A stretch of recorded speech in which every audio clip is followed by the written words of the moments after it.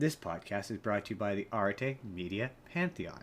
Please head to artemedia.org to see all kinds of podcasts from our great friends. And if you would like to start your own podcast, they could provide you with the tools and resources to do so there. So please head to artemedia.org. That's A-R-E-T-E media.org. On with the show, Jordan. The final show. I am also here. The final show of the year, everybody. It's our year-end New Year's extravaganza. But not really, because it's just me and Jordan. There's no extravaganza. There's no surprise visitors. There's no, oh my god, it's Dave! I don't know who Dave is. No, I am the extravaganza. I bring the party. That's true. I am and the boys. You know, it's Steve and the boys. I am and the boys, you know? That made no sense. Welcome to the Spurr of the Nothing we say ever does. Podcast, everybody. I am your host. I am his, she, he, I am them. I'm Justin Spurr. And then he be them, they be them, they am, they are, we are together, we are, it's the incomparable Jordan, everybody. And we're here, as always, to talk about the news. And then, later, because it's the end of the year, over the course of this year, me and Jordan create a list. We checked it twice of movies that we wanted to sick on each other. And it's a new tradition now. And you know, a bunch of them I don't even remember why. Don't know. I don't remember why I chose that. It's our new yearly tradition. Starting this next year. At the end of the year, this is gonna be it. This is gonna be episode at the end of the year where we're gonna every once in a while be like, I'm gonna make Jordan watch that horrible thing. Or it could be a good thing that you really want them to watch. Yeah, it's true. Not all bad, but in my case, a lot of it's bad. A lot of it's in the sense that the stuff that I made Jordan watch was bad, and I felt slightly guilty about some of it because it's bad. You should feel guilty. I know, I should. But in the meantime, we're gonna do some news, including a story about Avatar Aang that should make everybody upset. Avengers trailer, the Edge of Tomorrow anime trailer, the Odyssey trailer, John Madden movie for some reason. We're gonna talk about Stranger Things, Zootopia 3. James Cameron took too long to make Avatar, and now he's not gonna finish it. Digimon and Wicked. And yeah, that's let's jump right into news that's gonna make everyone unhappy. At least it should. Avatar: Legend of Aang is allegedly going to skip the theatrical run and head straight to Paramount Plus, which has made every single Avatar fan unbelievably angry and pissed off. Which leads me to believe that it's probably, I don't want to say fake, but I think it's a fake out. I think that, like, if people make enough of a stink, so you should absolutely make a stink about this. I think that it will go to theaters. I think who knows? I'm not gonna predict, but if I were to predict, I would say that I think it probably will inevitably end up going to theaters again, because this has gotten such a backlash. Nobody's happy about it. That's the response that there should be. That's the correct, which, yes, to be clear, is the correct response. Yes, there is no other response to this. It's only outrage. It's only because I would have watched that. Hashtag justice for Avatar. Hey man, we and exclusively I'm starting it here. I'm starting it now. Put the word out. Shame them. Shame. Hey, to be clear, we got Looney Tunes The Day the Earth Blew Up. We got that put in theaters. Everyone knows that. You and I. It was our constant support for that movie that got put into theaters. That is a part of our canon. Everyone knows that. So, we're gonna put that energy towards the Avatar, because I would like to watch that movie in theaters and not on. I mean, I will also watch it on Paramount Plus, as I have Paramount Plus. But I would like to watch that in theaters and give it money. Yeah, support the industry. Support traditional 2D animation. That would have made major money. What's wrong with you? Shame. So, John, in a case of hilarious timing, I teetered on not talking about that Avengers trailer last week because I was like, we have made it clear we don't do leaks. But then I kind of had the epiphany midweek that it was like, well, when it's a trailer and not like a movie, it's a bit different because we're inevitably going to see this trailer anyway. So what's the difference? But as if to embarrass me, the day after we did our episode, Marvel put that trailer on the internet in crystal clear HD, and I was like, ugh, I should have waited a week. But the interesting bit to me, and the only bit sort of worth re-examining of this trailer, because we kind of said all there was to say about it last week, at least I think so, is that it says Steve Rogers will return and not Captain America, which I thought is interesting because he's not Captain America. Oh yeah. Everyone's like, oh, Captain America's coming back, but that trailer does not say he is Captain America. It just says that Steve Rogers is coming back. And it That's an interesting point. And That's also, an interesting point. just because we're seeing this one scene, which is definitely just a scene from this movie. You know how we were like evil Avengers? This could also be an origin for evil. He could in the next scene turn around, put the Hydra cat mask on and be like, "Hail Hydra!" Like, yeah, like we don't know what the context of this is. It could be that these are all evil versions of the Avengers that we're seeing because there's allegedly a Thor one, and the fourth one is allegedly cannot that's my confirm. hope. I did see on Twitter.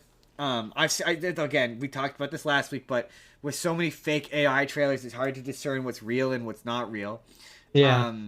But allegedly, the fourth one is an X-Men trailer.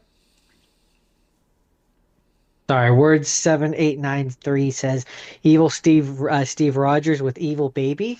No, I think the baby's good, but he's evil, and evil is the point of view, Anakin. He thinks he's the good guy. Everyone's the hero of their own story. No, yeah, the latest trailer is allegedly a X-Men. Oh yeah, that makes sense. I saw one post of it. I saw obviously all the ones. I think the way to tell if it's legit or not is if the next day it gets taken down. Because there's one on Twitter that got taken down. So I was like, oh, that one might be real. That gave it an air of legitimacy because Marvel probably took it down. But I just don't understand. Like, if this is a case of these are supposed to go to theaters, then it should be it gets put in theaters, and then the next week when they put out the new one in theaters, it should just automatically go onto the internet instead of like doing this thing where they just leak anyway. Like, it's really annoying. There's a similar thing with the Spider-Man trailer where it has claimed to have leaked, and I've seen like versions of it that look kind of real, but it's just like, Marvel, just put out the trailer. Like, in the age of the internet, it's idiotic to think that you're going to be able to keep this from people, so stop trying, because it just leaks onto the internet anyway in worse quality, and people in like comparable, like Marvel needs to do a better job of like cutting through these bullshit AI trailers. I'm so sick to death of them. I agree. I agree with that. I had a feeling you would. I second that vote. I knew that you would. Jordan. Get on it, Marvel. I sent you a trailer. Well, we'll do some trailers. Let's do some trailers, everybody. I sent you a trailer. More trailers, I guess, because we just did a trailer. I sent you a trailer for an anime called All You Need Is Kill, which is... Yeah, it looks like fun. It is, if you don't know, I'm sure you don't know this, the Tom Cruise movie, Edge of Tomorrow, or Live, Die, Repeat, as it is known in some countries, is based on I think it's either a manga or like a light novel called. That explains a lot. All You Need Is Kill, and this is the anime that is based off of that. I'm pretty sure it's a manga. Anyway, Japanese thing, and this is an adaptation of that. So that this is what the Tom Cruise movie is based on, but this is not an adaptation. If that makes any sense. I think so. Yeah, no, this looks really fun. I love the animation, and if this came to theaters near me, or I had an opportunity to watch it at a decent time, not 7 o'clock on a Wednesday, I'd watch it. I'll definitely watch it when it comes to streaming, because that's a unique take. It looks pretty. I really like the art style. Fun. Yeah, it looks like fun. I'll check it out. That's kind of neat. I kind of wish like more stuff did that, where it was like, yeah, this is a more A faithful adaptation, and that's pretty cool. heck, even if it's just a different take. It's always Yeah, fun seeing another it's take. always fun seeing another take. So did you not think that it was, or did you were just like, this feels familiar? Well, I saw something about I think in the trailer it says something about like it mentions that movie. Um Fair enough. I must notice I that. I think it does. Maybe I'm wrong. Maybe I just saw it in one of the comments below. I saw something. I don't know. But yeah, I definitely felt that movie. Um, Next trailer, Jordan. Felt the influence, I I guess. definitely felt that influence. Um, Trailer for the Odyssey, and who is playing?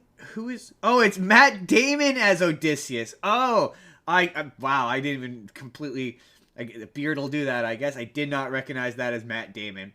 Tom Holland as Telemachus, which is Telemonis, I think. Telemonis? it's spelled Telemachus, but like I watched one of the shows I watched it has taught me this week taught me that letters are meaningless. So what? Could So like be it anything. could be anything for all we know. So yeah, it's The C could be an L here for all right. we Yeah, know. yeah, pretty much. Yeah. So I'm pretty sure that's Odysseus' son, and then Anne Hathaway is his wife. And from what I could tell from this trailer, because I think it looks like Christian Bale is there as the Cyclops. So I think they're doing like a Christopher Nolan is doing like a what if this were real kind of Odyssey story, which like all right, I guess.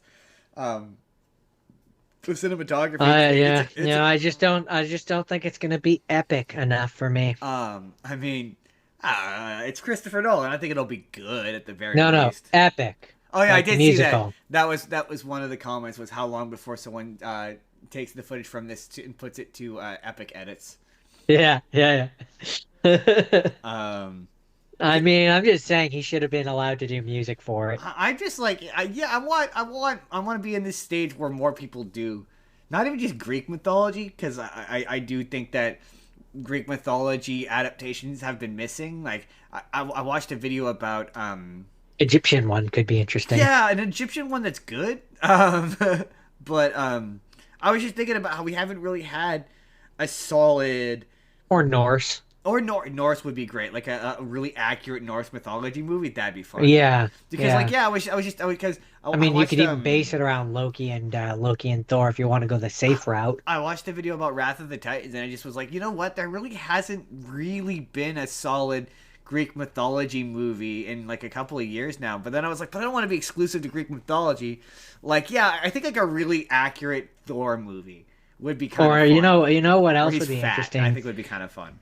Is like a Mayan one. Mm-hmm.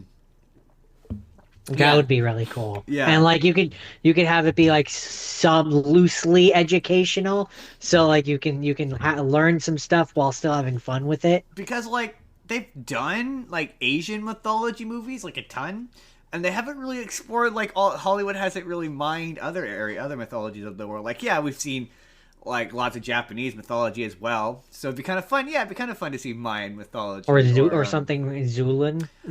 I'm completely all in on the Thor movie.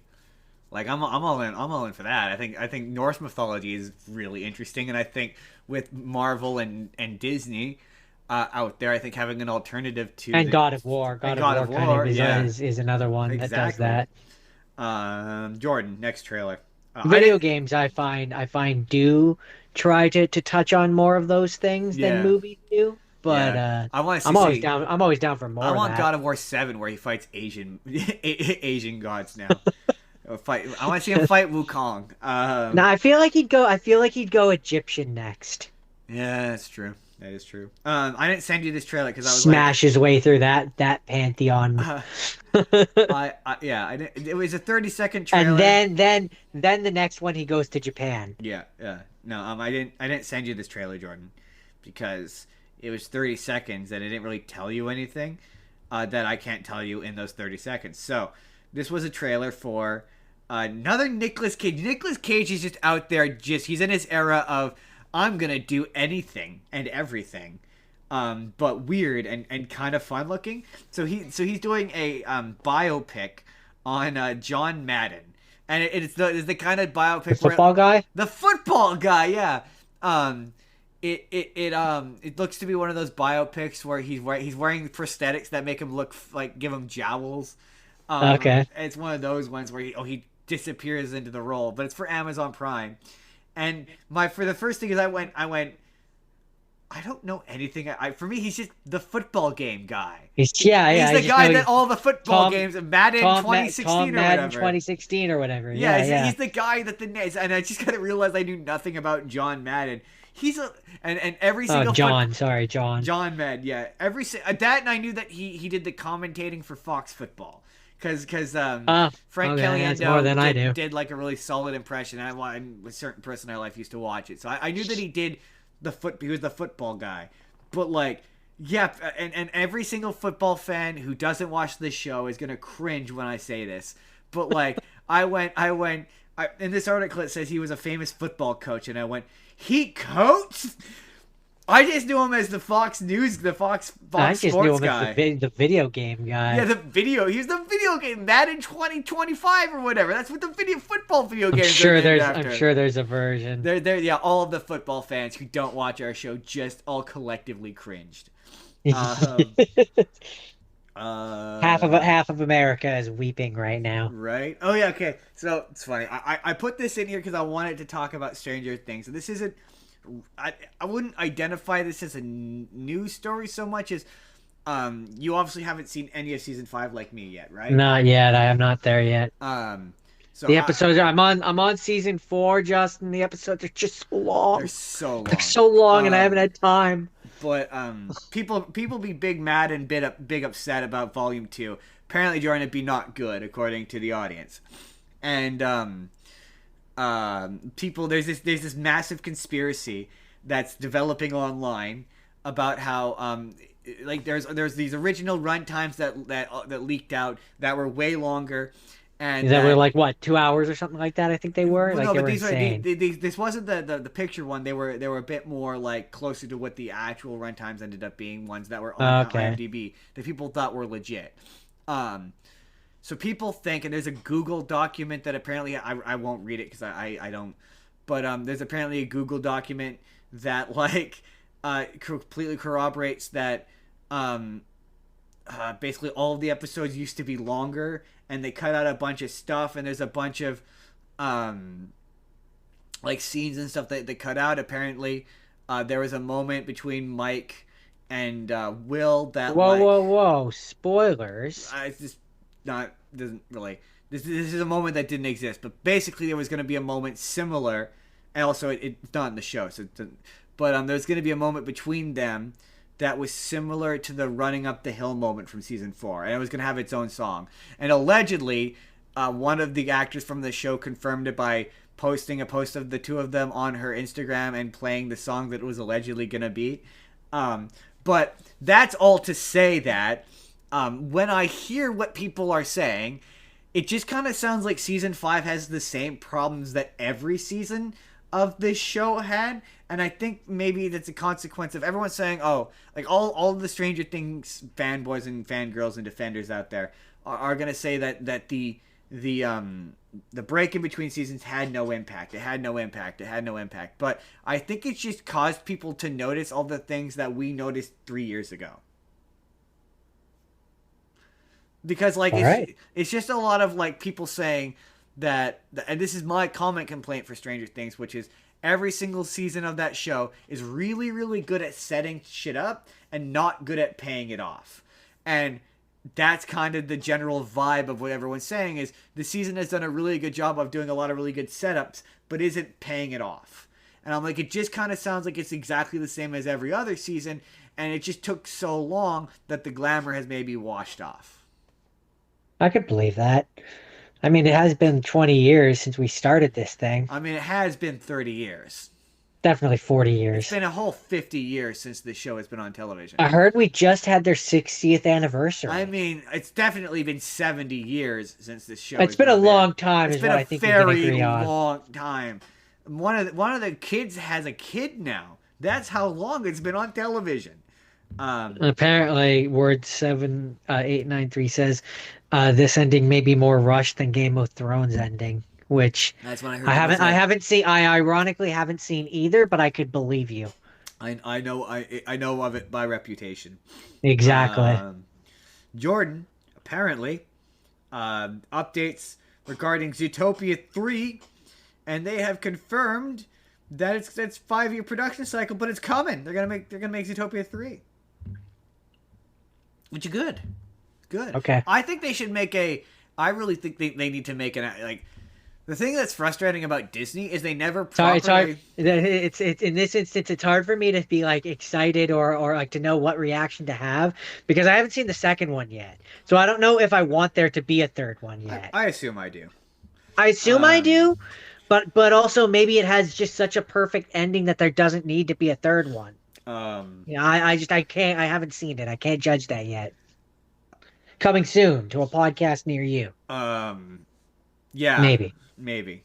Um, Mind going blank. Wait, hold on. Zootopia 3. Zootopia 3, that was it. That's one of those franchises that is underexploited, in my opinion. There should be a television show of them solving crimes in like a procedural cop kind of show, and then just get voice alikes. Like, I understand you're not going to get Jason Bateman and Jennifer Goodwin. Hey, maybe you will. Maybe they could do a Disney Plus show that involved them as cast members, but like that's one of those franchises that like back in the 90s would be a television show. They would have done one They movie and there'd be a slightly cheap television show that was honestly kind of good.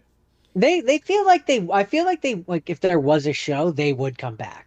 Because they both came from television. I don't feel like they're above That's a valid television. point. You know what? You're right. They do both come from television. Wow, that's an astute observation. I completely because I was about to believe no, they don't. No, Jason Bateman absolutely was on Arrested He was on Development. Arrested Development. Yeah, and she's from Once Upon a Time, so you're not wrong. They are not above doing they do come from television. That is such a valid point. So yeah, maybe they would. Maybe they would come because like this show would be a great like 2D animated, slightly cheaper, slightly budgeted. I mean, sure, 3D would be great too. Like this feels like a Jimmy Neutron film to Jimmy Neutron show pipeline. Yeah, like Like I maybe could see not them like 90s, but like mid 2000s and certainly there'd be a like show for this. the way that I see it is like I see it like the cartoon version of like one of those cop shows where it's like it's not Oh serious yeah, serious yeah, but yeah, like yeah. it's kid Absolutely, serious. you do like a kids series kind of. My favorite procedural kids cop show is always going to be Fillmore, but yeah, you do kind of like they're solving a mystery. There's a criminal and they got to stop it. They got It's the mystery of the day or the like mystery of the do week or like like whatever. Law and Order, one of those procedural cop shows, but it's for kids and it involves Yeah. Zootopia animals. It writes itself. Like it's a totally Like great. Even it's so easy to do. yeah, absolutely. It's so yeah. The only thing is yeah, I guess probably the desire for it to look like the movie, but yeah. Jordan. I think there are ways around that. It's really funny. If like the thing for me is like Rapunzel worked, and that's a great example of how you can bring True, 3D true. down to 2D and have it still look good. That show looks beautiful in its three seasons or only two. Yeah, I think it's 3. The third season, there's a couple of like it goes full bore anime, like and it looks pretty. Like Yeah. there's some like solid anime. I mean that show again. Stand by it. Better kind of man. I'm gonna have to maybe do it for the show once because it is So like legit better than it has any right to be. It is so like legit good. no, yeah, I absolutely see a world where you can have Zootopia in 2D and have it look good and have it still feel like the It movie. feels like it was in maybe the Rapunzel show just wasn't that popular because it definitely like when they did that show that definitely felt like them being like, hey, can we turn these into 2D? And it was just I mean, there Zootopia was a felt point, yeah, so there was built to be a television show that because initially the there second was a movie was point gonna there have where it was gonna have a time jump. there So was a point there where the Disney movies were definitely throwing 2D. Like they had the Baymax. Baymax did. yeah, They had yeah, a whole 2D yeah. thing about I'm that. guessing those shows just didn't do well because or weren't that successful because yeah, definitely Zootopia feels like it was created to be Yeah, for. that's another great example. Word 7893 says Star Wars Clone Wars managed it. It did manage it. It did, yeah, yeah. I mean, the Star Wars fandom is not really all that happy with him right now, but it did, yeah, it did. There was a real turn on. That was a very successful 3D show It that managed was to look good on a budget. So there's for the most part. And it still looked kind of cheap, but yeah, it's definitely Yeah, but better for a budget, for a budget. Yeah, on a like it budget. looked better than Rebels. Jordan, you're never gonna guess who's We've not got oh, we've committing. gone off the rails, Justin. Um, James Cameron. He's given an update on Avatar 4. He's not committing to Avatar 4. He said the worst thing you can say in Hollywood, which is maybe I'll use generative AI to do Avatar 4. Which, no, James Cameron, you should not do that. At Um, that point, just don't make it. at that point, don't make it. I mean, just I don't know, just whittle your human cast down so it's just the 3D characters and just give it to ILM and pay them to do it and make it entirely animated. Boom, there, I solved the Yeah, problem for you. or be cheap and make it into a comic, I'll make it graphic into a comic. novel. That's what I think I heard him say he might do. It's just kind of because he's not committing to whether or not he's gonna do Avatar 4. And it's like, hey man, maybe that's because you chose to meander in the first one, kind of start to set up stuff up in the second one, and then allegedly, I've seen some clips of it, start to begin to pay stuff off in the third one. Hey, maybe resolve your story in 3. Don't spend 20 years making them, because you know what's happening, right? Hold on, I'll let you finish, but. You know what's happening, right? He's getting old, and he's realized he spent the better part of a decade making one movie franchise, and he's starting to regret it. And you can tell in interviews. It's really kind of funny. Or what you do is you hand the story rights over to the game studio that made your Avatar game and allow them to take over that story. Oh no, yeah, allegedly that there's DLC for that game that pays off a story thread that gets set up in the third movie, so they easily could. Yeah, no, I'm like, if he wants to put the story of the fourth one out and not want to spend 20 years making it into the 17 movies. He's like, because like every time they ask him, he's video like, games, video games are the way out. It's funny because there was a point when he was making, I think it was the second one, where he's like, I'll make these till I die, and then he's finished making this third one, and he's like, oh, I'm waiting to see how the box office does. To see whether or not I do this, which just sort of tells me he's looking for any excuse not to do this because he's 76 and he's realized, yeah, he doesn't want to be making these movies. He wants to the retire. Day he dies. Yeah, I don't even think that he wants to retire. It's just he wants to make other movies other than Avatar. And yeah, I would just step back. Like we're at the point in the franchise where you step back and you produce and you give the direction to somebody else. You let someone else do it. That's where you're at. But yeah, allegedly this sets up. I've seen some spoilers and. I pretty much predicted every major plot turn that movie does. It's kind of remarkable, actually. I do still want to see it. I just don't know that I want to commit to 3.5 hours in a movie theater. I just not for Avatar. I also I just can't. I can't, man. I would also like to just from a just purely petty and spiteful. I want to watch it on Disney Plus and watch it bomb. Like that's just kind of. I'm really hoping it bombs just because I hate the fact that the second one made so much money and it was kind of crap. So, like I get behind that. The first one, let's boycott that bitch. But like, also, should the opportunity to go to it arise, I'm not going to turn it down. It's one of those scenarios. But also, it's one of those things where for free. Yeah, for free. Not even using one of my passes. We'd have to find another pass. I'm sure it's going to go to Disney Plus like really quickly. Because that's where I want to watch it. So, yeah, that's all I have to say about that. He says he stalls as he opens up his next story. That and that. Yeah, exactly. Word 7893 says he doesn't want to make Blue Alien Pocahontas anymore. Pretty much, yeah. He's been making it for like 20 years at this point. Like, dude, maybe take less time to make your movies. That's all I'm saying. That you could have been through all 4 of these and moved on. Like, it's your own fault for pretending in the second one that you had this epic idea for a story when you're clearly making it up as you go along. Jordan, no, he's not making it up. He's using the other Avatar's reference. Jordan, you own story. He's got to go to learn all the different elements so that he can become the one true Avatar. No, in this instance, being a Spoiler person. Alert, Jordan. Being a person that controls the blue thing that was once human, he is an avatar. Spoiler alert. And he will be the Avatar. She is. Whichever, whoever. It's exactly the character you think it is. Jordan, you own. Oh, so it's Korra, not Aang. Got it. Yeah, Jordan, you own Digimon Storytime Stranger, right?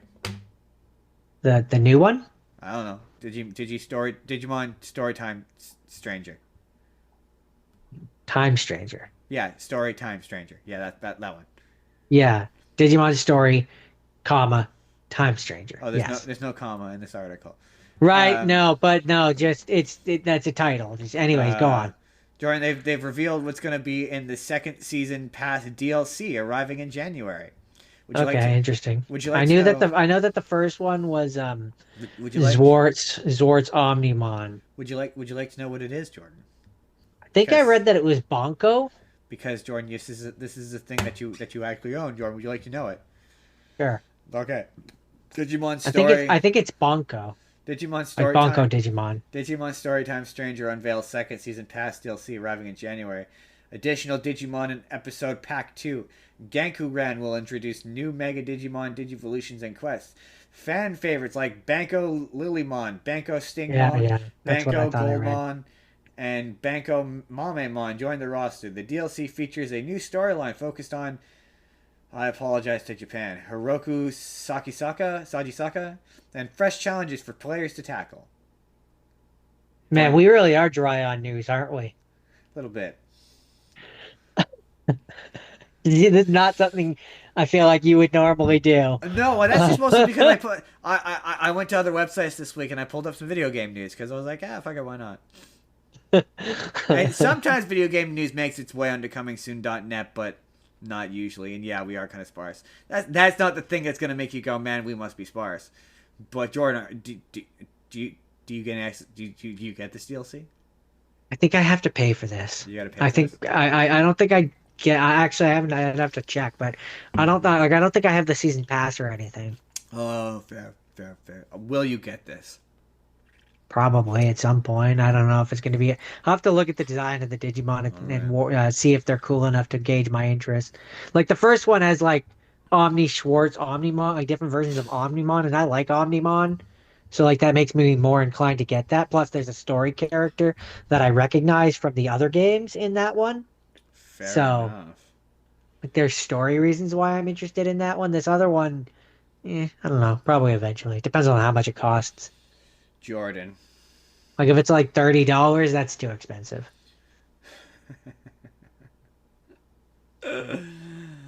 So Jordan, with the Yes, digital and DVD physical release of Wicked, second Wicked, more Wicked.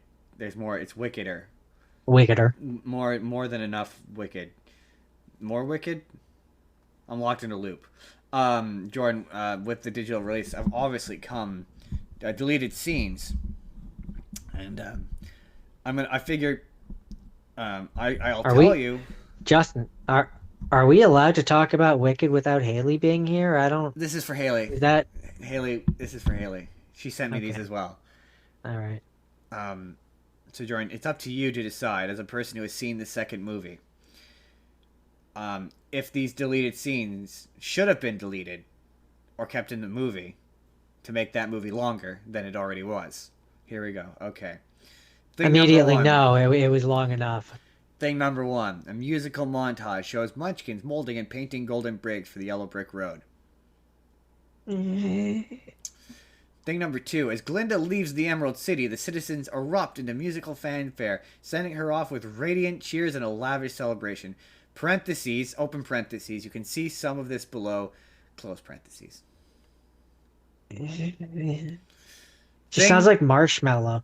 Thing the third. Elphaba retreats to her lair, wrestling with the sting of Fiero's betrayal and the weight of her heartbreak. Isn't that in the movie? I'm Thing pretty sure the that's already in the movie, isn't it? thing the fourth. Thing the fourth. Lost and abandoned, Elphaba returns to the one place she swore she left behind, her childhood home. I can understand why these were all cut. Jordan, final thing.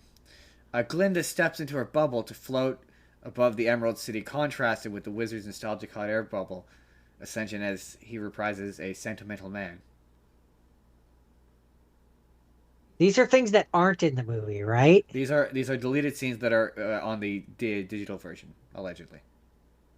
Because I'm pretty sure most of this is just in the movie. I'm guessing these are longer scenes, probably. I do know that there is one scene that is not in this list that Haley sent me, where it's Glinda is walking through a crowd of people, and her sycophantic assistants are like, "We recognize you're so busy. We'll sign autographs for you." And she's like, "No, I will stop and sign the autographs myself." And then she signs an autograph. And then of course there's a deleted scene which I think for the ladies should have been kept in for the ladies. Andrew, and that's a scene where the men are shirtless for the ladies. I mean, this entire movie is for the ladies, so For yeah, the why not? Why for the not add one more ladies. thing? I'm just saying, Why not add one more thing? hashtag Wicked Director's Yeah, Cut. exactly. Word 7893. Movie was already bloated. I mean, it is. It is very bloated. I don't know that.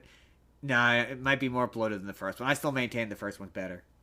But there we go, Yeah. Jordan. Now you know truly how desperate we were for stories this week, because my goodness, it was just, you know what, every third article is it on comingsoon.net. This is a takedown of comingsoon.net, even though I get all of my sources from there.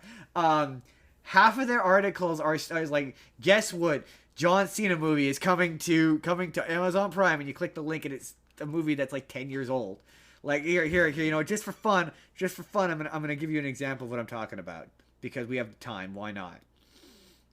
We don't have the time, but I'm gonna do it anyway. Here we go. Here. Prime Video adds popular Michael B. Jordan movie today. You click on it, Jordan. You click on the link. Let's guess what that movie is, Jordan. Yeah, yeah. Some old movie. No, it's the new one. It's Sinners, the 2025 movie that came out last year. Or another example. Hold on. Here we go. Bob. This one you're gonna get, Jordan. Cult classic crime comedy with Jeff Bridges coming to Prime Video, and just to give you an extra hint as to what it might possibly be that is coming to Prime Video, the thumbnail is The Dude. So Jordan, Word 7893 says needed James Franco Wizard of Oz in the end credits scene for walking up saying, "I'm assembling a team." don't disagree, Jordan. What do you think is the thumbnail? It's okay. Just to remind you, headline, Jordan, is cult classic crime comedy with Jeff Bridges coming to Prime Video. Now, what do you think is a cult? We'll give you one guess without the hint of the thumbnail. Cult classic crime comedy with Jeff Bridges. What do you think it could be?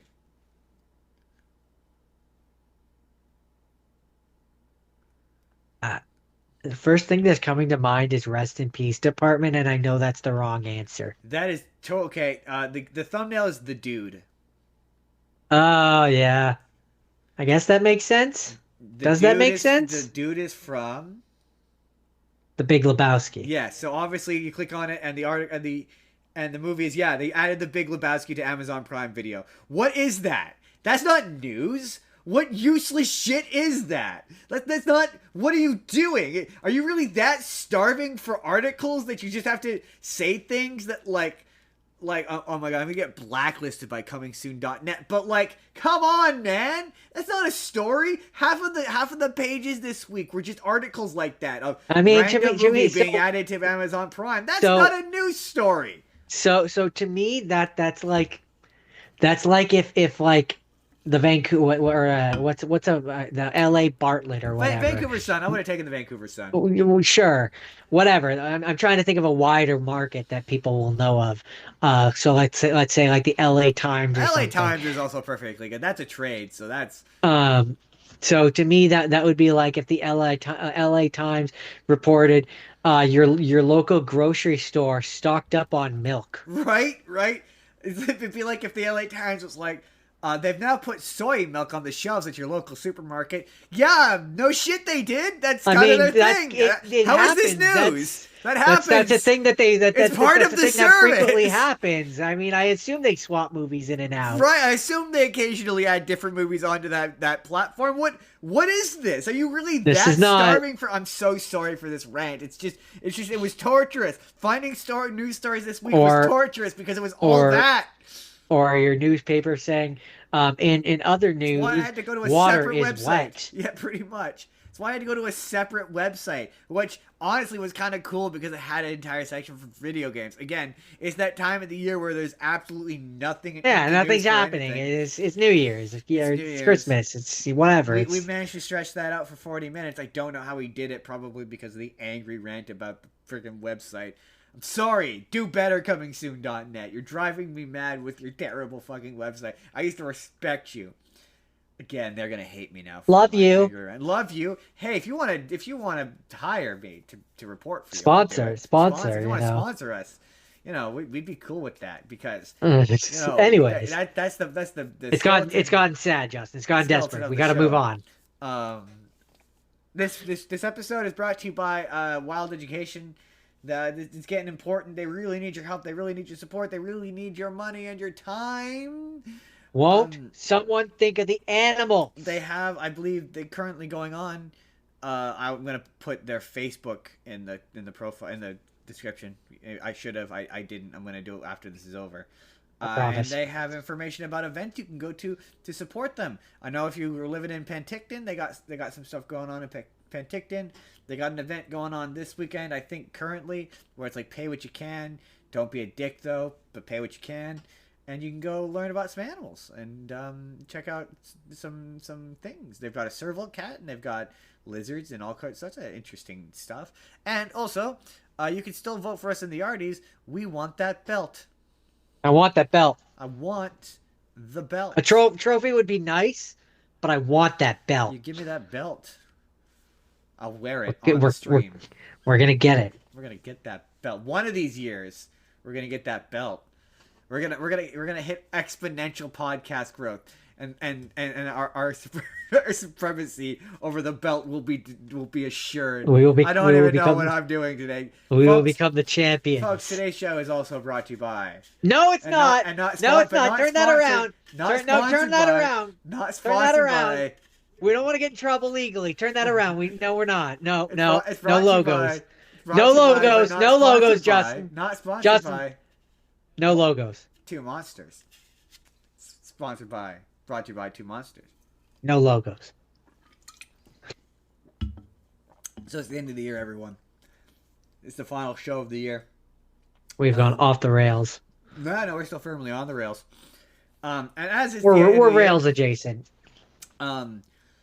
Before we jump into this week's topic, I just want to have that end of year moment where we take a moment and think about all that we've accomplished this year, while I very quickly attempt to look up how many subscribers we've gained this year in 365 days from today. 242. 242. That's my guess. Let's find out. It's been a lot. We joking aside, we've grown quite a bit this year. Honestly, you're close. We're gonna play Price is Right rules and say you win the prize. Because I'm not over? You're not over. Really? No, you're not over. You win the prize, Jordan. Don't you want to know what the prize is? What's the prize? Jordan, I think you know there's no prize. No. That was... You're Jordan, what were you thinking? You thought... What... I thought you suddenly came into prize money. No, I don't. When have we ever had prize money? I mean, off stream, someone mentioned a check, so... No, but there's no check. Are you sure? Because they said something about a check. No, there was nobody. I don't know who that guy was. I heard him. He was yelling about a check, but he was just saying check over and over again. And you heard him say check, but he was like check, and you just assumed, filled in your own blanks. Jordan, it's 250. It's 255. Huh. We've gained 255 subscribers over this past year. We are grateful for every single gosh darn one of you who have chosen to hang out, who hang out, occasionally. Words, Jordan, what were the numbers? The person who's hanging out today. Word 7893. Yes, he shows up regularly. Obviously, Jake and Haley and the rest of them do. I want to thank them. We're going to thank them again at the end of the show, but we're going to take a little special moment to thank Jake and Haley and Briley for all the time she's chatted with us and what she has helped us out with is very cool. We appreciate that. We have made big leap forward behind the scenes that you don't see in our We podcasting career. we have? Yes, you know about it. Do I? You do. Okay. I think I do. You I do think I know know about what it. you're I think I know what you're referring to. We've made big leaps forward, not only just in our content, our skill as improvisers, and people who are hilarious and who do comedy.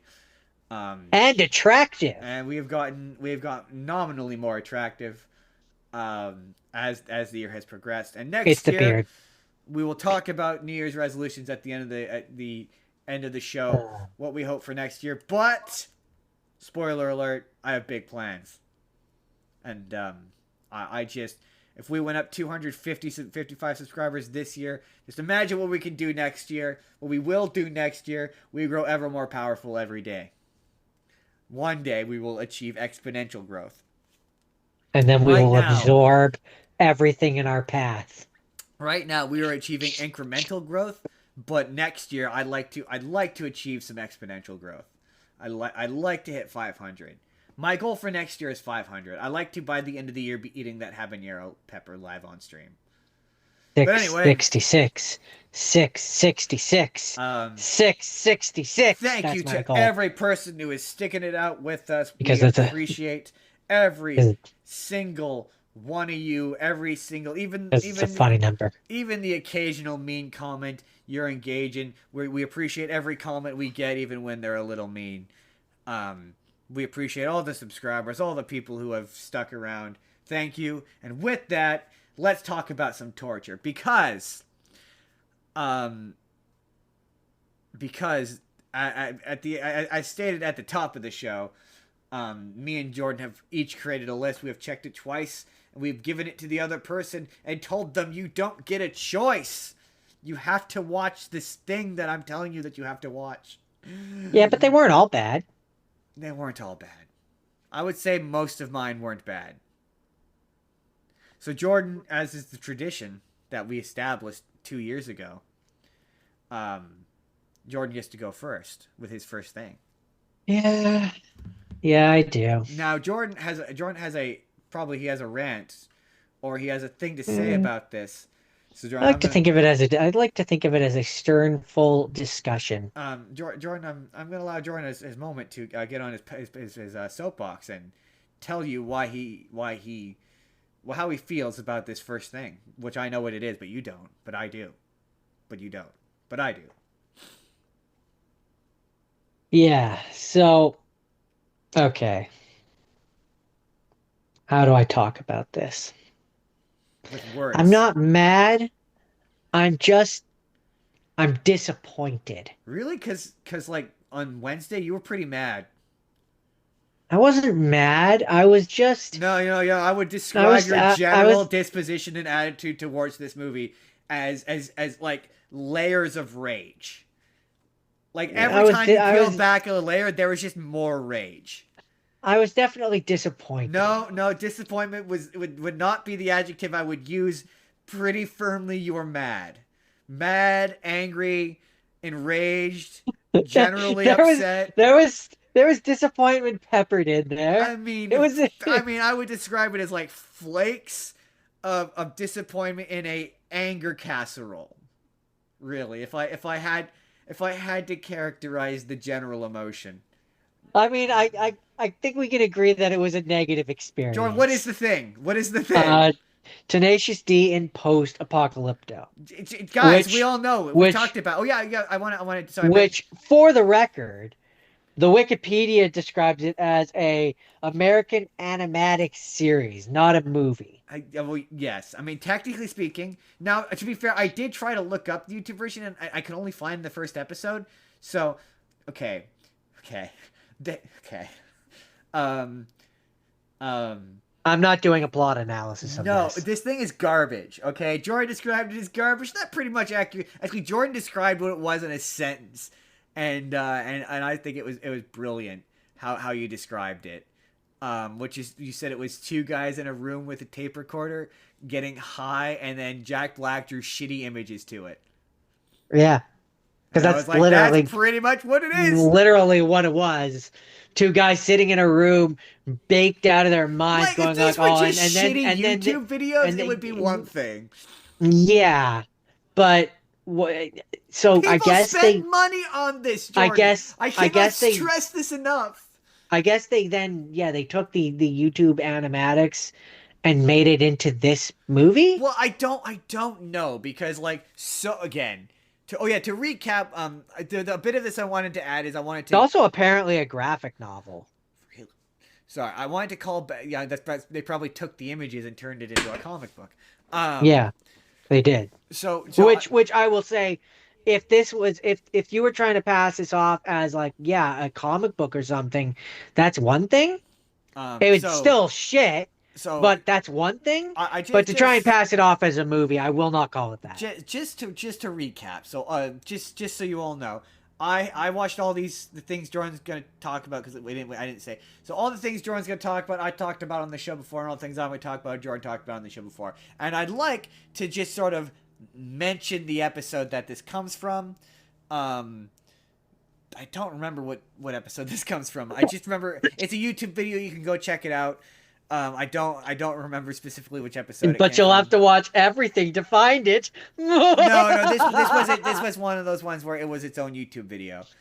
So I'm wait. So this is gonna be one of those times where if this You're does ruining become the its joke. own, if this does become its own YouTube video, you will not see what I said. But my general vibe of this was just as a recap. Rage. It was rage. It was pure unadulterated pure, rage. unfiltered rage. And To Jordan this would agree day, with you this. I think you had more rage than I did. I have more rage towards this than maybe, but Jordan said the same thing as I did, which had the same sentiment I did, which is this is embarrassing and they should be embarrassed. Yeah. It's embarrassing. If they're getting paid like paid for it, yes. I remember they toured it. If They it's a toured thing, it. like, and this is ultimately where my opinion comes down to. If this is purely a thing that they did for free and it's on their YouTube and it's for free and nobody's paying for it and it's for free, All right. I will be far more lenient towards exactly, it than same. when you say that it is a thing that people paid to have. $40 a worth, ticket. It's not. They It's showed not it at worth the money. Rio. They took it to the Rio and charged $40 a ticket. I mean, I think granted you got the LP, like you got the album with it, but still $40 for this garbage, for this shit. And the thing is, when I tried to look it up on YouTube to see if I could just give you the YouTube version, I can't find the other parts, and I can't imagine this is on YouTube because, just to remind everyone, it is incredibly pornographic. Like, that's not even me being hyperbolic. I'm not even being prudish when I say that. A lot of dicks. There's a lot so, of dicks. But it's not even that there's dicks, which there's a ton of dicks, but there's a lot of like going in places. Lady parts and things. Yeah, as lady well. parts and the dicks in the lady parts. Like, it's incredibly graphic. So I don't think it could be on YouTube because there's multiple scenes of Jack Black graphically having sex with things. And yeah, the movie. sorry. So I guess you could say it really is a graphic novel. It's funny because it's a graphic novel and it's a graphic I novel. don't know if the episodes, if the parts of it where it's just, there's an entire song where it should, them graphically having sex with women. Is that on YouTube censored, or is it on YouTube uncensored? Like, yeah, they clearly spliced this together to be a movie because it's only an hour long. But it's definitely their worst album. The only like redeeming thing about it is the music, and it's not even their best work. I couldn't see. I've never listened to it in album form, but if it's what you hear on the show, there's no songs. No, yeah, there's songs. There's absolutely songs. Not really. It's not the entire not in the same way that like Tenacious D and the Pick of Destiny does. Right, but there's songs because it's meant to be one big, like, it's supposed to be a rock opera. That's the idea, and it's supposed to be like you listen to it in order. So no, there's the song of there's Post Apocalypto, which is the title. There's an album that accompanies it that you listen to where it's it's all the songs. Okay. There's nothing to me. There's nothing worth listening to. If it's No, any, that's what I I just say. It's their worst album. It's embarrassing. Like it's my like embarrassing. It's my trying to thing like, in is my that opinion, it's trying to recapture what Tenacious D was when they made like their original album and the Pick of Destiny, and like just artistically, they yeah, but weren't. worse. But worse, yeah, because they're trying to do what they did organically. They're trying to force it, and it just doesn't work. Like this really reminded me of it's like they took, you know, the song City Hall. Yeah, I It's like think they so. took City Hall and made it into an, and like the premise of it, Tenacious D is trapped in the apocalypse. Like if you put the effort, like you also said this as well. Like if you put the effort into it and you made it into an actual animated movie, and like you actually, but this is not a bad premise for a musical comedy, an It animated could be, musical yeah. comedy. If you did it right, it could be done. Um, It's just the way that they've done it in this, for one thing, is just yeah. like in my opinion, it's a nothing burger. I in don't I in my there's nothing to opinion, there's nothing really even worth talking about because no. it's all The only parts of it that are worth talking about is that it's embarrassing. Like that's the thing. Only part of it yeah. that's worth talking about is it. To me, their best album is like objectively removing my. Obviously, my favorite album is always going to be Tenacious D because that's the first album I listened to. It has tribute No, on but the it. best one is Pick a But the Destiny. no, see, I completely disagree. I don't think Pick of Destiny is the best one. I think Rise of the Phoenix is the best album. Oh no, no, I no. think it's the most. Rise of the Phoenix has like two or three good songs, It and the rest of it is just them sadly trying to recapture what they No, had I completely lost. disagree. Like to me, Pick a Destiny is Senorita, them at their height. Senorita, Roadie, the Rise of the Phoenix, like all those songs No, yeah, the only two good ones, really, I are say two good ones, are Rise of the Phoenix and Rhodey. to me those are the natural evolution of where that band should have gone. Like instead of trying to go Right, back, but it's after the hump. It's after they've but fallen. It's the that's what I'm point. saying. That's Like a the very nature of it is that they are a phoenix which is trying to rise again, implying they have already fallen. Yeah, but what I'm saying is that to me, that's them rising again, and they never rose as high as that album. To me, their best song is "Roadie," like just hands down. Just in terms of in terms of an evolution of an artist and growing as an artist and being like, okay, yeah, we can be funny, but also be a bit sentimental and have a bit more emotion in our music and be older. Like I think 39 and Senorita are great examples of songs that are like, yeah, these are guys who are older and they still kind of want to tell dick jokes, but here's how they can tell dick jokes but still be older. To me, yeah, they're the natural evolution of the band from the Pick of Destiny, and Post Apocalypto is like a shittier version of their first album. But like significantly shittier in terms of just musically. Like there's nothing in there that's as good as like Tribute or Wonder Boy or Kielbasa or any of that stuff. Like to me, that's my Oh, favorite. That's always going to be my favorite Tenacious D album. Is Tenacious D? It's always going to be my so favorite. it's at this moment that I want to peel the curtains back a little bit. This one upset me so much I didn't want to talk about it. Yeah, yeah. Just flat out, I was like, this needs to be forgotten. It needs to be erased from history, and the only way to do that is to not talk about it. I still believe that, by the way. But I didn't. It's just It upsets there's me nothing. because I'm a fan. I don't think there's. Yeah, I don't think there's anything redeemable about No, this. I If you're charging money for it, yeah, yeah. if it's free on YouTube, then it's just schlock. Well, like I think this evolution was it started off as a band as an album, because I think they released the album first and then they animated to this. So like, okay, if it's an album first and this is just a little promotional thing you're putting on YouTube, a song at a time, and it's free, and the gimmick is that it's shitty. Sure, but you're right. The minute you start charging people money for the movie version of this, where That's when my issue I lies, and take that's where offense. Yeah, I'm like, I, especially because like you were I like it's technically considered a movie, so like you have to compare it the same as like everything else you watched this week, and you can't. because this is very clearly by its nature, that's what this was created to be, is exactly what you said.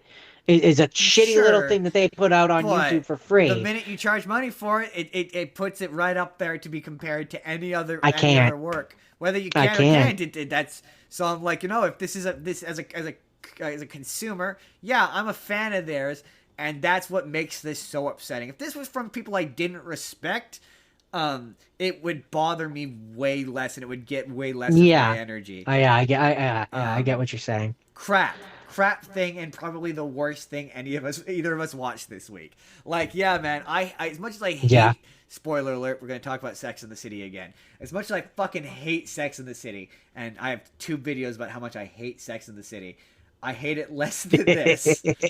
They're, That's they're, because I hate they're it for better or worse. significantly worse than the. With Sex That's in the City, because at for least I can better be or like, I'm worse, just not the demographic for this. that has a narrative journey which actually happens, and this is just There's also not a prolonged scene of Jack Black having sex with the Terminator with full penetration yeah. while Jack Black does a terrible impression of Arnold Schwarzenegger. See, I See, think what now bothers you all me, are going to be interested and go watch it. Please don't. ironically, Please don't. ironically, one of the ones that you gave me,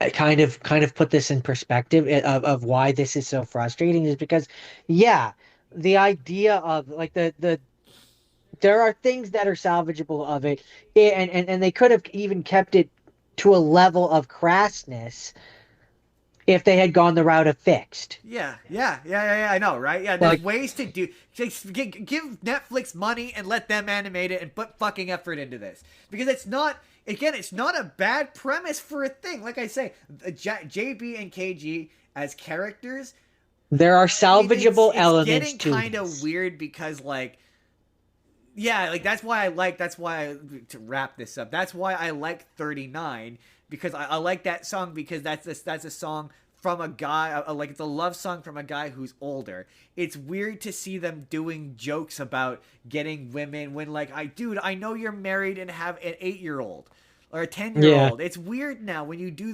when you do the stoner jokes. It's weird because like it doesn't. You're like a Yeah, grandfather you're like a now. grand. I'm pretty sure KG has grandkids now. Like, and I understand for obvious reasons that are only obvious to Jordan. Like, it's not necessarily something you grow out of, but like as a front for. I no, no, but then again, Cheech and Chong managed to do it till their dying days. So That's true. who am I to say? And Tommy Chong does have grandkids. I think they're both still alive. But Tommy Chong does have grandkids. I think his grandson's in movies. He's like an actor now. Oh yeah. Yeah. Um.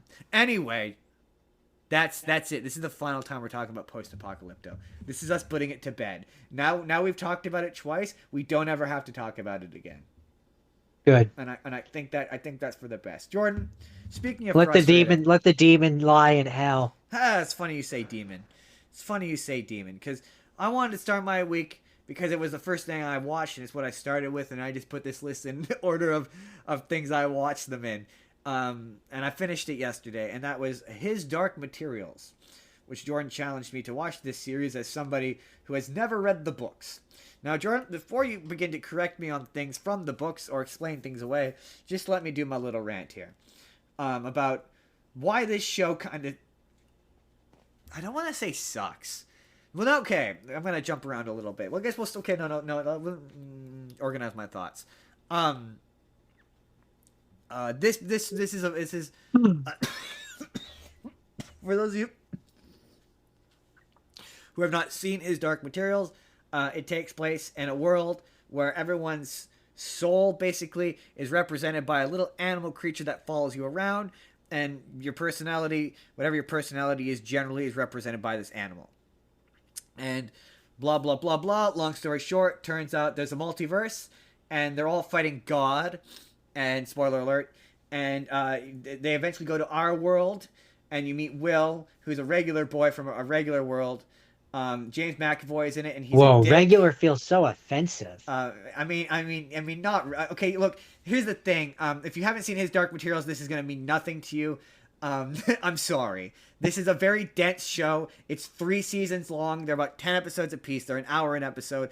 Its number one detriment is in terms of its placement in the world, his Dark Materials is kind of like, it's a young adult fiction series. So it's like Harry Potter, it's like Hunger Percy Games, it's like Jackson, Percy Jackson.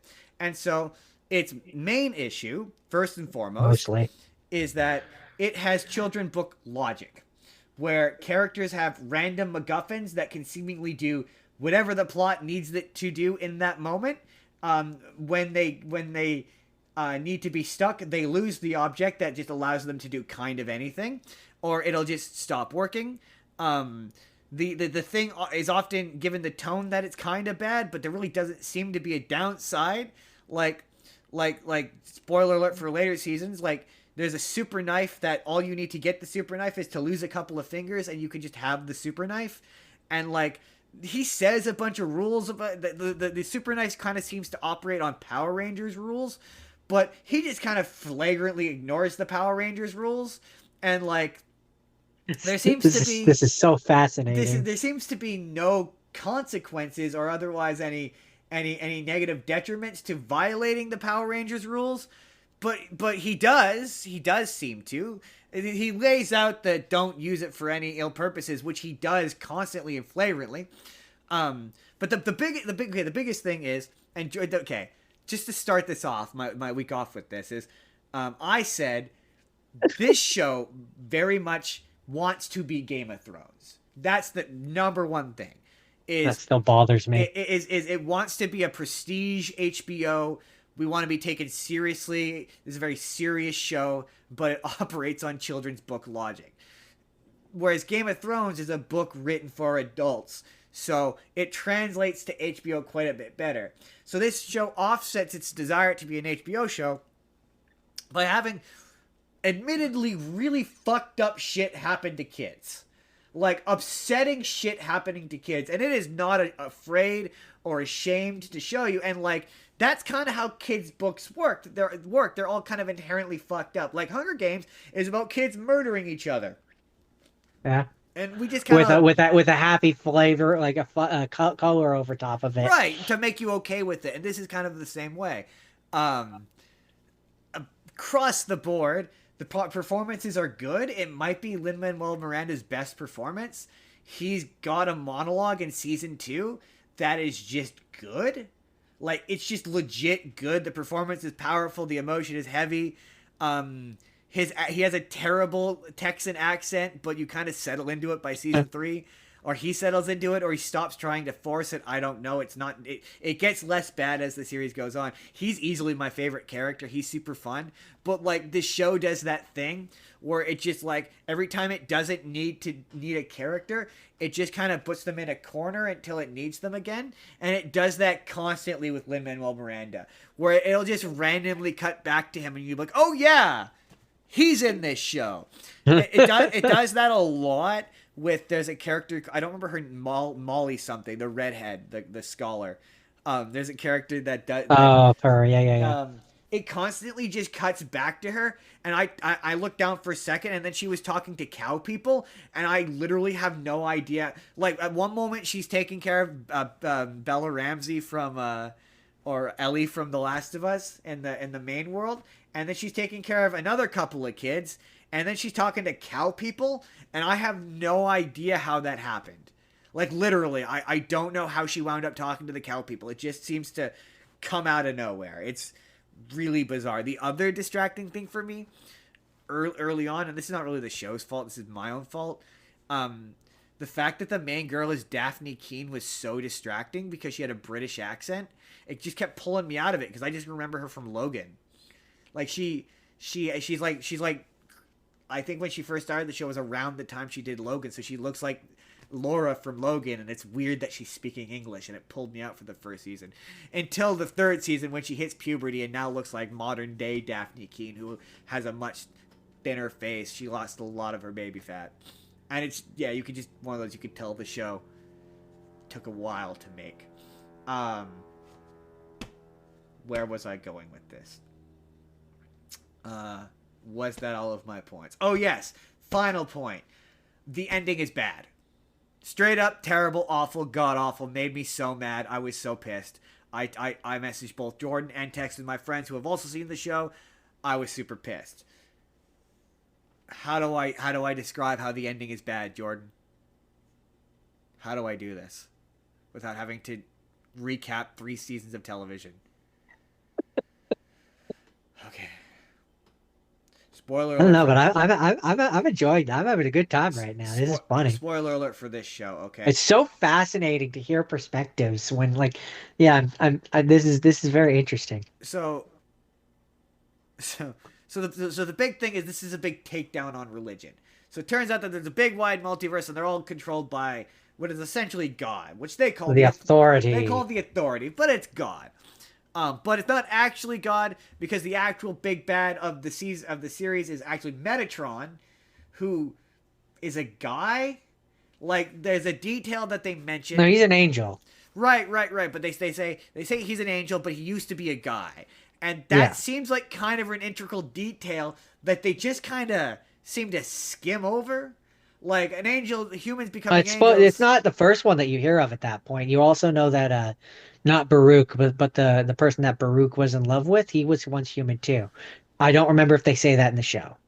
I do not recall if they do. They might have. That's just the thing, though. In season 3, just out of nowhere, they're like, "Oh yeah, by the way, angels are real. Here they are." They seemed like they could have been helpful up until this point, but now they've chosen to be selectively helpful for some reason. So a big issue overall with this show is, um, they introduced and because I've read books like this, I recognize certain tropes and certain things. So there's just certain moments that you're like, oh, this is where you find out that Sirius Black isn't actually a bad guy. So there's just certain like inherent children's Telegraph book moment. twists that feel like twists but aren't. So because as Jordan put it, they introduce elements and scenes from the second book into the first season, even though those books are like super long. So like Mm.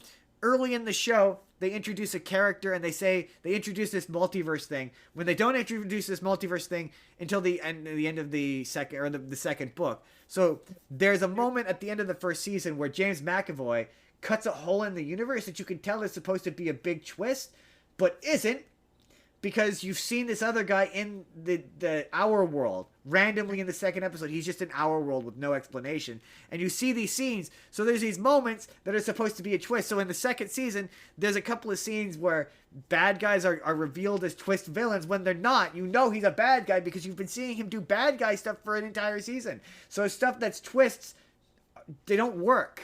They don't work because they're really obvious. And yeah, there's just They yeah. don't work because the showrunners or whoever wrote this show have taken moments that were supposed to be twists Um, and showed the background behind them, thus disabling the fact that they're yeah, so twists now they're because they're not no longer but then twists still now. acting like they're a twist. Yeah. That's the Yeah, yeah, big yeah. thing. They still act like it's a twist because there's a lot of scenes where characters are just clearly saying dialogue from the book word for word. So they need to facilitate that. So they act like these moments are twists when they're not. So yeah, so the big main bad guy of this series is Metatron, who is pretending to be God. And God is just seemingly gone because this is supernatural. Or at the very least, they never say where he is. And so the second to last episode, and James McAvoy wants to fight God, and they need the super knife in order to beat God, and they never end up using the super knife on God because God tries to pull all of the dark matter, which they call dust, back to heaven, and so he creates this big void where if you get trapped in it, you die, but you don't die because you just fall forever. And so He ceased to exist. James McAvoy decides that he's going to kamikaze and push Metatron into it, but the Mrs. Coulter, who is also phenomenal on this show, she's really good. Like genuinely, she's a great character. There's someone who's never. It's like she's one of the most morally great characters ever. Her monkey is probably the most put upon character. My up until the last episode, my one major note was the monkey should have talked at the end. The fact that the monkey never talks and is a waste of setup. There's so many moments where, like, there's a moment at the end where the monkey is about to die, where the monkey should have talked. He should have said something like goodbye or something, and it would have been narratively satisfying. But they just keep hinting that the monkey's going to talk, and then the monkey never talks, and they never really. That's a big thing for me. They never really explain her dynamic with it. Why she's so mean to it. Like they do kind of explain why she can just leave it, but not really. You're just kind of supposed to just get it. Like she can, like there's these evil spirit things that she can just control. The daemon or whatever, not daemon, specters. Specters, just kind of seemingly arbitrarily. And those are moments that I'm not necessarily faulting the show, because that feels like a thing where they probably explain it better in the book. Anyway, so they're about to beat the big. The big bad thing is perplexed. Metatron is perplexed by the notion that she can control the specters, and so he invites her to betray everyone, to work for him, and it's really obvious that she's just doing this to trick him so she can sacrifice herself. There's a really funny line where one of the witches. Oh yeah, the witches are overpowered. But there's a line she has where she's like, "This is all about Lyra now, and you all need to stop being shit parents, and one and or both of you need to tragically sacrifice yourself, preferably both of you." It would be ideal if it was both of you. It would be ideal if it was both of you, because let's just be honest, you both suck. There's a really funny moment where they put Mrs. Coulter on trial in season 3, and nobody goes, "Dude, you murdered her best friend." Like... And he never feels he never feels bad for it. James McAvoy. It was a necessary sacrifice, Justin, for the greater good. James McAvoy, also great in this show. Great, excellent performance from James McAvoy, especially in the 3rd season.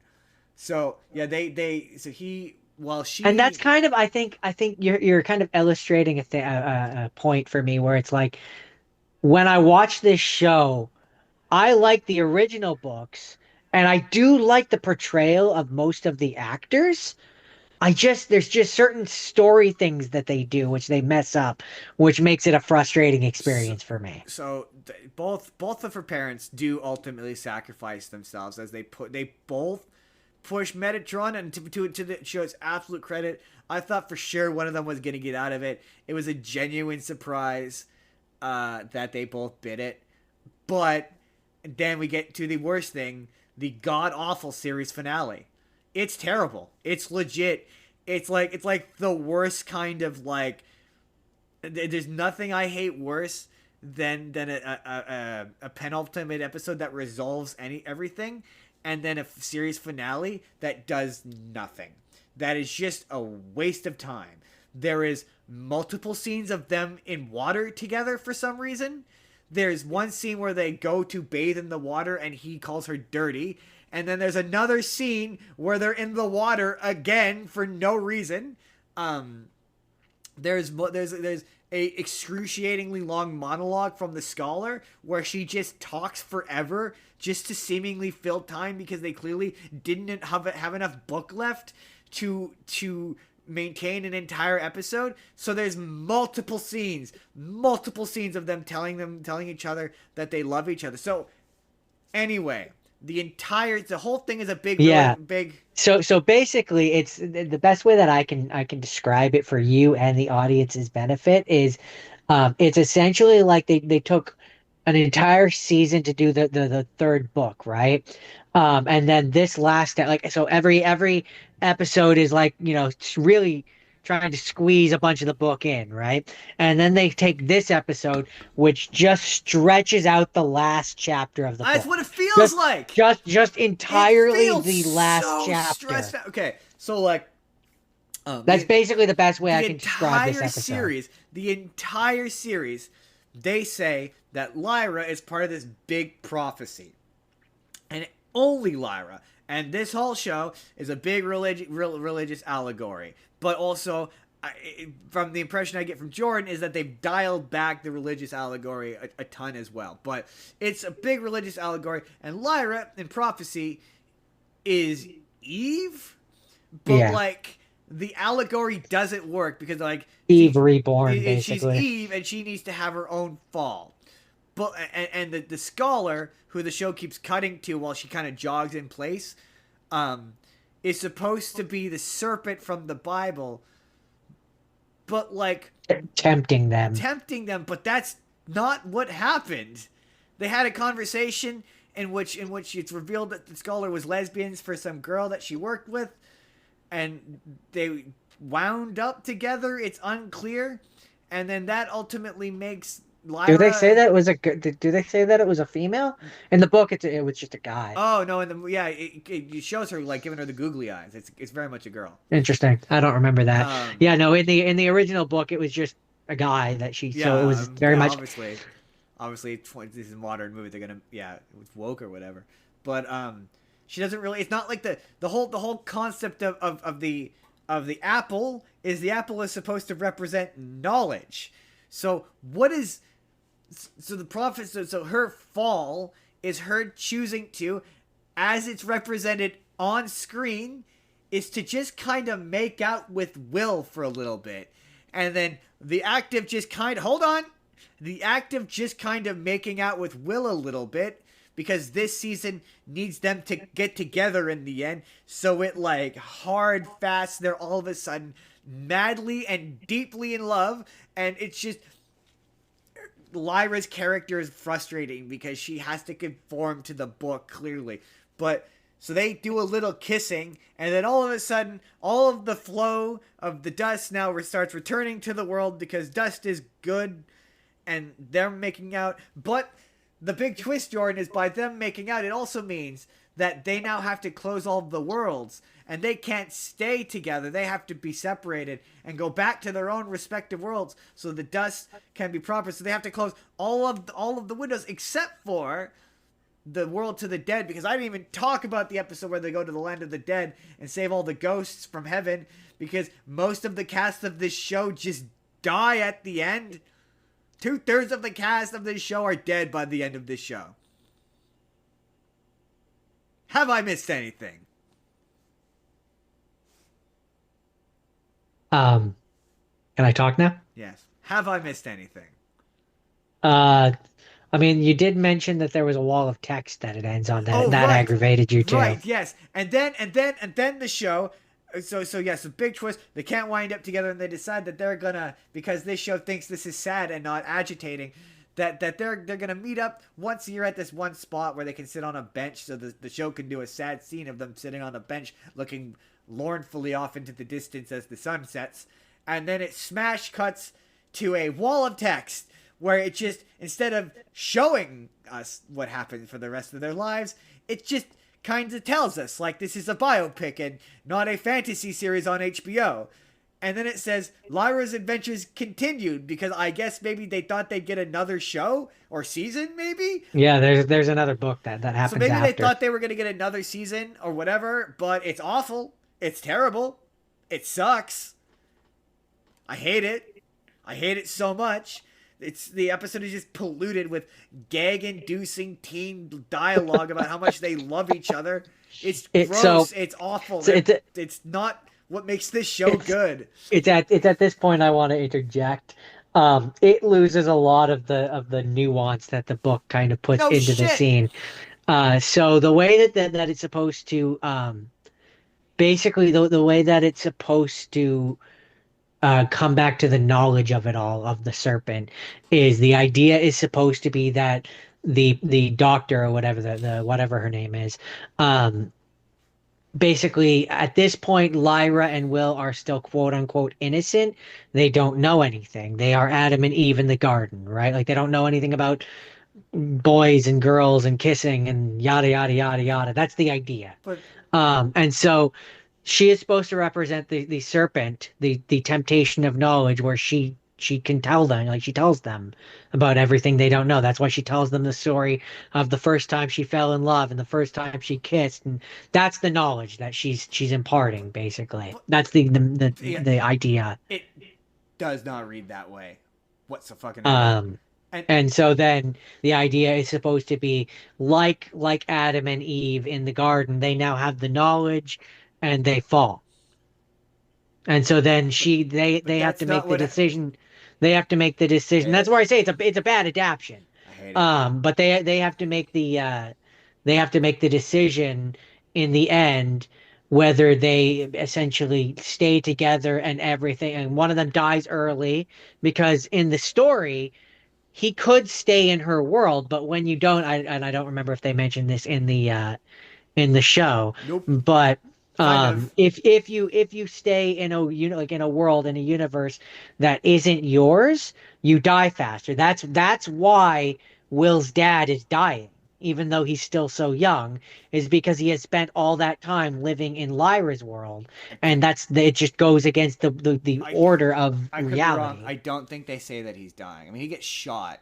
That's how he dies in Um, the show. he's supposed to, yeah, he's in his village.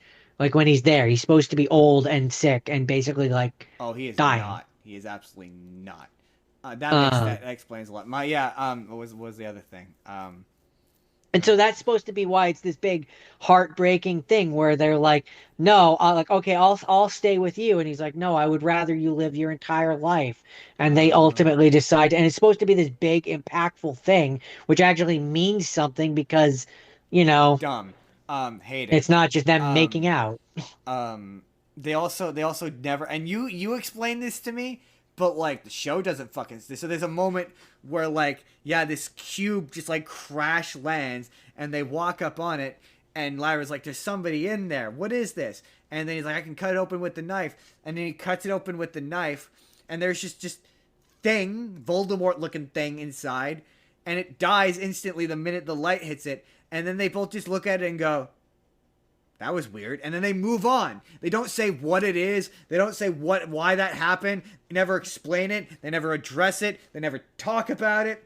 Yeah, that's supposed to be the authority.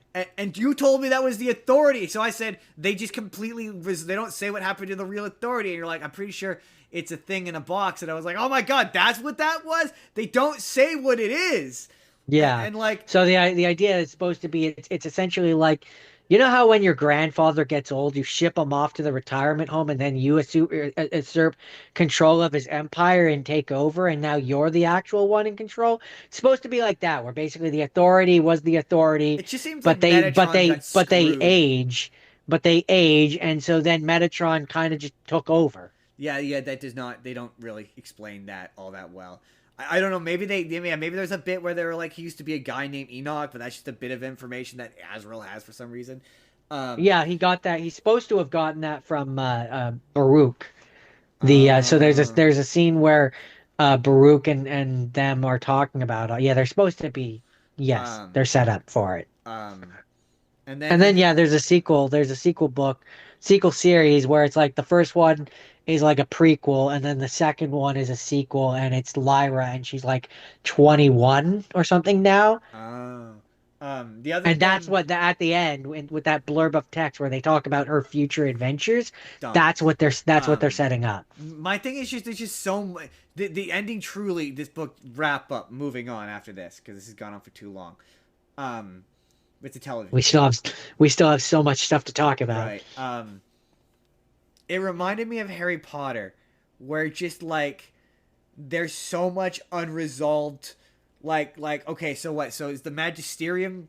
Does it that just it just shows she just goes off to college? So like there's now a power vacuum where all of the leadership of the Magisterium is now dead. Um, so like what happened? Did it just collapse? Is there no more magisterium? That's like the foundation of their society is based on this group. So like, is there a new government? Like her parents are both now dead. Two major characters that have had a major impact on her life, whether she realizes it or not, are now dead. And the only bit of resolution they get, despite being major characters on this show, and the show cutting to their perspective constantly, the most they get is, well, I think my mom's dead. Moving on, it's really again to facilitate these scenes of them making out. It's so weird and awful. Um, You want to know what happens to her, Justin? You got to read the sequel. um, That's what you got to do. You got to go. You want those answers, Justin. You better buy that next book. man, it's a real case of an ending of a thing really just hampering the rest of the experience. But there was one bit I want to end on that I really appreciated. Um, Was it the end? well, I love the bit where just out of nowhere you have Father Gomez hunting them, and they have no idea and they never find out because the angel just shows up and does the thing. For multiple of the seasons, I went, Jordan, why don't they just walk up and go squish? Like, I'm just saying, like, the guy with the spider for a fucking demon just seems to have gotten fucked, and like the guy who has a literal tiger, he kind of has a better he got the better end of the stick here. What's to stop me from just when Father Gomez is asleep walking up behind him and going squish? Like, I just don't get it. So then when the angel shows up at the end and does literally that, I was like, oh my god, I've been saying that for 2 seasons and he did it. He didn't and then he dies because I guess you're not allowed to do that. I don't know. It was really confusing. But I was just like, oh, he did the thing I said he should do. In the book, it was like he dies because the thing was a beetle, and it kept like biting him. And angels Oh, physically angels are that's very weak. that's not how it comes across in the show. It's a spider in the show, and he grabs it, and then he just kind of I think explodes it's a and beetle. dies. Well, Might have been a he's spider. using the beetle, but in the show it's a little spider that sits on his shoulder, and the demon just kind Yeah. of or the angel walks up while he's praying to him, and he just squishes it. I will not allow you to hurt the little girl. Me, the angel. That's gay angel. Yeah, and from what I remember in the book, it's like he's holding it and it keeps biting him and he gets distracted. And then I think Father Gomez like gets this strength because the angels are physically very weak. So he's like struggling to hold on to the whatever it was, a spider or whatever. Yeah, And he's again, trying to hold on to it. And then Father Gomez like hits him, the show does I not think. give that vibe. But yes, overall, its biggest weakness is it desperately wants to be Game of Thrones when it is Harry Potter, and I think this show would be served so much better on a on a different network. I like the best season is season 2, and that's because the episodes are 45 minutes long, 47 minutes long, 45 with credit, like 47 with credits, so it's like 45 minutes long, and it is a significantly better show, like significantly better. Season 3 starts to drag like a lot, a lot, a lot. But yeah, it's very much an instance of the ending ruined it. The ending ruined it. It was so I hated the ending. That's it. That's it. Moving on. Next thing. Let it be a good thing. Hoodwinked. It's a good thing.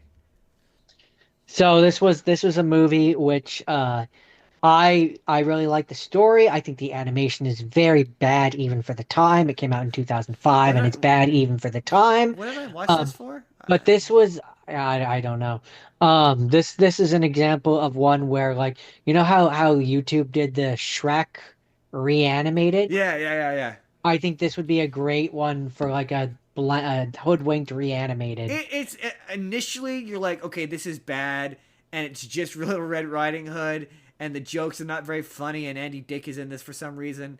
I But then know they I go back and they by tell the you it, oh third now it's from retelling, this it's character's point of view and oh it's this funny. character's point of view The and it's just writing is so clever. it's It's like you're like, yeah, I know. The animation makes me want to stab my eyeballs. Like, it's bad. Like the reason why I never watched this was because the animation is bad, and it's just as bad when you watch it. But the writing is so clever. It's just this script got to the wrong studio. I maintain it. yeah. Yeah. The Um best performance is Patrick Warburton, hands down.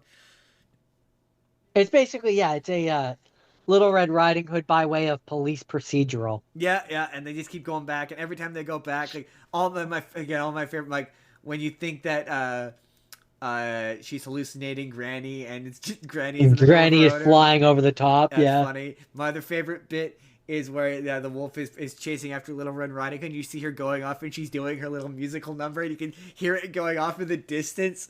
Yeah, yeah, yeah. So funny. Like, yeah, They they keep show commenting on the fact that she's just singing everything. right, Like what right. I don't know why she keeps singing everything. Right? Or the squirrel is like, I don't drink coffee. Really? You don't? Really? Not never a Not cup. even a little, not even a Not drop. not even a drop. That is legit surprising. And it's got Patrick Warburton, Patrick Warburton. I'm pretty sure Anne Hathaway is Little Red Riding Hood. Anne Hathaway, Glenn Close, Jim Right, right, Belushi, Patrick Warburton, Anthony Anderson, David Ogden Stiers, Exhibit, right. Chaz Palminteri, and Andy Dick. Yeah, Andy Dick. How is Andy Dick the part of this that has aged the worst? Um, and apparently there's a sequel. There is a sequel. My favorite bit was when you were watching it and you're like, I don't understand how there's a sequel. And then you got to the end and you're like, I understand how there's a sequel. I see how there's a I sequel. can see how there's a sequel. I want to Uh, watch it. I'm going to find an excuse to watch it for the show. Because yeah, I might have to find a reason. I genuinely want to watch it because I'm fascinated. And yeah, this movie was legit. So the first time I watched it, I was legit surprised by, like, yeah, like, again, it's about the midway point where, like, oh, okay, no, this is actually funny. And Like, most importantly, I watched it on YouTube for free, so I'm sure you could too. I'm sure you could also watch it on YouTube for free if it's still Person on. behind the screen. If it's still on YouTube for free, and the copyright goblins haven't gotten to it. Jordan, But yeah, no, I enjoyed this movie. is that it for Hoodwinked?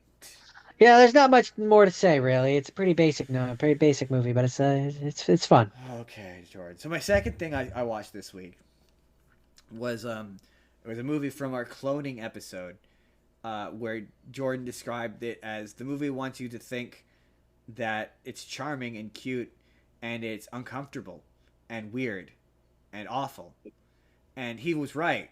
This is Andover, and this is a story of a man And who over and over and over. and it also takes place in Andover.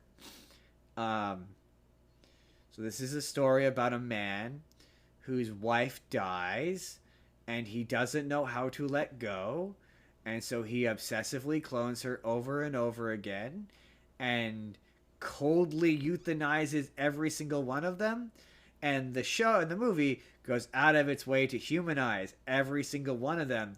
So every single time he euthanizes one, it's really uncomfortable, and to add to the layers of But it still uncomfortableness, doesn't treat him like a bad guy. no, it never once treats him like a. No, actually, that's not true. There's one point at the end where the girl questions the ethics of it, but then still winds up with him anyway.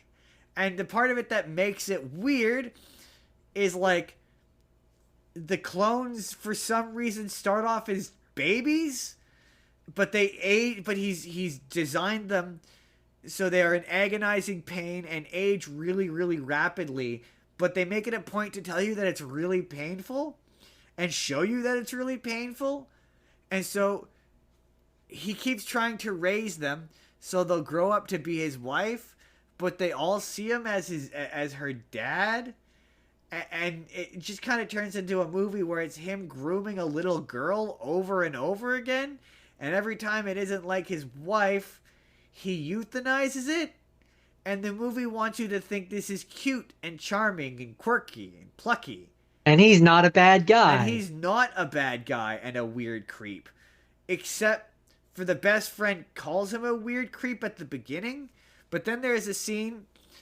There's multiple scenes where he dumps the kid off with somebody, and then the person, when it hits adulthood, tries to drop her off at his place, and then I assume tries to have sex with her. I don't know. And then ultimately at the end, he decides that the only way that she's gonna wind up proper is if her parents raise her Exactly how they raised her the but first time. would be completely impossible because they're older now.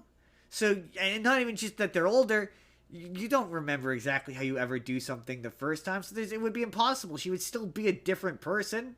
She'd probably be a better, more evolved person because you wouldn't make the same parenting unless you intentionally made the same parenting mistakes. But why would you do that? It's weird.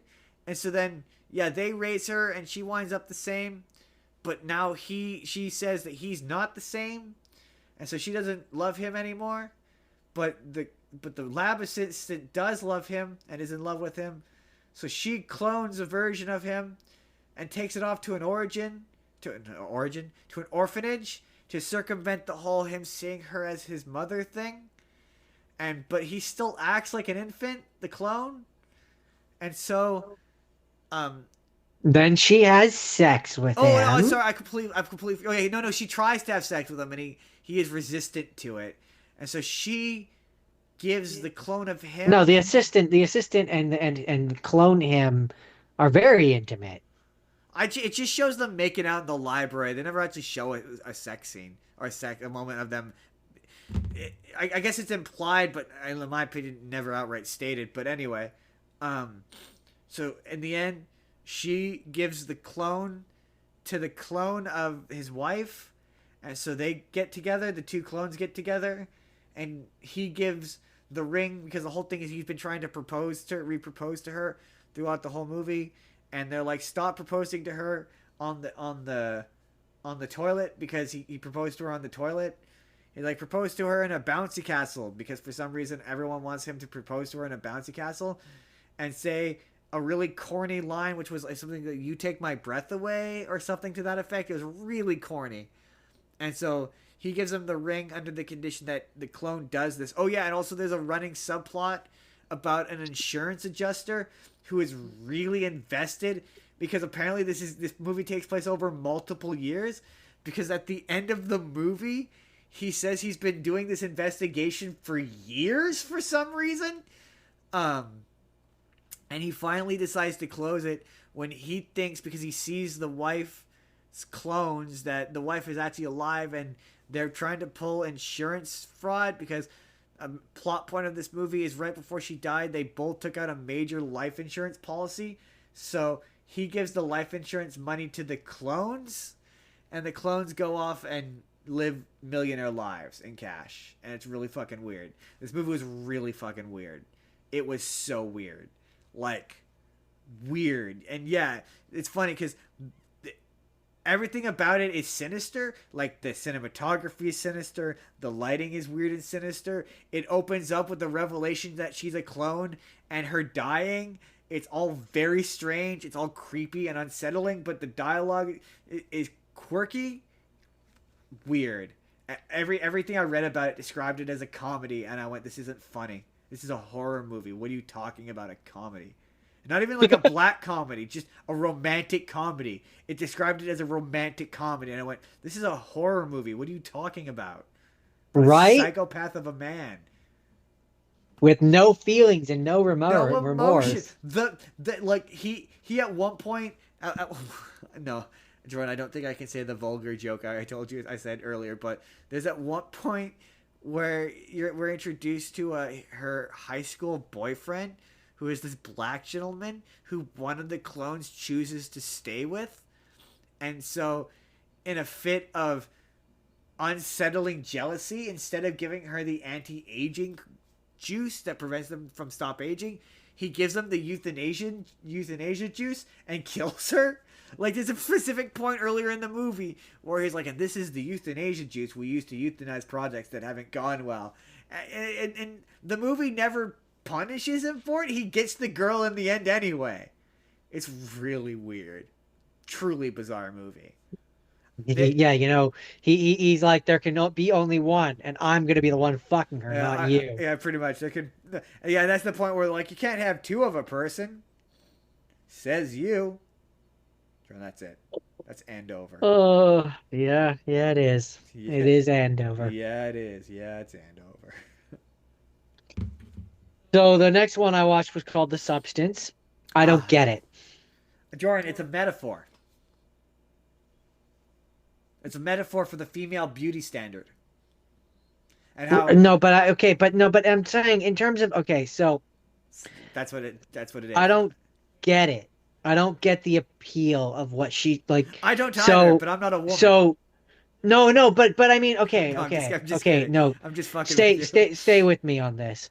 So you inject yourself with this thing, Yes. and it makes another It, person it upsettingly it who's better upsettingly than you. shits out another person out of your It back. makes Yes. another person who's better than you in every way, is connected to you physically, so whatever happens to you happens to her, and that's it. You've made a better version of you, or a but it's not even a better version of you. It's a better person entirely because it's played by a different actress. Well, So it's just, the idea is that as far as I can tell, you've injected yourself with some drug, shat out a person who's genetically better than you, but like is also reliant upon your body. So she has no reason to want to treat you like a person, and will steal your whatever Well, juice also, so that okay. they can stay alive because you don't get any benefit from this. Let me What is let the me person who took it? let me What do let they me get out of it? let me answer all your points in succession here. Number one, I think the idea is that the hot version of her is what she looked like when she was younger. Like it's played by a No, different actress, but I think that's not the impression I got.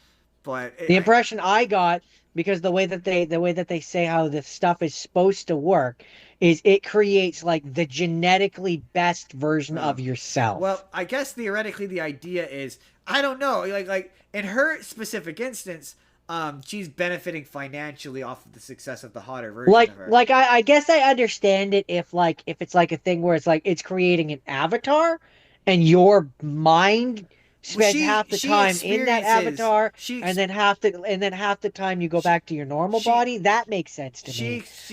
she experiences what the other version of her experiences. So Does for she? yes, so for her it's like a dream. That's what it's like. So Okay. she remembers what she's done, but she has no control over it. Okay. I guess that makes a little more sense, Because but like I think early on they describe it being vaguely euphoric, but also again for a regular person like you or I, no. But in this case, her benefit, I can't remember what the name of the hot version of her is, but in her benefit, I to think it's her like benefit, Sarah or something. she's benefiting financially off of it. So she's now becoming rich and successful off of the success off of this girl, of the hot girl. And the idea, Right. the motivation behind switching is supposed to be her not switching is causing the goop to run dry and it's killing her. And then yeah, you see what happens. She becomes a monstrous. I don't know how to describe what she becomes. Um, that's the I just don't motivation. see You were the like, I don't see the motivation in keeping her alive. I'm like, what point are you in the movie? No, I see the point of her keeping the normal, like the original one alive. I'm saying I don't see the reason for one to use it at all. I don't see the appeal. I don't get No, what you get out of it. I don't. Yeah, I'm pretty sure they say that they share dreams. So like the hot version remembers what she because there's a point where she's Yeah, getting pissed off at. I still don't get it. There's a Like point where to me, where the hot it version would be more appealing like if you like I said, if you got control of the body, that's one thing. um But yeah, I think the idea is they share a consciousness is the idea. So like because there's a point where the hot version is pissed off because she's doing all the hard work and the not hot version is reaping the rewards of just hanging out and eating and getting fat and getting to eat whatever she wants because she has a line of like she eats whatever and then it winds up on my side in the form of like fat or whatever. And yes, man. So it's I'm gonna ask you this question again. On for me, my absolute limit for body horror in terms of like, this is pretty close. This made me go, but for me, it's always The Fly. So on a scale of like 1 being not that, and 10 being The Fly, what is this? I still think the fly is worse. Interesting. I mean, this gets a little. I think this gets probably because it gets CGI heavy towards the end, maybe. When she's a decrepit old lady, that is upsetting. It's upsetting, but it Upsetting. to me it's yeah, I don't know. It's the That to fly me, is worse. that to me's got to be up there with Brundlefly though. Like not No, like it's definitely it's up there. It's it's in the up same there. realm. My the It's can just I have a hard time. I think the fly is worse. here's where I guess maybe we'll unless you have anything further. Not really, no. Now you get why I was like when this got nominated for an Oscar. It made me happy that the Academy had to watch it. Does that not Does that not bring joy to your soulless black soul like mine to think that some stodgy old white person had to A little watch that bit. movie because it's a metaphor for the female beauty standard? A little bit. A little Right? bit. Right? It makes you feel good inside. I know. Little I little know it little bit. shouldn't, but it does. Little bit. But it does. Little bit. Jordan, my next thing. Little bit, a bit, a bit, a bit. My next thing. Oh, my next thing was a genuine pleasant surprise. Now this was, Jordan. What did Jordan watch this for? Let's see, I'm having trouble remembering. But Jordan, this is My Little Pony. This is where we discovered that Jordan was secretly a brony the whole time, or I he think it was became. musicals. Was it? No, it wasn't musicals. Maybe it was animated stuff. Might have been animated stuff. But that's where we discovered that Jordan had become a brony. And I have to say, I might also be a brony. Actually, pretty good. Here's the thing, man. It is better than it has any right to be. It Right? it might be, without exaggeration, the best thing, the movie I've ever seen. Because like I've never watched My Little Pony Friendship is Magic. No, me neither. I've seen clips of it, enough of it to know that this raises the stakes in a kind of a phenomenal way, and like you're like, okay, yeah, this is a logical place to escalate the story to. The stakes are high. It it does kind of have a tone problem. I think you said that. Or just Adam, they're singing about how they're gonna have this celebration, and then just out of nowhere, ponies are getting petrified, and it's legit. Yeah, yeah. But like that's just what My Little Just Pony is known for. it had a real like oh wow, this got dark No, and it moment. happens multiple times, more than once in the movie. You're like, whoa, this is a weird tone shift. Um, but like that's just kind of what My Little Pony is known for. Like that's kind of their whole thing. Like the original My Little Pony movie is also upsetting. Like the bad guy Interesting. like turns ponies into dragons. I'll show you the image that the twins sent me. It's real. It was really funny because if like I showed it to you and didn't tell you it was My Little Pony, you'd be like, "That's My Little Pony." So like they kind of have a history of their movies being dark. Uh, Interesting. but yeah, the music's good. Tempest it is one of the best villains I've ever seen. She's got one of the better villain songs. She's legit frightening. She's legit scary. She's legit intimidating. And my Which makes it only satisfying when her resolution happens. it does and it doesn't because the Tempest King, not the Tempest King, the Frost King or whatever, Storm King, Storm King is I superfluous. think. Yeah, Storm King, that sounds right. He is superfluous. He's unnecessary. He just shows up in the third act, hijacks the climax of the movie, and only exists so that she can betray him and join the good guys. But you didn't need that because the entire plot of the movie is they're trying to steal the magic from all the oh, I can't believe I'm saying this. It's to steal the magic from the three pony princesses and It was all worth it just to hear you say Pony pony Princess. princesses. Yeah, the three pony princesses. And there's a setup for it earlier in the movie where, oof, I don't remember the characters' names, but the main one, the purple one, the one who's the main, I would argue is the main character, the Princess Uh, of Friendship. yeah, her, yeah, yeah. Yeah, you know who I'm talking about. There's a bit early on in the movie where she asks the other princesses to give her the power to move the moon and sun like a little bit to create the optimum atmosphere for her festival, and they're like, "Yeah, we shouldn't misuse this power." And so then the Tempest shows up and steals all their powers for the Frost King, and her backstory is great and it's awesome, and it's interesting.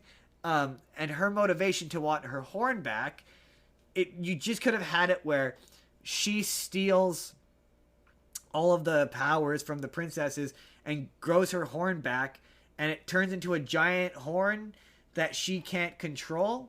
And then she does a big sacrifice where you think she sacrificed herself. She gives up her horn, and she has self-acceptance where she realizes that not having a horn is just as good at having a horn. She still learns the lesson. She still becomes a good guy, and the Storm King isn't there because the Storm King doesn't really add anything.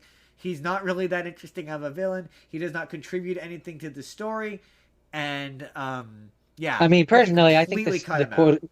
I think the character. I don't think you need to cut that character out because that character is fun. But she should have been the Emperor. He should have been her, not even Vader, but her like sidekick. Yeah, maybe if he was a Her sidekick, Iago. because Like yeah, he her Iago, and like I see a scene where like she's about to receive the power, and he swoops in, and he's like, "Aha! But I was actually the Iago, see, I and don't want I'm that. taking the powers." I no, I don't that. I'm all for him being a sidekick. No, I just like to me like they set up an early character arc about misusing the princess powers, and to me, him using the princess powers is not not really thematically all that exciting. Like, it's more interesting if a pony is misusing. I can't believe I'm saying this. It's more interesting if a pony, and she's a way more interesting bad guy. And yeah, if she grew like a big evil horn and maybe she becomes a scary monster pony, to me that's way more interesting than him. He's just not interesting. Again, he's an unnecessary extra villain. Or or she changes from a she changes from a pony into an evil I unicorn. mean, that would also be sick.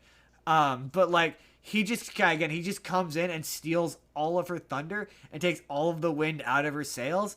And like, yeah, I like strong female characters, and she's a really strong female character.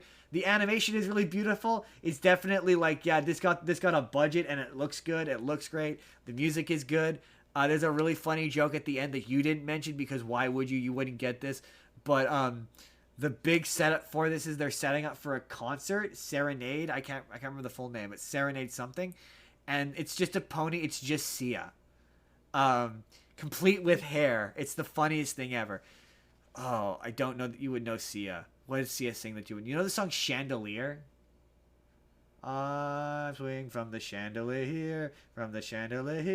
No, um, you know, you know, this song. So so would you say that this pony movie needs more ponies? It does.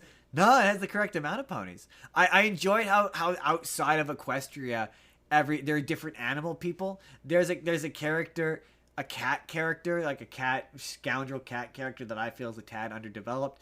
I love that the pirates were parrots. That was funny. Um, yeah. Some of the Frost King's minions are funny. There's the hippogriffs, which are funny. Um, yeah, I love Pinkie Pie's hilarious. I love how she's just a little special. That made me laugh. Oh, she's. I understand. Yeah, I get it. She just wants to be friends with every. I understand. Um, uh, it's just a lot of like I don't understand the intricacies of this world, and I don't plan to. Like I just couldn't fully understand why some of them can fly and why some of them can't fly. It kind of seems to be a status thing, but I don't know. Um, the designation of and also unicorns seem to be their own special kind of pony. I don't know, but and I don't care to know. But no, I might be a brony. I might be a brony, Jordan, because I actually fully enjoyed this. This was And then a brony, and you are like me. You're a brony initiate. We're not and full brony because if no, we were full brony, we would want to know all about the differences between a unicorn and a this is pony. true. I would probably watch the. I cannot commit to the show, and I will not commit to the show. I will say the bronies of the fandoms we have touched with our inspection have been the coolest. They were very welcoming, unlike you Star Wars fans. Looking at you. Oh, he name dropped specific. Oh, dang. In descending order of Dick Hood, it's Star Wars, Star Trek. The bronies, the coolest. No, yeah, I love a movie that's very like this movie isn't like again paradoxically is not trying to appeal specifically to its target demographic. Its first concern is just being a good movie.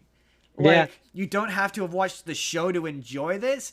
It's fun. None of it is gender specific. Like you can again, jokes about bronies aside, you legit like.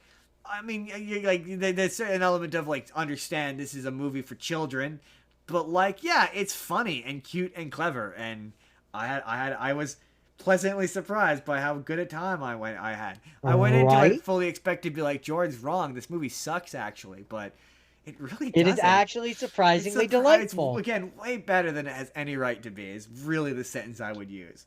Like, I very much when I watched it went into it thinking, oh, it's a wow, My Little Pony thing. I'm not gonna like it's this, and when I walked away Tempest going shows like, up. It's like you're like, it's better than it has any right to it's be. that first like there's a bit where she gets into a fight with Pinkie Pie and she upsets Pinkie Pie. You're like, whoa, okay, this is a weird tone shift. But that's like the third weird tone shift.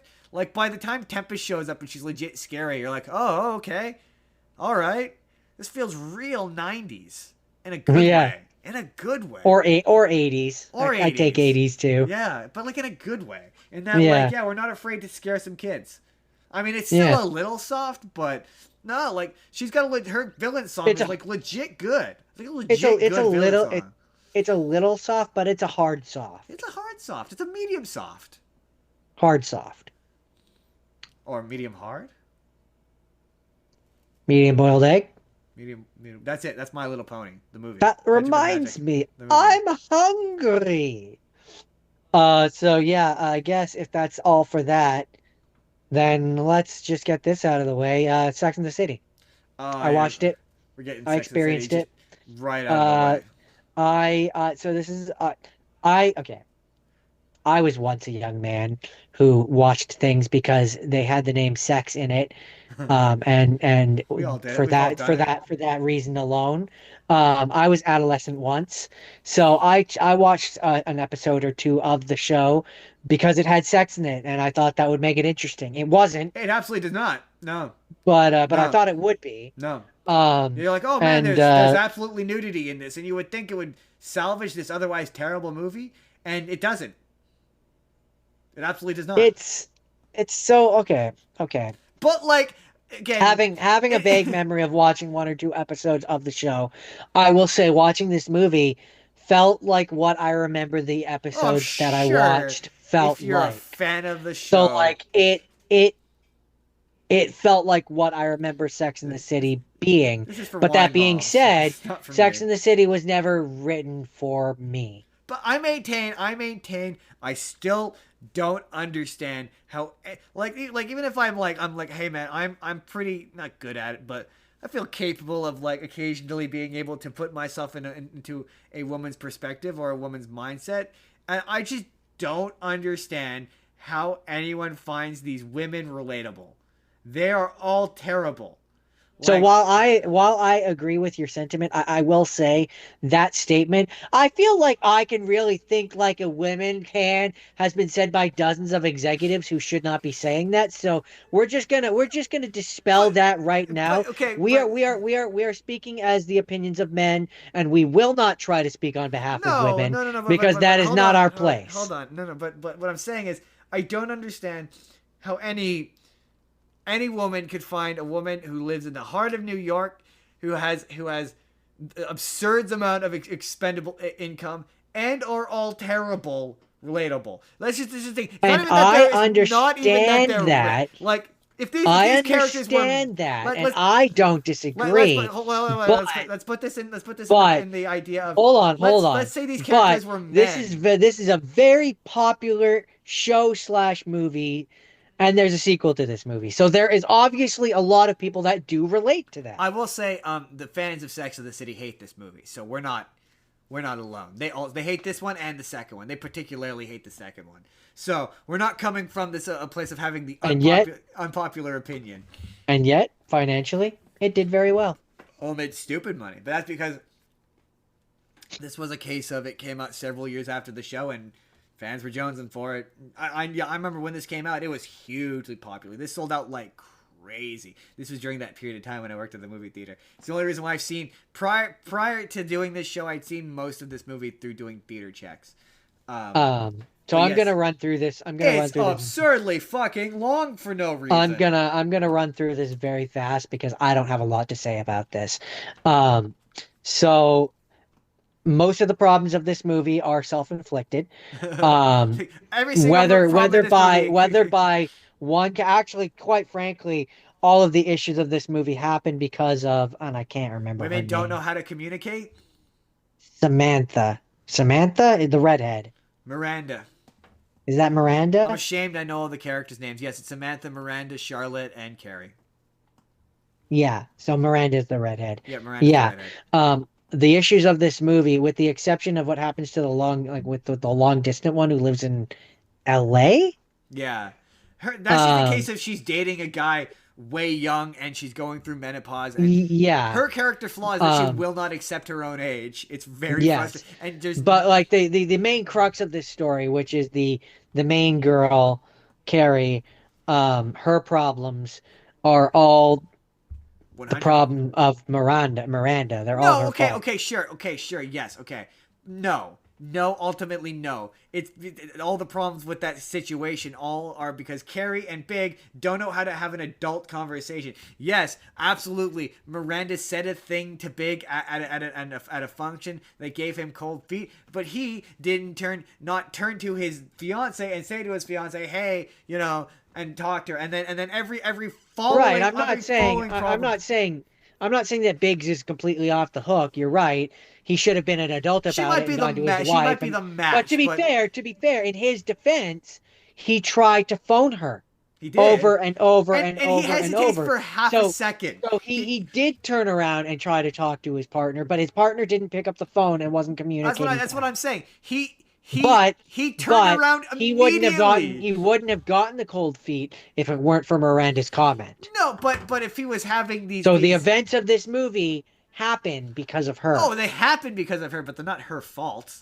No, that makes it her fault. No, like again, Yes. all the problem. She gave him cold feet. No, he already had cold feet, and she just made him realize he had cold feet.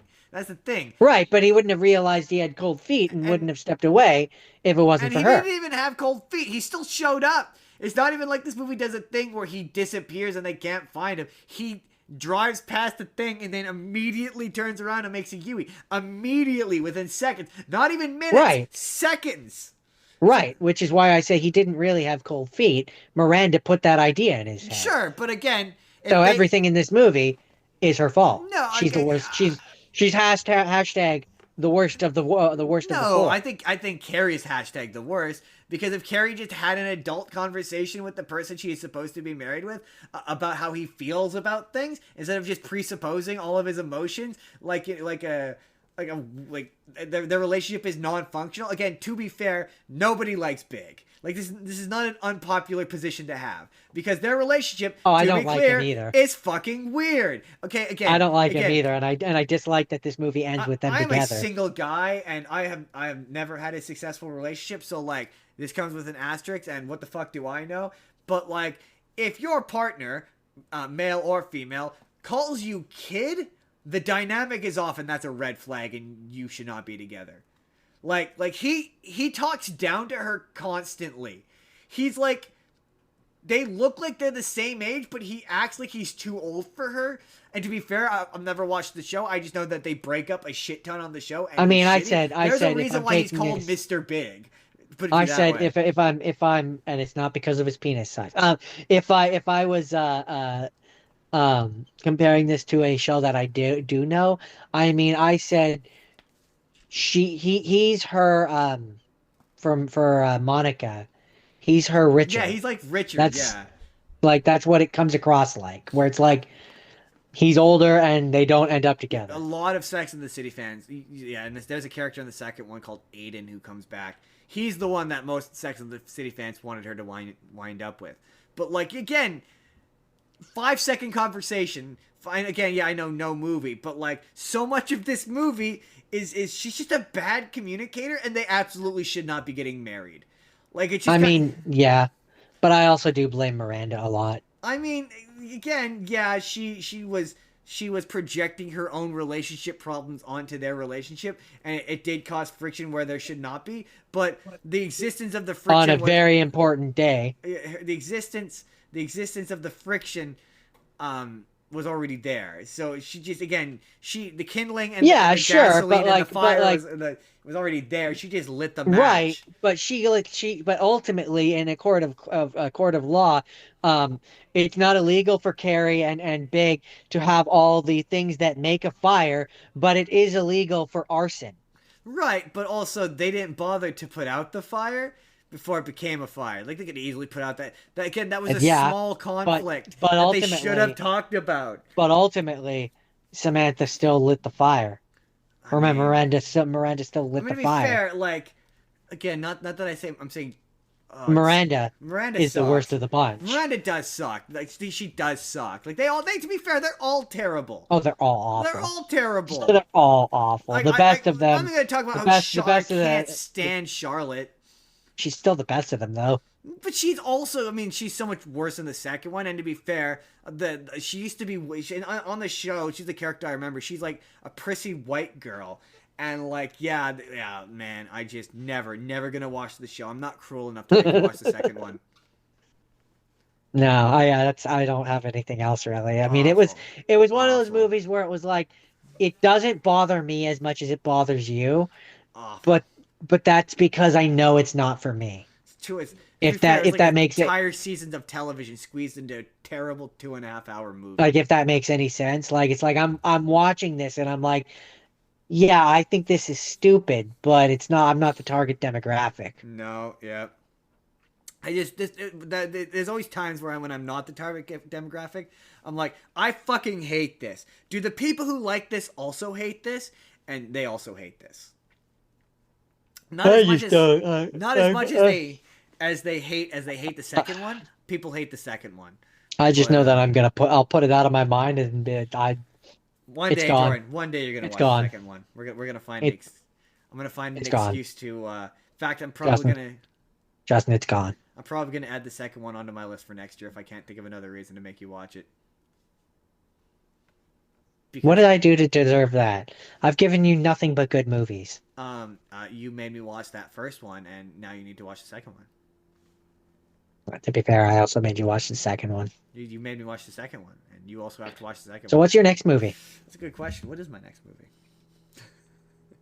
It is. Oh yeah, Lego Star Wars: Rebuild the Galaxy. This is another one that was actually really good. Um, there's just two. It's really funny. It's really clever. It's really cute. The story is really good. The voice acting is fun. I We're only talking about the first season because only I talking haven't about the watched the first. second one yet. I'm not. I'm fascinated to see where this story goes. It's interesting that it's not resolved at the end of the series. That's interesting. I imagine that everything's gonna get put back, even though they insist that it can't be. I imagine that everything's gonna get put back to normal and or something close to normal at the end of the next season. But who knows? For those of you who don't remember, Jordan talked about this for Star Wars, I think, and the plot of this is Dustin from Stranger Things, but a Lego Jedi guy. Um, his brother is Flash from Spider I Man. never realized that he was the one who played him. Yeah. And then his brother is Flash from Spider Man, and they are scruffy Nerf herders, which is funny, and they herd Nerfs. It's a noble profession, Jordan. They find a Jedi temple, and they accidentally pull out a Lego piece, which is the cornerstone of the universe. And when they do that, the entire universe gets scrambled. So the good guys are bad guys, and the bad guys are good guys, and some good guys are still good guys. In And fact, Jar Jar is Darth Jar Jar Jar Jar. Jar. You got C-3PO. He's a bounty hunter. You've got the Dark Falcon. Um, Princess It was Leia. also a brilliant marketing thing because like a bunch of those became actual Lego Yeah. toy lines too. Princess Leia is still in charge of the rebellion because they couldn't think of anything interesting to do with Princess Leia. It's very strange because maybe the difference is she's not Luke's sister because Luke and Darth Vader are still father and son for some reason. But now Darth Vader is a good guy, but he's still in the Darth Vader suit. Shut up! Don't think about it. It's also made funnier by the fact that it's Mark Hamill. That is funny. Um, the only thing that really holds this back is number one. It's really apparent that this was a movie. It's a movie that Oh got yeah. split up. Was it? It's really obvious when you watch it. The fact that every episode ends in the most awkward position. None of the episodes follow a 3-act structure. They all act as one continuous story, and they'll end. The episodes won't end so much as they'll just kind of stop, and then you watch the next one. So it's just really obvious that this either began its life as a movie or they've cut it up into 4 parts and turned it into a show. It's also held back by the fact that it's Lego. Like there's a lot of really cool shit and there's a lot of really cool sequences that would be so much cooler if not even if it were live action, but if it were animated in a different animation style, because anytime a Lego does something cool, it always looks clunky, which is part of its charm, but it kind of the concept is so good. It's better than this, but this is also good. I don't know if that makes sense. I get it, but also I feel like part of why the Lego is able to get away with it and do it is because the Lego shows and games and stuff have kind of set up this perception of like, oh, it set up two perceptions. One, with the Lego movie, it set up the perception that they all exist in a toy universe together. Yeah, yeah. Um, and so you can do a lot of the zanier things. And it has set up the idea, the Lego things have set up the idea that like the fourth wall doesn't mean as much because they're toys, I just there's just so much of this that I'm like, if that makes yeah, sense. good Darth Vader. Like that's a concept that's so interesting. Or like Bounty Hunter C3PO. Like those are ideas that just feel wasted in this Lego show where you're like, oh I mean, man, this is it just feels like they went to one of those YouTube what if videos and went through the comment section for all the best ideas of potential what if things like and then put them in this. Whereas what I would prefer is a better version, keyword better version of the Marvel what if yeah, show yeah. where Well, each that's what this episode that's is what I'm kind of getting at. I'm like, yeah. these concepts and these ideas and these very like yeah the fact that there's I mean Darth Devastator is kind of lame, but I don't care for him much as a villain. I mean it kind of works a little bit, but like yeah I like the fact that he's the one for reasons that are never explained who has assembled the he's assembled basically a council of Sith guys who are just the good guys but Sith people, and like Hmm. that's interesting. Of like okay, so he's the one who found Rey instead of Finn, so now she's a Sith, and like that's cool. And I'm like yeah, I again a lot of these characters are wasted in this where it's like yeah they should do a what if show where we actually get to see fully realized maybe not Lego animated versions of evil like what Because I think I remember reading in season Obi-Wan two. I don't know what you I would think call him, but like Darth Vader, but he's Obi-Wan, basically. That'd be fun. I think I remember reading that in season two like this was the actual first time that they brought Darth Revan into actual continuity of the Oh, really? thing. I Um, watched the trailer for it, and so I know what the deal is. I know what it's about. But yeah, yeah, that's fine. I like this. This feels like I'm being negative. I like this. This is very funny. And if you like Star Wars, you owe it to yourself to watch this because there's a lot of fun it's references. way better than it has any right It's to be. another one that's better than it has any right to be. It's only like 6 episodes long and they're like 25 minutes apiece. You can knock it out in an afternoon. It's very easy Um, to knock them out. but it just makes me go like, this concept is being underserved by this medium. If that makes And sense. we'll have to come back and do season two. Yeah, because yeah, it very much makes me go, ah man, Star Wars multiverse, like Star Wars What If show, and I think if What If had been more successful, because I think that show didn't achieve the success they wanted. I think maybe they would have. I heard somewhere that there was rumors that they were gonna, and then they didn't end up coming to fruition. Anyway, it's good. Lego rebuild the galaxy season 1. So my next one is Orion and the Dark, Oh, this movie's really good.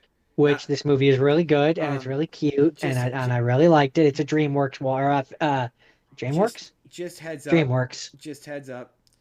We are gonna spoil the absolute piss and shit out of this movie. This is your chance to turn away. There is shit to spoil in this movie. I definitely didn't spoil it last time, but we are gonna spoil it this time. Go watch this movie. It's really cute. It's really fun. It's on Netflix. That's you have optimal time to put earmuffs on as we spoil the shit out of this movie. Which didn't happen? Maybe. This movie? Yeah, I think. Yeah, so big twist of this movie is that it is we hit a certain point in the story and we pull back and we find out that I'm bad with names. The main The guy. main the kid. Yeah. What is the kid's name? Orion. Duh, it's in the name. It's in the Ryan. Yeah, that title. makes sense. Um, we pull back and Orion is actually a dad telling this story to his daughter Hypatia. Yeah. And then later on, further on down the line, we pull back yet again and we find out now that Hypatia is actually telling the story within a story To Orion's to grandson, her yeah, to son, her which Orion's is grandson. Orion's grandson, and then we see Orion as a grandfatherly age now, Yeah, and it's just this really story, and and so it's like it makes you question how much of each like it's was it always just her telling the story to the grandson, well, I or think the is it a idea story is that she is now continuing, that like she's continuing the one that her dad taught her as a the story or as a story. kid? Well, I think what it is it's the story of how he met. In the case of the Hypatia's kid, the grandma. So I think the actual story is basically his embellishment of his fear of deciding whether or not to go To the to observatory. astrology. Yeah, the astrology observatory. Um, and it basically it's the anthropomorphization of his fears and anxieties and insecurities going into that event, and it's him deciding to do it, and it's the story of how he met the grandma with embellishments. And I think the version of it we see at the end is her telling that story, and so basically he let her resolve the ending. So then the Yeah, part when he comes back from the future, that's her letting him embellish the ending. And it's a yeah. really great commentary on the nature of children's storytelling, on not just movie like of storytelling generally, but of making movies or stories for children. Like there's a really great moment that I now can talk about where where like they're out going out for a walk or whatever, In and the park, I think. in the park, and it's starting to get scary, and she's like, why don't you tell me the scary bit? And he's like, oh, I was trying to make it like easier for you. And she's like, don't do that. I have to learn how to deal with scary stuff just like everyone else. How am I supposed to do that if you don't make it easier for me in this regard? And I was like, oh, it's such a good If you make it commentary. too easy, Yeah, yeah. like you don't like kids movies can have depth. They can have meaning. They can be a little deeper. They don't have to be fart jokes and silly And if they colors don't and understand it the first time, they'll understand it eventually. exactly. And that's just so smart and it's so accurate. And yeah, like again, performance is all good. The animation is gorgeous. The Oh, art it's style so is beautiful. beautiful. It's just such a It's good cute, movie. it's It's cute. fun, and it's just really A lot enjoyable. of good twists, like good solid twists and turns, and like, yeah, I mean, if you're watching this, we've spoiled the shit out of it, but it's worth going and not knowing. Like, it's worth not knowing where it's going, Yeah. because you think it's a. Yeah, I love movies where we take human concepts and we anthropomorphize them. I love Chris Pine as Daytime, and Yeah. how at the end he becomes friends with Darkness. They realize they need each other. That's They're cool. brothers. The guy who plays, it's funny, he comes back. He comes. I wish I could remember his name, but the guy who plays Darkness, he's in Cobra Kai. Spoiler alert. Could talk about Cobra Kai. Paul something Hauser. He's really good. Paul Walter Hauser. That's it, Paul Walter Hauser. He's so good. He's become one of my favorite actors because he's always good in everything. Even if you What's don't, funny is when I first watched this, I thought that he was for the longest time, except there was no laugh, so I knew it couldn't be him. But I thought it was Seth Rogen. I can see why you would say that. Yeah. But he didn't do the laugh, But so I yeah, knew it couldn't be him. it's legit. It's Netflix, in my opinion, absolutely knocking out of the park with animation. Well, to be fair, the reason why this one is so good is because it's DreamWorks. Do you have the Wikipedia? Does it say? DreamWorks, yeah, it was produced by DreamWorks for Netflix. Oh, okay, interesting. Yeah, this is So like it is very much a DreamWorks movie, and that's why it's so this good. is like the third or fourth Netflix animated movie where I've been like, dude, you need to like watch this. This is good shit. Like this is Yeah, just DreamWorks solid really shit. knocked it out with this one. Yeah, I mean, like Netflix, when they got this, they got Leo. We've talked about previously, and there's one more. Oh, Mitchell's versus the Machines. Where it's just like bang, bang, bang, just really absolutely nailing it. Yeah. Yeah, no, I really like this one. I This get one, what. it also because so Darkness has his team of nighttime people that have Also, other all things, great. Yeah. who are like sounds that you can't explain, Yep. good dreams, The insomnia, My favorite is the guy who whispers the shit that you realize in the middle of the night that you forgot to do during the day. insomnia. Yeah, that was good. So yeah, you have dark, sweet dreams, sleep, unexplained noises slash Debbie, uh, Insomnia, Quiet, and they all work with nighttime to, do all the things that make nighttime nighttime. And that group very much makes me think of Inside Out. Yes, yes, yes. That's what I mean. It's another one of those like it's taking human concepts and ideas and it's anthropomorphizing them. I love unexplained noises because unexplained noises is very much like it's something that someone would be afraid of. It's great. Right? All those characters are great. They're all great. It's all good. Um, no, I really, and the other way that they remind me of the Inside Out is just they make use of the colors. Yeah, So, yeah, so yeah. like, the Good Dreams is like a ethereal purpley kind of I love color. the bit where they're just going from house to house. It's so good, so Yeah, good. it's so good. And more people need to check it out Yep, if you absolutely. haven't already. You all That's need all to I have to go, say about that go. one. Oh, that was it. Klaus. Klaus was the other one where I was like, God damn, this is good. My next one is I really don't understand why Jordan made me watch this. Not in the sense that it was bad. It just didn't do anything for me. I appreciate the artistry. Okay, look, bearing the lead. La La Land. Jordan had me watch La La Land, and I'm guessing it was from his Emma Stone episode. If I had to Yeah, guess. I think so. Yeah. And look, man, I appreciate good artistry. So like, there's a musical number early on where it's like an entire highway of cars that requires a lot of extras. I don't know why I would have picked that Um, one for you. it's otherwise. I'm gonna say it was boring. I thought it was super boring. Like, but like, it's just not my kind of music. It's not my kind of musical. The music Huh. didn't do anything for me. There's a lot of cool like camera work stuff like cinematography where they're doing scenes where the camera's following them in one take that like looks cool. The film's use of color, like every time she has an audition, she's wearing like a different color and it's matched up against the background. There's a lot of use of the color yellow, which is really cool. Like visually, it looks cool, but like I'm not a huge romance guy, so that the romance didn't really do anything for me. Like this movie was very famously praised for the chemistry between Ryan Gosling and Emma Stone, and it just didn't do anything for me. Like I don't find tap dancing particularly compelling or dancing. Like there's an extended sequence where they dance for a really long time. There's a sequence where he plays jazz piano for a really long time, where it was like this is going on for an exceptionally long time. It's not really doing anything for me. But like I appreciate it and I understand why other people might like this.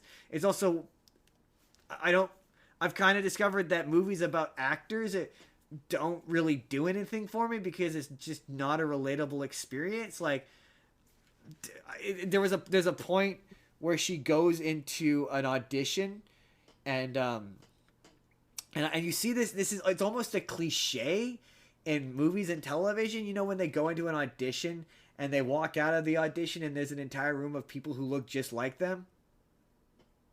Oh yeah, yeah, and how disconcerting it is, and all that. Yeah, like there's a scene in this where she walks out into there's just a Like, oh, I'm waiting just room. one of dozens who look identical, and I'm easily replaceable. Yeah, she walks out. There's just a waiting room full of redheads wearing the same outfit she is, but she doesn't get the audition because she's got a stain. And I'm like, does that happen when you're an actor? Like, is this a relatable experience to an actor? From what actors have said in interviews, yeah, that happens a lot. Fair Or at least it enough. did back in the day. It did. Yeah. Now you mostly do self tapes on the internet. So like, yeah. Um, I don't know. I think as I recall, Jake really likes this movie, but like, yeah, it's not the kind of musical I like. It really harkened back to like an I old. almost want to go back and rewatch what I said about it because I'm sure in that thing there must be an explanation of why I I chose this couldn't for figure it you. out. It's just I don't know what you could have possibly had to say about this that I beyond the fact that again from a cinematography and just from like a filmmaking perspective, there's a lot of filmmaking shit in here that I'm like, yeah, that's impressive. That I appreciate the artistry of it, but and I'm not gonna say it's bad because it's not. It's just not my kind of musical. So Like so going forward, I think the way we should do it is in the moment. So going for the next year when we make our next year's list. In the moment, if one of us says, "Oh yeah, no, you should watch this, add this to the list," we should also have to say why. Usually, we did. In my case, it's because most of these were bad or really good. This is. I don't know why you would have added this. I assume it's because you I thought it was know. boring. This is the only one that I went. I don't understand. Same. Actually, no, that's not true. There's one more that's coming up that I went. I don't get why you had me watch this. I think there's a couple that was just to fill out the list. That I I, believe that. it's because I had a while I had a bunch and you had like none, and so you just started picking ones at random. Now that we have it more in our mind as something we want to do, but I got we you have 9 slots, so you got to kind of be picky. That's gonna be the thing. But anyway, that's it. That's La La Land. That's all I got. Okay. Um, my next one. So we're moving into the last four, which this is where normally I would say, oh, these are have scenes or haven't scenes, but we're not doing that this Yeah, they're time. slotted as Um, such, but they're not. They're not. so last four. So this is Slumberland, Future Justin. You remember that time when I watched the animated version of Nemo? Yeah, I Put should that I put should that I in. should put that in if this becomes a video. I will. Do you remember what that was? That was oh, that was your birthday, right? You did it for your birthday? No, no, no. No. No, you did it. What did you do it for? 100th episode. Yeah, it was one where we had guests. Yeah, yeah. Because Yeah, I want to say it was 100th because it also had I think that was the week when I had the one from Allie. yeah, yeah, yeah, yeah, yeah, yeah. Because I think Jake and Haley were here for it, right? And we I believe so. I yeah. believe so, yeah. Right, right. Any I gave it to you because I thought Adam was gonna be there. That's why he couldn't make it. Okay. Anyways, so this is an adaptation of that same story. Kind of. It's an adaptation of the comic book, but it's not an adaptation of that anime. That they are both adaptations of the same comic book called Yeah, Slumberland. they both come from the same thing, Yeah, is the point. the anime movie is way closer. This is like completely different. Beyond sharing names and kind of vague similarities, it Vague concepts. yeah, Yeah. it's not really the same. But it's worth having seen that original to know when you say this isn't really like the original. It's worth it for that regard. This is Yeah. I'm burying the lead a little bit, but Good. it's It's good. still good. It's good. So Again, we're gonna basically, spoil the shit out of this movie, just so yeah, you're aware. spoilers. Little girl's dad dies, and then she starts dreaming about this place called Slumberland, which is just like all the different dreams and stuff. Yeah. And like Then it becomes Inception. her, yeah, then there's like a dream character named Flip, yeah. Flip, who is trying to get to like the bottom of the dream world, basically, because that's where you can get to the nightmare whirlpool, where there are these like magic things which can grant you any wish. And A MacGuffin. There's a MacGuffin he's I'm like, trying to there's a get magical dream MacGuffin, because he doesn't and remember who he is, and he's trying to he doesn't remember. remember who he is, and he wants to wake up, and she wants to forever dream about her dead dad. Yep. Um, and there's a whole wacky misadventure. Lessons are learned along the Jason way. Momoa is phenomenal. Jason Momoa is really good. The only negative Um, thing I have to say about Jason Momoa in that movie, I said it the first time. I think I said this the first time. Is he's got the teeth, and all of his lines sound garbled. Like he sounds like he's yeah, I probably wouldn't have given him the teeth if I was making creative yeah. choices, It's just but it sounds like he's got a mouth full of or marbles. or like or like I would have made a joke of it like the first time he shows up and tries to talk with the I'm teeth, just kidding. and no, and then like dream logic, like he's trying to talk with, and she's like, what, I don't understand you. We cut away, and then we cut back to him, and he doesn't have the teeth anymore, and she's like, sorry, my dad always described you with the teeth. I didn't realize it wouldn't make sense. Yeah, yeah, yeah, yeah, yeah. Like some dream logic Um, explanation like that. but big twist. What? That's where. But let's try that again. But big twist. He's her uncle. He was her uncle the whole time. I will say I legit didn't see that coming. I kind of I At a didn't think point it was I did necessary. because they start to telegraph it a little bit. Yeah, But I initially I didn't. didn't. I didn't write from the beginning because yeah, they were very clever in the way that like dream version of him is played by Jason Momoa. Yeah, they definitely peel So it you away. would think that like I thought like they were maybe in the beginning. I was like, maybe they're gonna do a thing where like the uncle, that's not her real uncle, and like her Oh, real uncle is Jason Momoa, oh and yeah. he's trapped asleep somewhere. No, see, he sees himself as Jason Momoa. You No, see. no, I know that's ultimately with where they went, but I'm saying that in the beginning, like I was like, Yeah, maybe they'll go that route. that is. I also think they might. No, no, no, they don't because they do the thing of like they skip through people's dreams. They don't do the Yeah, thing. they go through dreams. Apparently, it had a budget of 150 million. That makes sense. Yeah, they expected this to do, I don't know, better, but be more popular or something. Because I know that there are plans to do more than one. At least there's plans to do at least the second one. But like also Nemo needs to be just a tad more thankful to her uncle I because know she's kind her of not uncle cool. is making an effort and is actually Yeah, trying. bless his heart. He is absolutely trying. He's failing, mind you, Um, but he's trying. Yeah. he's trying. He's making an effort. That needs to be Yeah. seen and Yeah. recognized. No, the ending is really sweet and touching, It's sweet and it's cute and it's it's cute. nice It's and fun. It's a relatively it's a lot harmless of fun. movie. It's fun. And after the other bad movies that I watched this week, it was a It's like relief. keep that positive energy going because you're gonna be watching some crap I had to spread out the crap between good things so between my good spirit wasn't things. completely broken. Completely Um, decimated. but no, I like this one and it's on Netflix. And if you have Netflix, you should go check it out. Justin, what's your next one?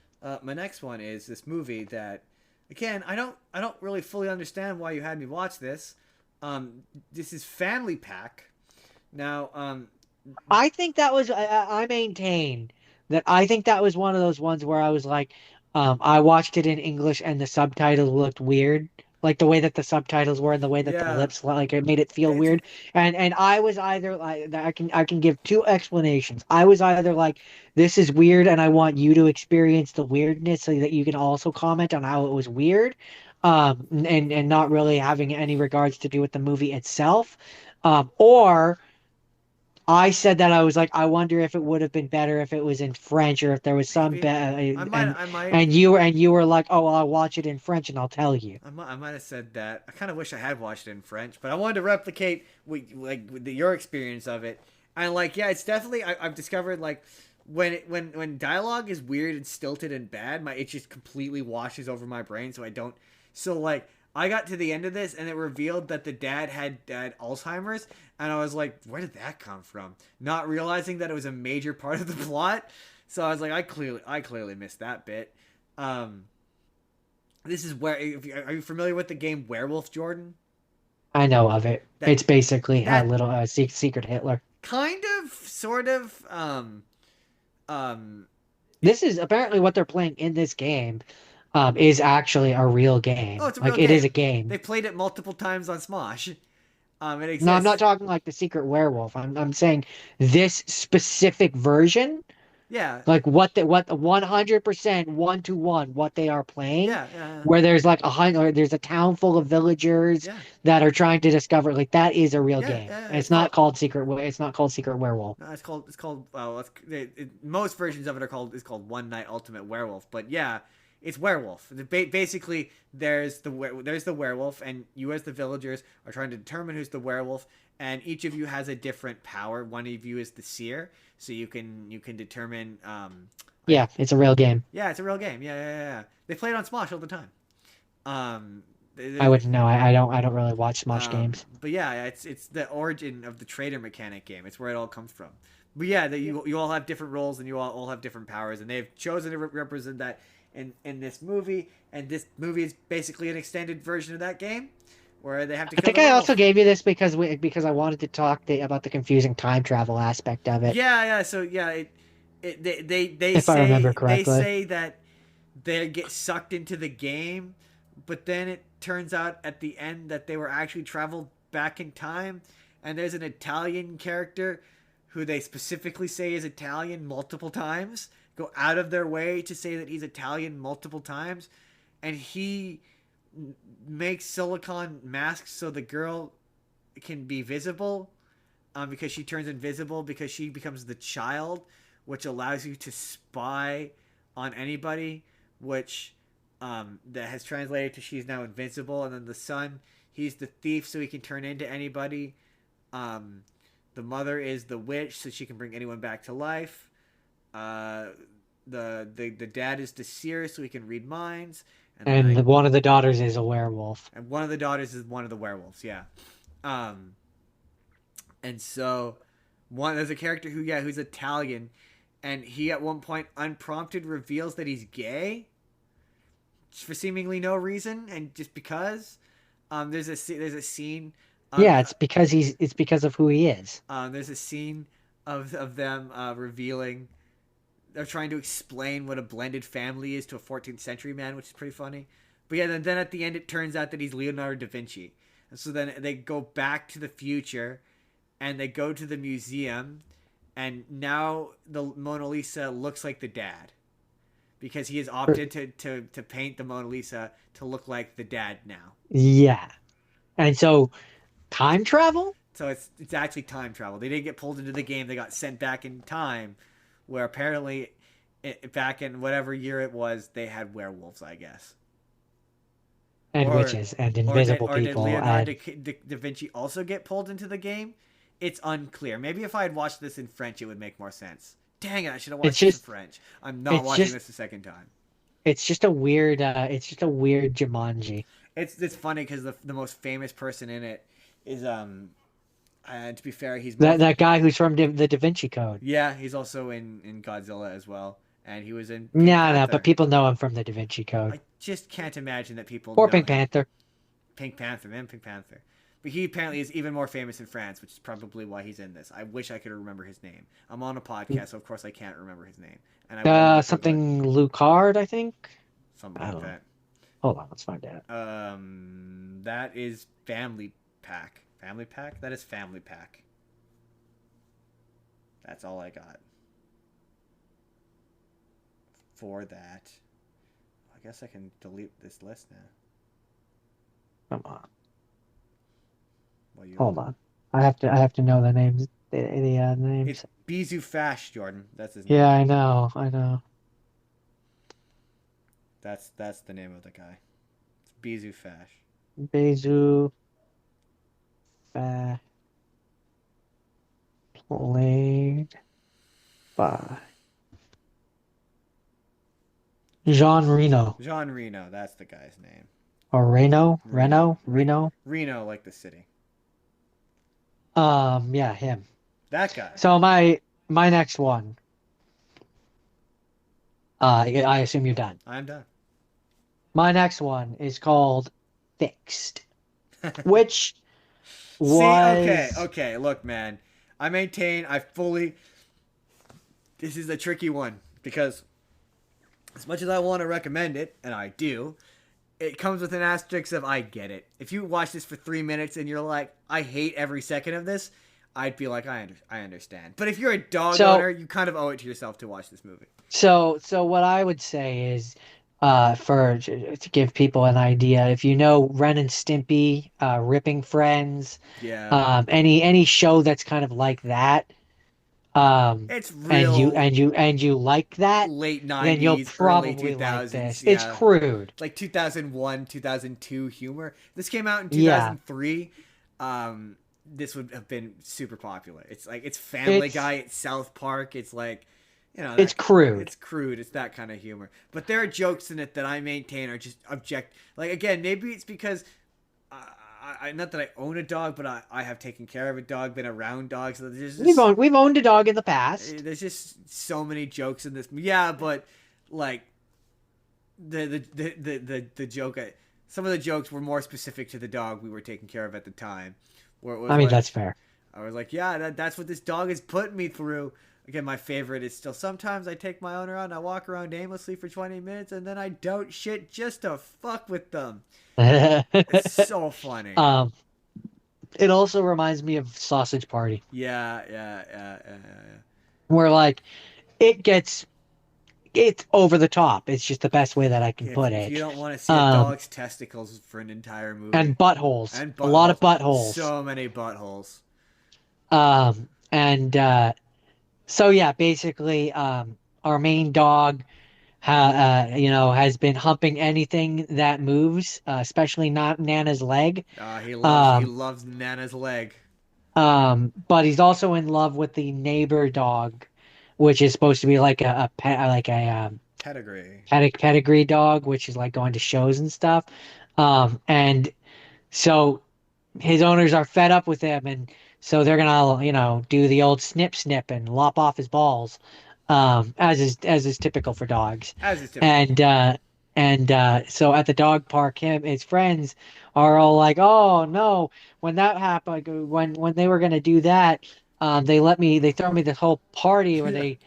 They let Is me this eat. a thing? That's what Do I they want to know. do Is this a dog owners thing?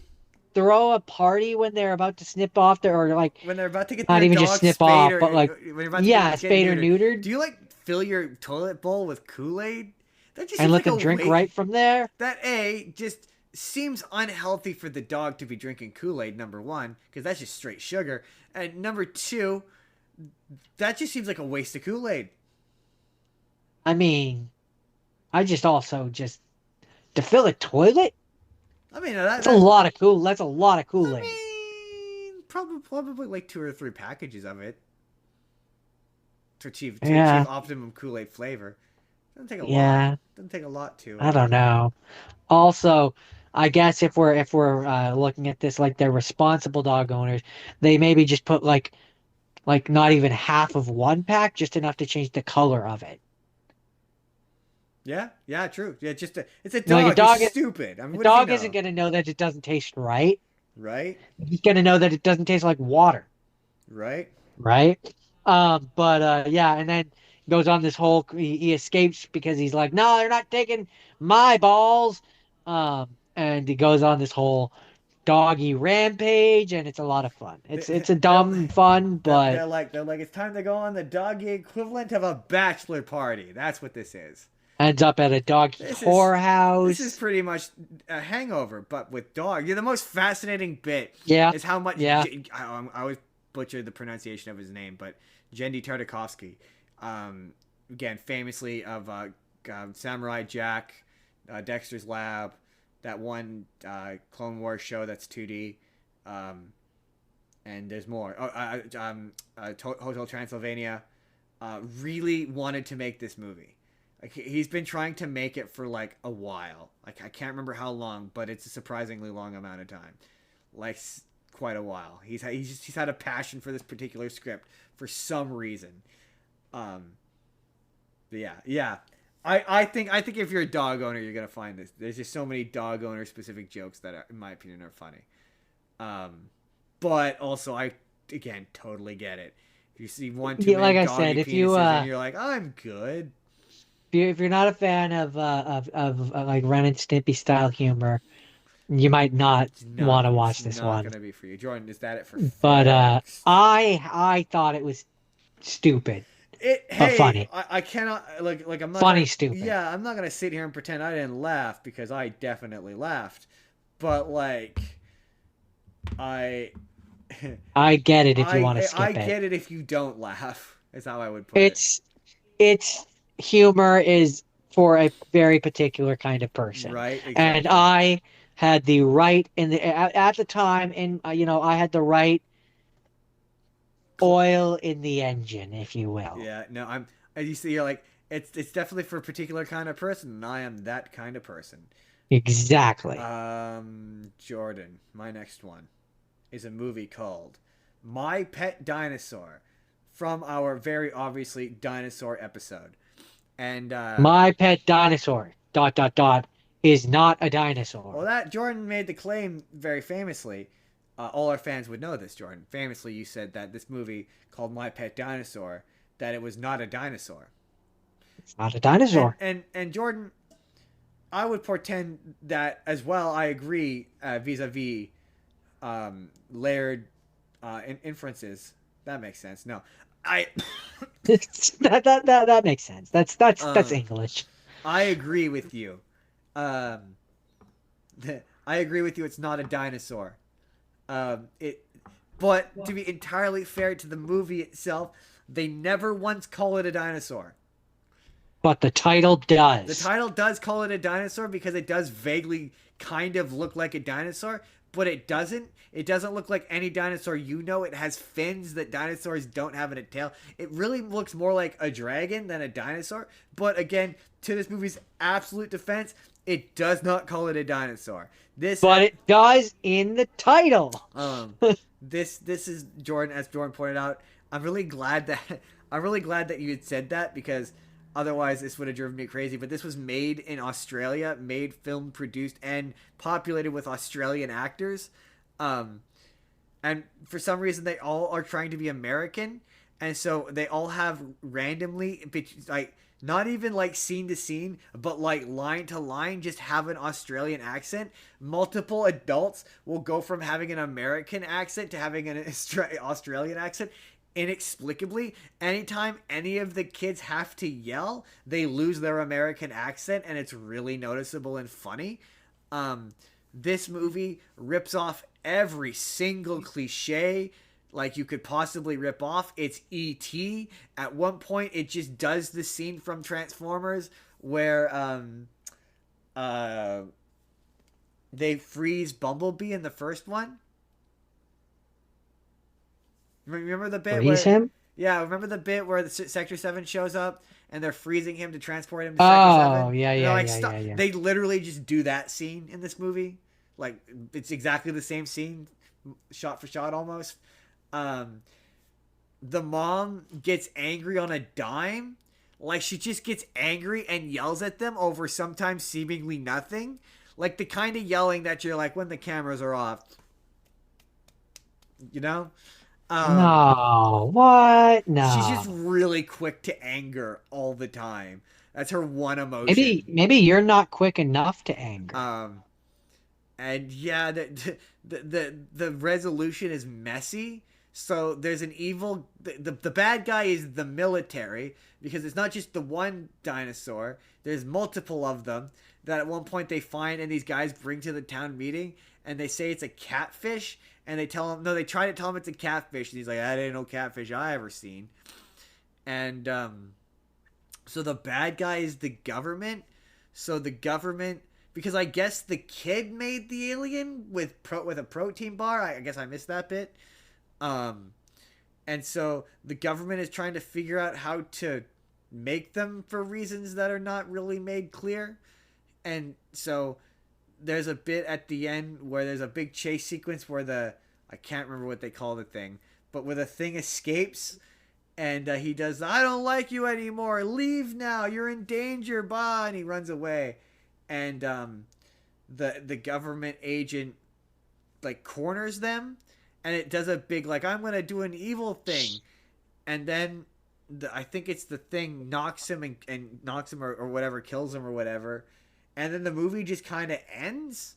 Like, it just kind of leaps from event to event. Oh yeah, there's a kid character who has a blog or a YouTube channel who has like just the worst dialogue of like, it's very much an adult writing for a Gen Z kid. So he says shit like OMG, OMG, check this out, which kids don't really, it's one of those like, kids don't talk like this. You've clearly never spoken to a child of this age. 6, 7. Yeah, Ah. it's literally like that. Like, it's like, hey, you fellow kids, it's bad. Hi Um, there, fellow tweens. but it's just like, this is a B 6, grade, 7. Am I right? Ha ha right? ha. But this isn't like a, like, I'm making fun of this, but this is a movie I guarantee nobody's heard of from Australia. So like, how much harm is it doing? How much time is it wasting? It was perplexingly How long is terrible. the movie? An hour and a half.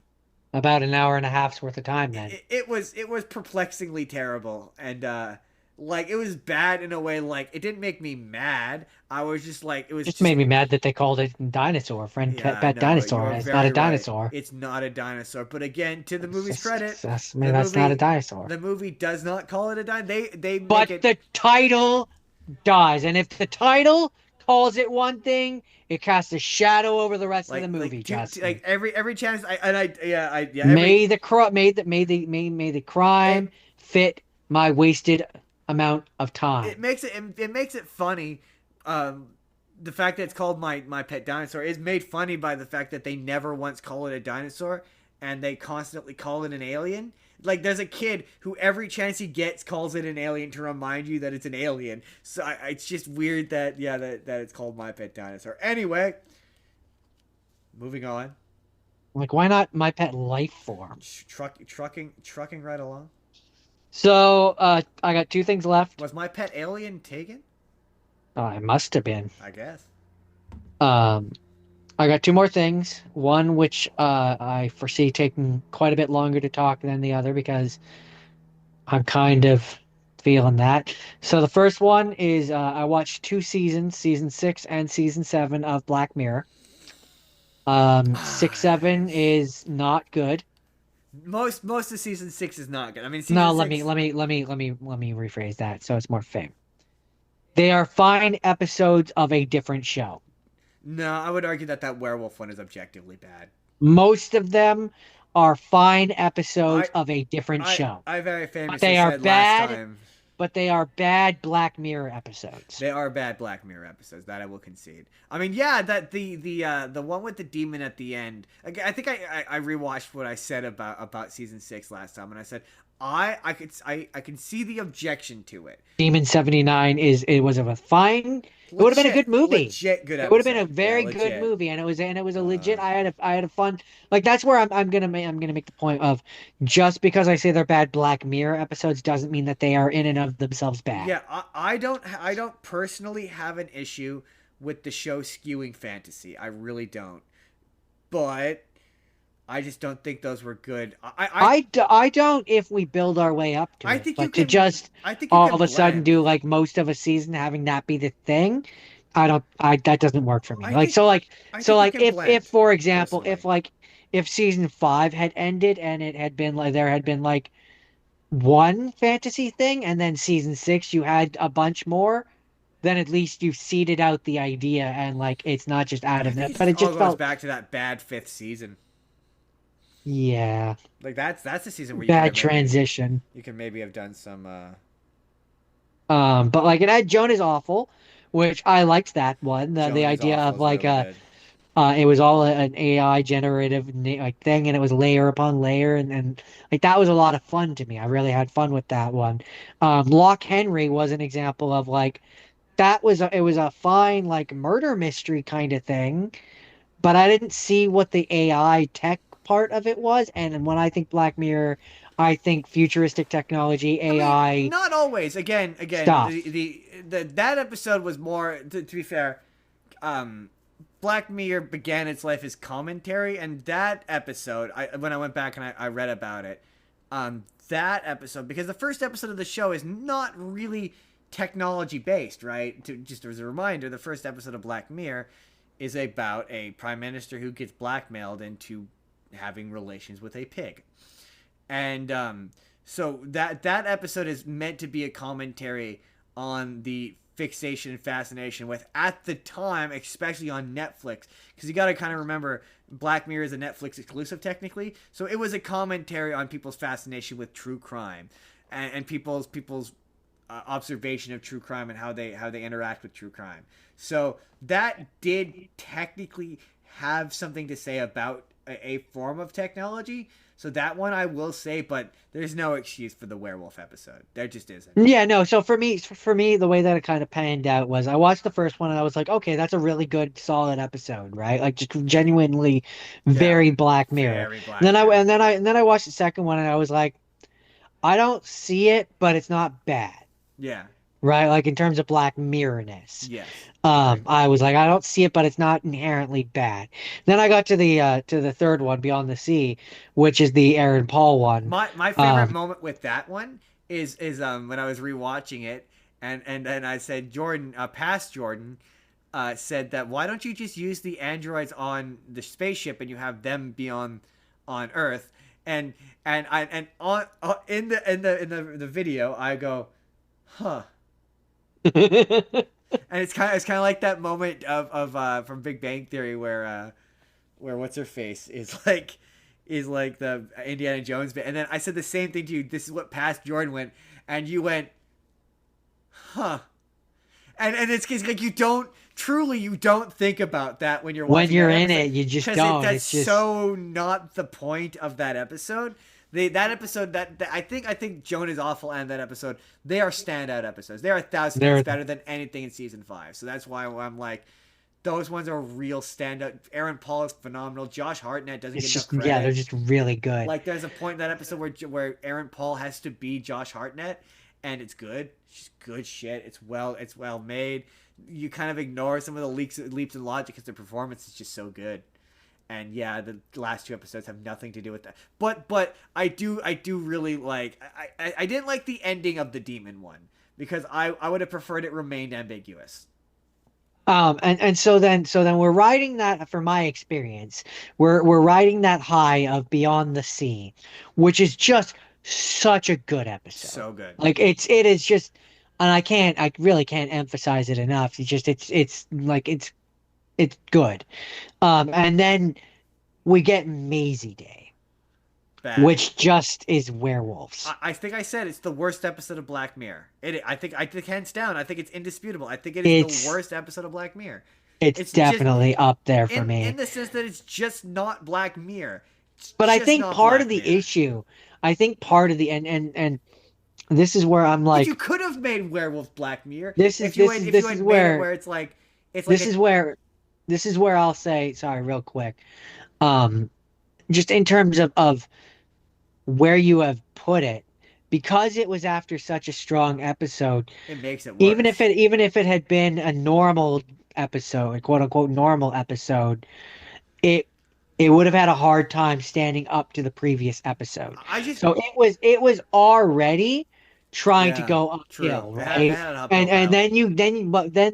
then it's like it's not even like a mediocre episode. It's just a bad episode beside a really strong But I episode. just So for like if me, you had made it where it was like the werewolf thing happens because like they had been doing genetic yes, or there's like a modification toxin that gets released that there's or a scientific or something, genetic reason for like but yes, you it's can just a werewolf. because you could absolutely blend the science fiction and the fantasy element of it and be like do like a like one of my favorite bits on like Supernatural, for example, is where like, oh, aliens is always inevitably supernatural, where this could be anything supernatural is always inevitably technology based. So yeah, the reason why he's turning into they dropped like some sort of genetic bomb or whatever. There's an evil corporation that's dropping a genetic doing genetic testing or Or whatever, or and yeah, they're doing genetic testing and they and it combined her looks with like her dog. yeah, it looks like it's fantasy, but it's actually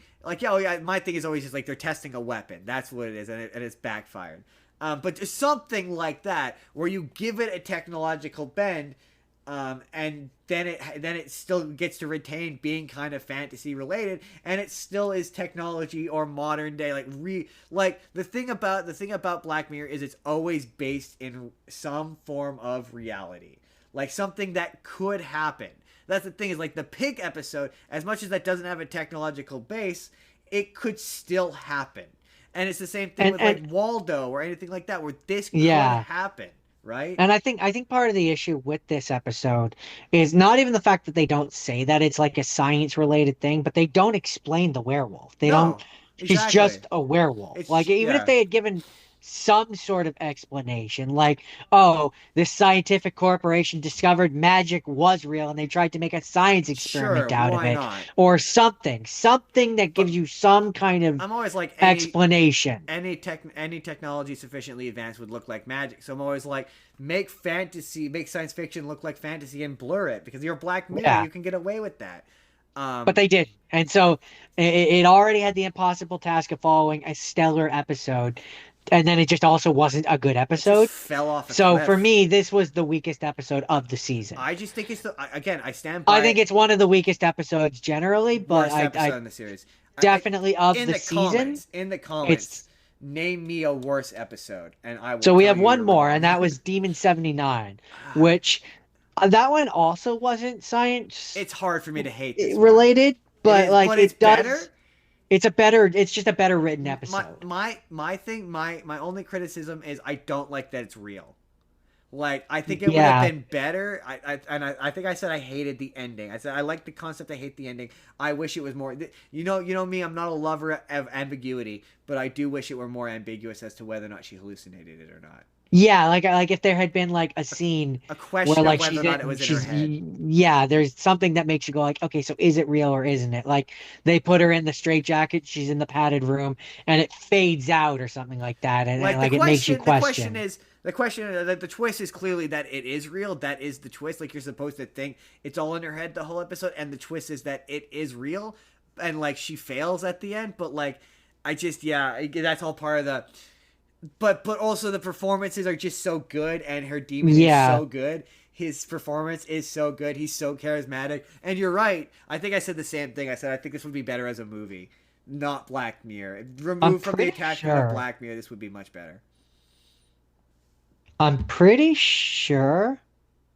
Maybe I'm wrong, but I saw that the guy that plays the demon or whatever is Papa SCA, and I recognize that name. I think he's the guy that everybody was saying is going to be Snape.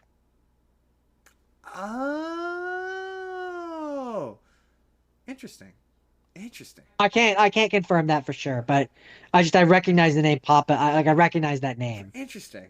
I don't recognize the name, but that's interesting. Um, So this is because now.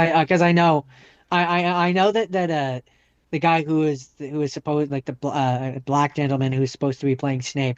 I know that he's Papa something because on the internet people kept calling him Papa Snape. Oh, so are you gonna split up your Black Mirror? No, You're gonna do we're it doing it all one go. in one go. So okay. Yeah, because So Cobra Kai is 5 seasons and we're not splitting that up. So gotcha. So just to be season clear, 7. just for the benefit of the audience, so you would watch season six, you finish season six, you put a couple days distance between season six, and now you're hopping on into season seven. I came into season 7 after that. Yeah. Yeah, a So couple days season later. 7 was canonically for Jordan the last thing that was watched this Yes, week. yes. And I Um maintain my I mean, I'm gonna state my case up top. I still think every episode in the season is a banger. I don't think there's a bad one in the bunch. I don't inherently disagree, but I still don't fully so okay. We'll do it this way. I'm gonna go episode by We'll go episode. episode by episode because Um I like that's what I I did. like I like I like how that works. It Um seems fair. Also, you have to with Black Mirror. It's like again 5 movies. You can't do like I did with his Dark Materials, where I'm like brief overview. You can't do that with this. Can't really. So episode number So the one, first one, banger, I don't really banger, remember very much. It doesn't stand out as much to me. banger. It's the Um, guy from it's the uncle from Slumberland, and his wife has, I think, some sort of brain tumor, and so yeah, he she says she has a brain tumor yeah, here. and Yeah, yeah. so they sign up I just for remember that. Yeah, for all I remember about this one is that she'll randomly say ads. yeah, and it's really fucked up. And he is also doing progressively more fucked up shit on this like streaming app or whatever. Um, Lux, I think is what it says. Yeah. And at one point he pulls out his teeth and it's like, stop. Oh yeah, we're gonna spoil Uh, the shit out of these, by the way. Guess that's not clear. in case that wasn't obvious. Yeah, I this was what like I remember bits and pieces of it. So this It's not one my favorite. It's not my is not my favorite. It's not my favorite. favorite. But Uh, it's still good. Like this was a they're all, yeah, solid what I remember is all of and this is important thing to note, all the episodes of this season felt like Black Mirror. banger. Just Whereas banger the after last banger season after there were some banger. which just didn't. Yeah. This one they all felt like Yeah, Black the Mirror. reason why I jumped into this as quickly as I did was because people were like, "Oh, the ending of the first episode is like super upsetting and hard to watch," and it is, but no more than like a Black Mirror. And this is a strong start to the season where it's like it's been a couple years, and yeah, it's like I don't know. To me this was a strong starter, but again, not my favorite this season, not my favorite. But Um it's hard to know what my favorite is because I kind of have more than one favorite. So um so starting off strong. next one is called Bete Noir. Maria is an R&D food scientist. She recognizes a former classmate, Verity, during a focus group test. Verity is instantly hired, and then there's discrepancies in life and stuff, Yeah, she name starts. fast food. This episode is basically I'm gaslighting the shit out of you. I have I have the scientific powers to gaslight Like the the shit out of you. absolute shit out of you. I didn't love As the she ending of this slowly one. changes things and makes inconsistencies and makes her go crazy and stuff. This is the one. This was the one where I like this one. I don't think there's a bad episode in the bunch, but if I were to say, like, one of these has to be the worst, and I think this is probably it because it stretches the believability too far for me. See, for me, this one's not the worst because I remember it more. I mean For me, that is the fair. the worst one has to be the season opener because that's the one I remember the least. Yeah, that's fair. I don't know. I didn't like the ending. I didn't like the ending. Like that one felt kind of generic, whereas this one feels like. So I guess my rank of I mean, to be fair, the technology is cooler. So like, yeah, like the I get technology what is you're cooler, saying. and this one just felt bigger. Yeah. It's not to say that Um, the first one feels more like real life, even though it is a technology that doesn't exist. Whereas this is a bit more out there because it ends with yeah, the time slipping thing and the. So I do get um, what you mean, but for me it's just it gets I it just don't. was more It's interesting. also I just don't like the ending. I don't like the ending. I don't like that she Yeah, winds up that's with a for thing. me. That's the weakest part is the Yeah, the ending. ending is weak. Next, So next is Hotel Reverie, this episode's uh, phenomenal. This episode made which me. is a really good one. This episode's so good. It made me reevaluate Aquafina because Aquafina is so good in this episode. She's subdued. Her performance is like small. It complements the main girl's performance. I wish I could remember the episode that this makes me think of. San Junipero. It makes me think of San Junipero. That's the name of the episode. So, but the idea of this one basically is so our main character, who is a Hollywood star, um, Brandy Friday, Yeah, she's a uh, famous actress who's like I she's think an actress who has agreed to remake a classic romantic film, yeah Hotel Reverie. her And she's basically putting her consciousness into a technology which allows her to react in the yeah movie. her career is on like the downswing. I think is the idea. So she and yeah the it's a digital world filled with AI that is self aware and learning and basically it turns the movie into like real events and she gets interjected into the movie as the main character who Yeah. the characters see her as the guy. Oh, interesting. I must have missed that. They don't see her as a girl. They see her as the she's Because yeah, the self-aware basically there's a point where the technology goes down and malfunctions and everything in the film except for our actress and Dorothy the lead character. are frozen. Yeah, the main character are frozen, Yeah, and she becomes a self-aware and becomes aware that she's a yeah. beast in the machine, as And it were. she and her and the main girl fall in love. And she finds out that her real life counterpart died of heartbreak because in the original movie or because she couldn't be with her female love, basically. Yeah, pretty much. And so then And then the way that it ends is she ends up getting extracted from it yeah, because they reset the timeline, thus forgetting, she forgets making her everything. forget everything. And then our real life actress ends up being able to talk to the virtual AI simulation. Yes, it has a And then they have all the time in the world. bittersweet, melancholy ending. Yeah, with her getting being able to phone into her. Yeah, and it ends with like there was another thing I saw. It's funny because I saw this, and oh, I wish I could remember what it was. But there's another thing I saw that was literally this, where it was like you know where they're going through the plot. It's like we've achieved plot. We have a plot hole. We've achieved a plot hole, and so where she has to change the ending as the person on the computer. It was like literally the same thing. I was like, I'm pretty sure I saw a Black Mirror episode of this, but yeah, the her changing the ending is solid episode. The relationship between them is touching. It's heartbreaking at the end. Beautiful episode, great. Yeah, it reminds me of San Junipero is the episode I was thinking of. Interesting. Um, With the two girls who fall in love.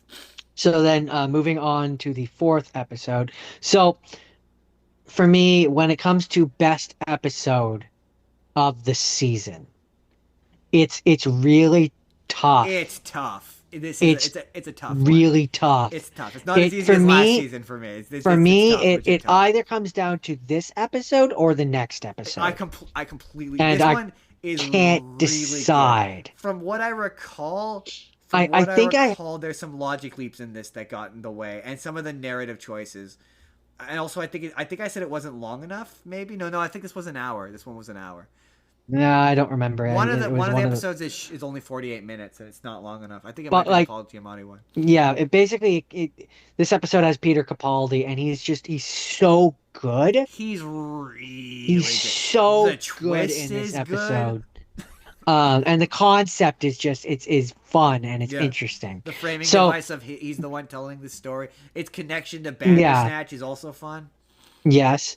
So basically, Peter Capaldi is like a video game reviewer, Yes. basically, and he gets invited by the one dude Will who is Poulter. the dude from And Bandersnatch. that's all. I mean, not we don't have time to talk about Bandersnatch, but just that fun, that connection to that character from, and they do directly address Um, the reference the events of that. If you've never played which is Bandersnatch, cool. which is really cool, yeah.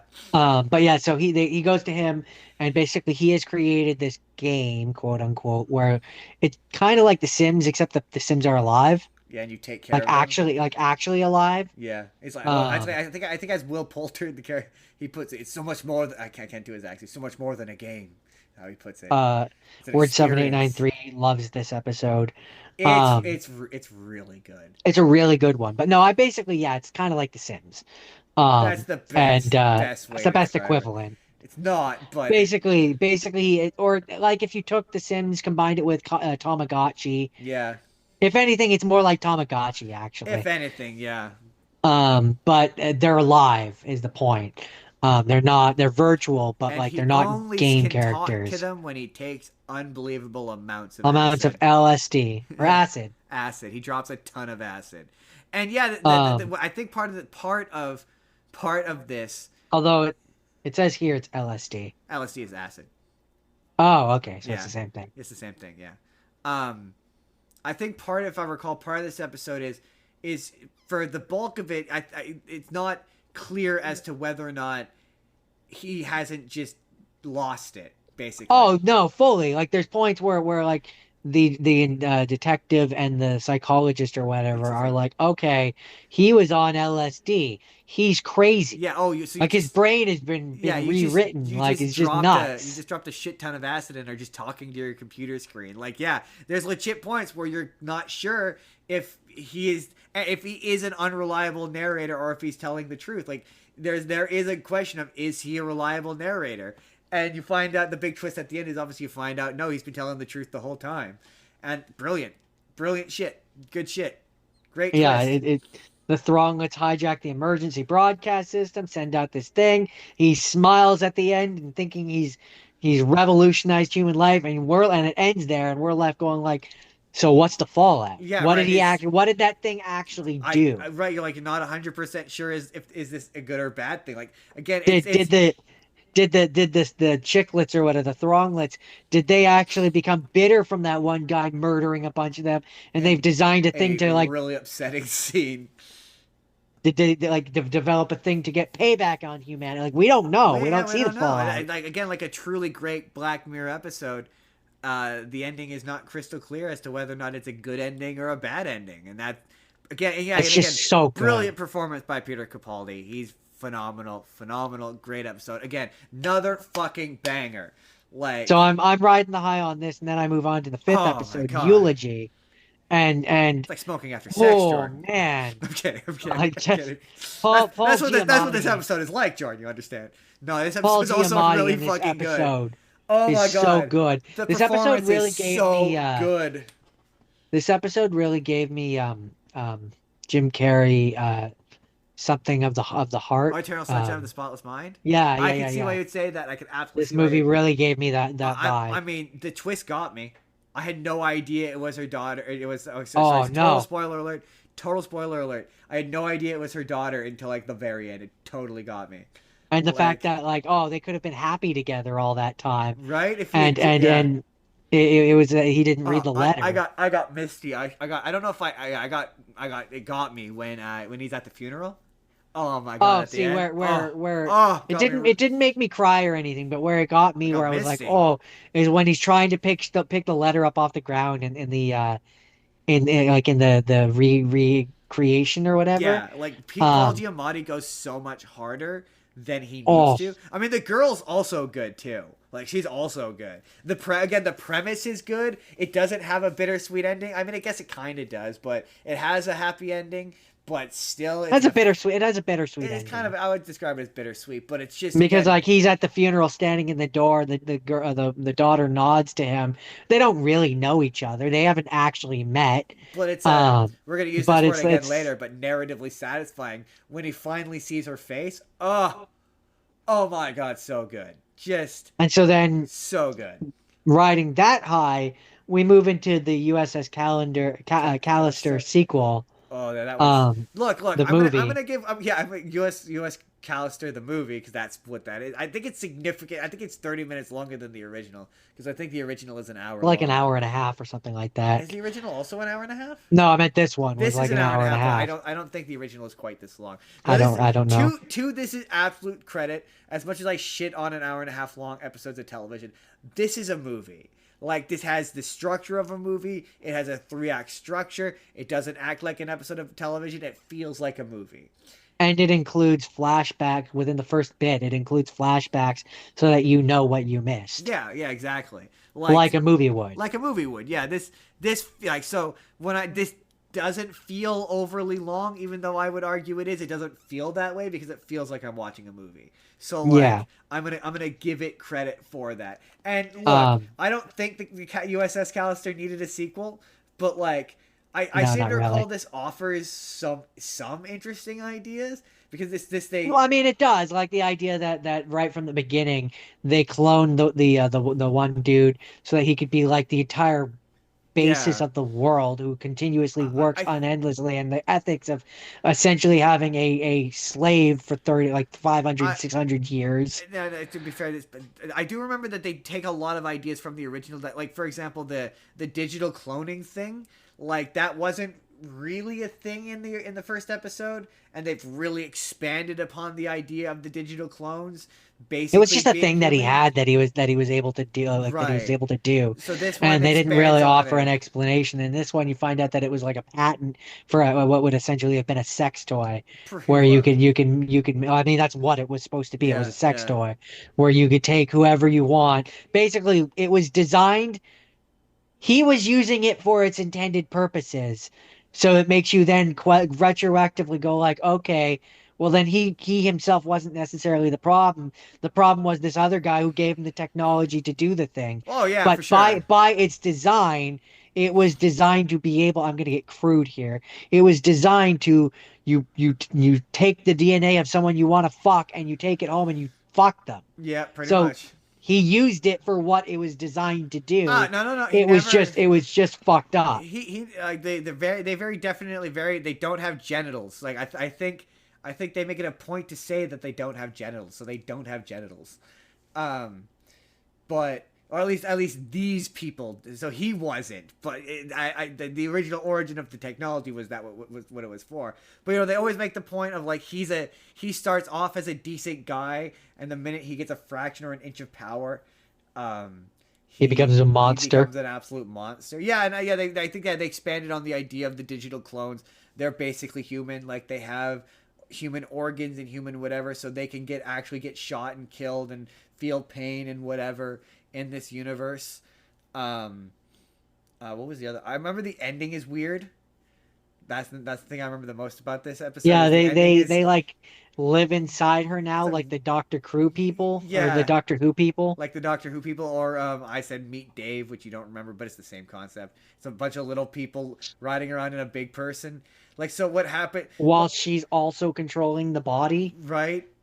Yeah. Like it would have been better if like Her she merging ended up. consciousness with the other one, with the two clones merging consciousnesses, was also a weird concept as well. As It would have for me. It would have been more satisfying, or it would have been a better ending if like the crew still piloted the body, but she was one of the little people in the head. Yeah, Like yeah, if she yeah. was still the captain of the ship and like the ship was now the body, Yeah, then that'd be a little less weird. But it's the fact that but like they're just in they're her just head now and have to voyagers, voyeurs in her head. just perpetually And trapped to watch everything and everyone she does.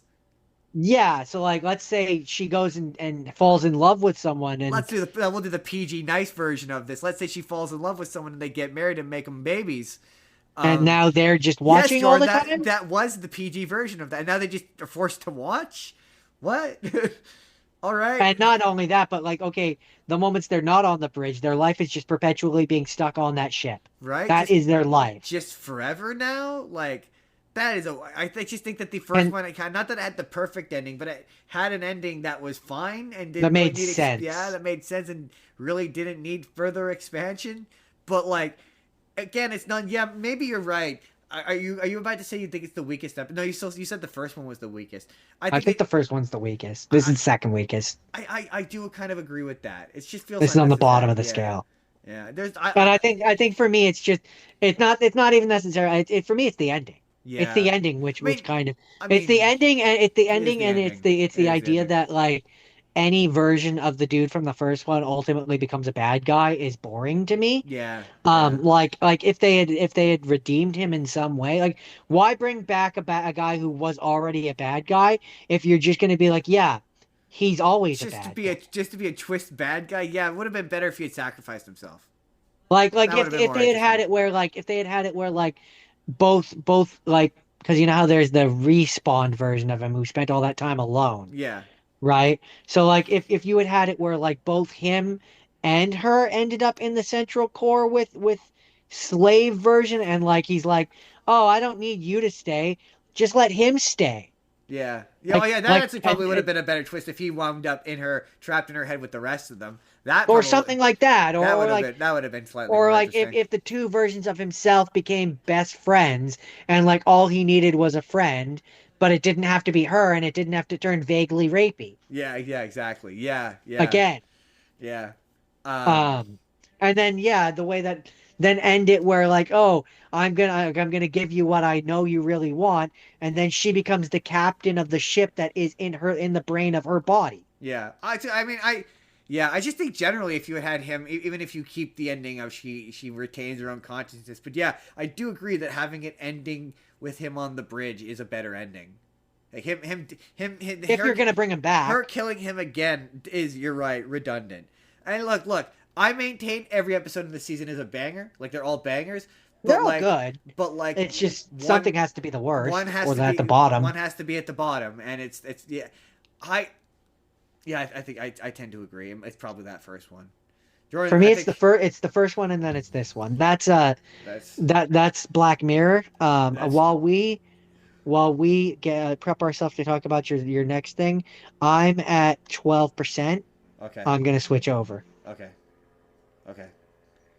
What am I doing next? Oh yes. Yes, yes. Yes, yes. Jordan, I'm going to do the lead into this for my next one. I've selected a Jordan needed me to explain a movie to him. And so I now I'm going to explain that movie. Happy New Year, everybody. Hopefully you have a you have a good New Year's Eve party. Jordan's green screen this episode has really been freaking out. I don't know if he can hear me, but I haven't pointed it out because it's been really funny. But he I'm keeps. back. Oh, okay, he's back. Okay, he's back. He didn't hear me say that bit about how your green screen keeps freaking out. It's really funny. I mean, it's because my hand was covering the camera because I was using it to control the Uh, phone because I oh, had to reconnect to my headphones. So, what's your next one or oh, your last one? just real quickly. Word 77893. You missed a couple comments from, but it's okay. I'll read them this time. Um, they said meet Dave to ending, and he agrees, or they agree. His name is gender neutral. They agree that it was better than last season, which was trash. Which Is accurate. is accurate. It does, as stated, contain the worst episode of Black Mirror. Or certainly one of them, that's for I sure. just don't know if, hey man, words 7893. What do you think is the worst episode of Black Mirror? If you're still hanging out, what do you think? What's your opinion? Do you think the werewolf one is the worst one? Uh, get back to us. Get back to us, because it has to be. I don't know of a Black Mirror fan who wouldn't say the stupid werewolf one. Like, the only one that's maybe, again, we talked about this, but the only one that's a close second for me is either the Miley Cyrus one. Like, in terms of worst episodes of Black Mirror, for me, it's like, just objectively, no matter how much I like that episode, in terms of not feeling like Black Mirror, is the Miley Cyrus one or Striking Vipers. I just really just did not care for Striking I, st- Vipers. I, I still think the werewolf one is worse than those. But yeah, it words 7893. While I move on to talk about, to explain Donnie Darko to Jordan, if you're still hanging out, Yeah, let us know. I still that movie confuses me. That So one I remember why I chose that one. I need you to explain it to me. so okay, let's approach this way. So Donnie Darko, for those of you, just to recap, is Jake Gyllenhaal. He is Donnie Darko, and he is having visions of a Word rabbit. 7893 says the werewolf one, without a doubt, shit felt like an AI script. Ah, excellent. We are in agreement then, because it is. It's garbage. It's awful. It's probably easily the worst episode, just hands down and Like undebatably, in my opinion. like they slapped the Black Mirror title on it afterwards. Oh my god! I mean, just complete agreement. Validating. Validating comments. Very validating. Love the immediacy of that validation. Uh, just the fact that it happened immediately just feels good. Sorry, I pulled up because I do have an explanation, but so anyway, Donnie Darko. So for those of you who don't have never seen Donnie Darko is about a teenage boy. He's going to high school. He meets a girl named Gretchen, and he is a troubled youth who is taking pills and is having visions of a rabbit who is telling them that the world is going to end in a certain amount of time, and throughout the movie tells him to do stuff like set this child predator's house on fire. And Jordan, what were your questions? Is it real? Yes, Is it all real, or is it him crazy? it is all real. So the movie ends with him going back in time. Who is the bunny? The bunny is the future spirit from the future of the boyfriend who killed basically the sister's boyfriend. Kills Gretchen by running her over, and Frank the rabbit is the boyfriend who Donnie Darko shoots him in the face, and that's why he's Why can he time travel? Because okay, this is where the explanation comes in. Okay, so bear with me. This is a bit of text. According to the philosophy of time travel, the book that is the main sort of a focal point of the movie, much of the film's plot takes place in an unstable, quote, tangent universe, a duplicate of the primary universe from which Donnie originates, which is spontaneously created after the jet engine falls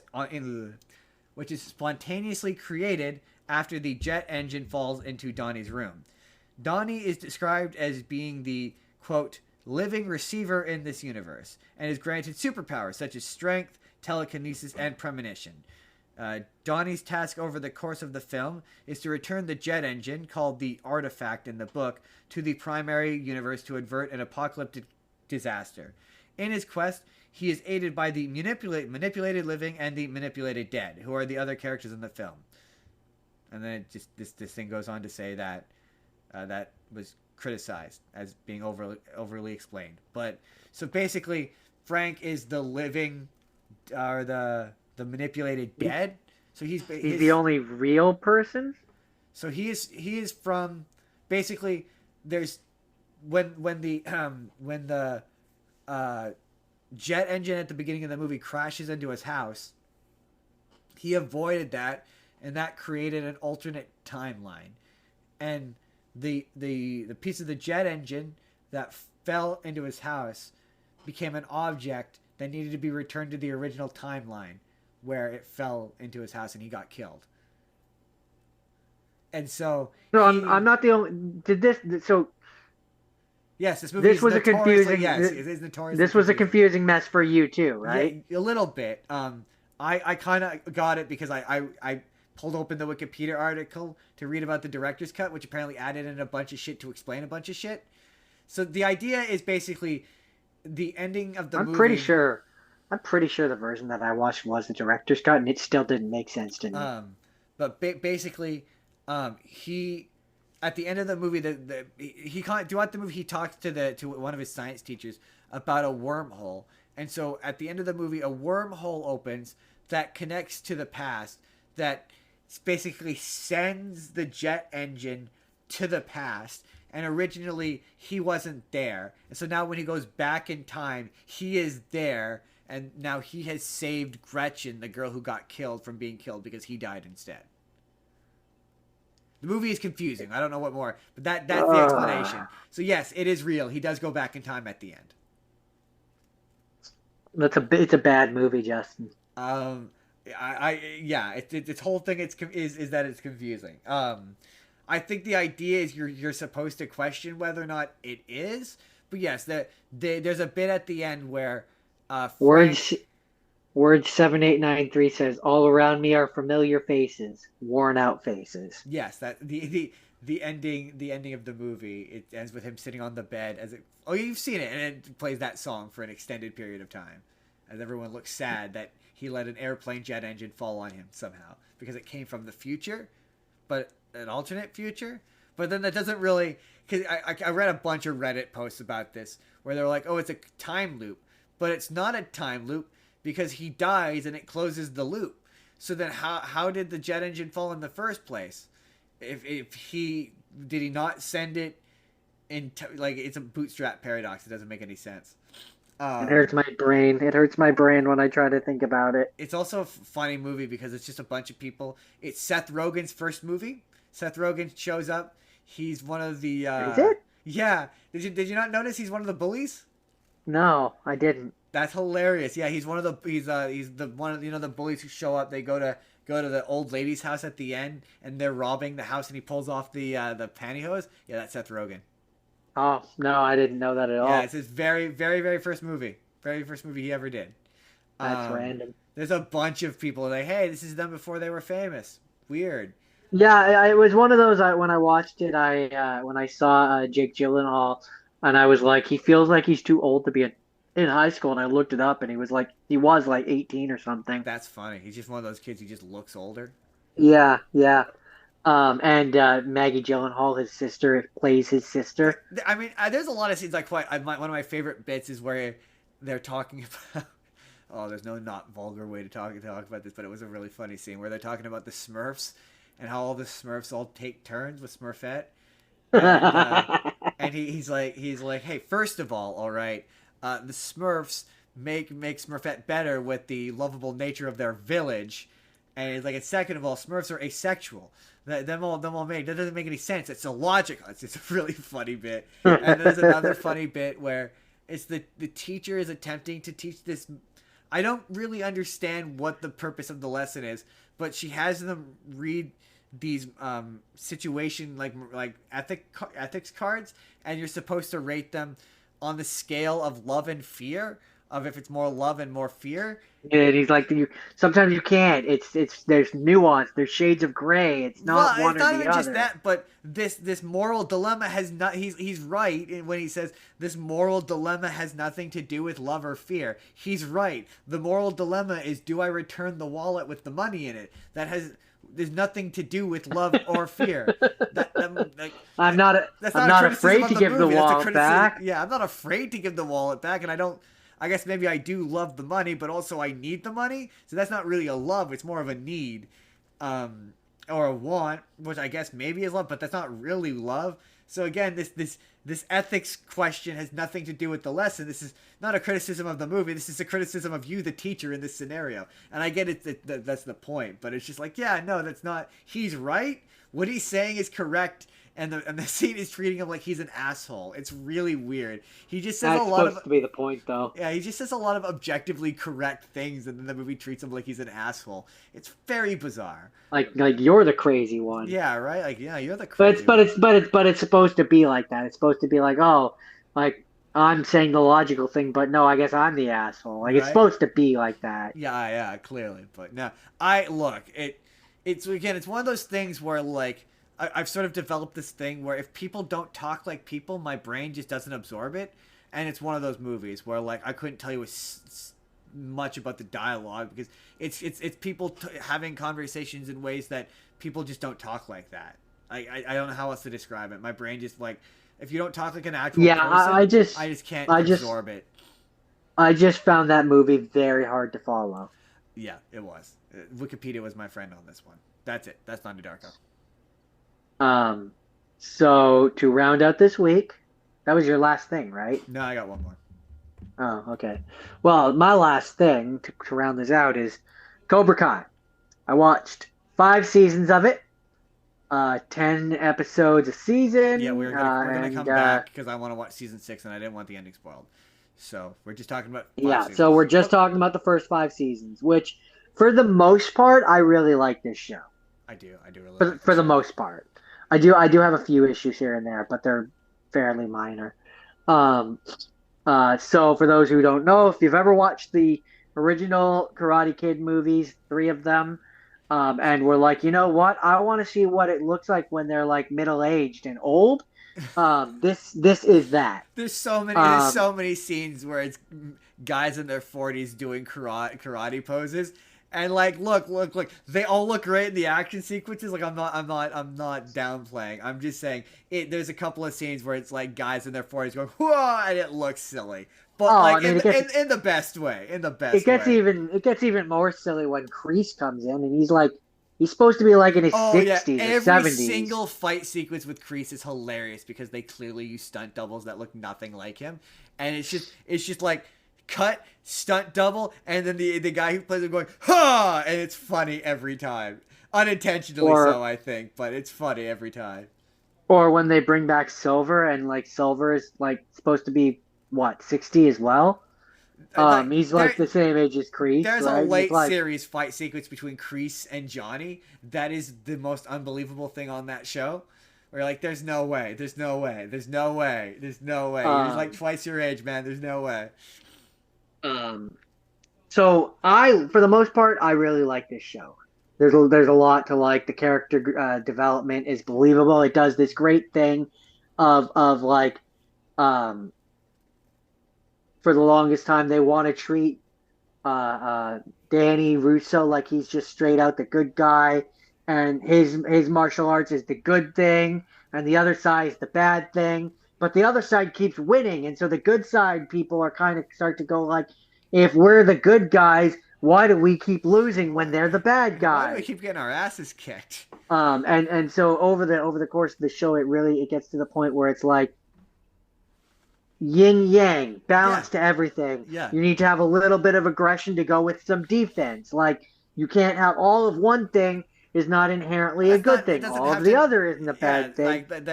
there are lessons to like about generally being assertive and like learning to stand up for yourself and Confidence. confidence. And there's stuff within Cobra Kai that's worth Learning. learning that's worth having. And same thing with Miyagi Do, right? Like yeah, there's a little like the Cobra Kai. Conflict resolution, Yeah, defense, defense, less de-escalation. aggression, Yeah, not exactly. being an asshole. And I loved I love the notion that yeah, Cobra Kai just makes you an asshole.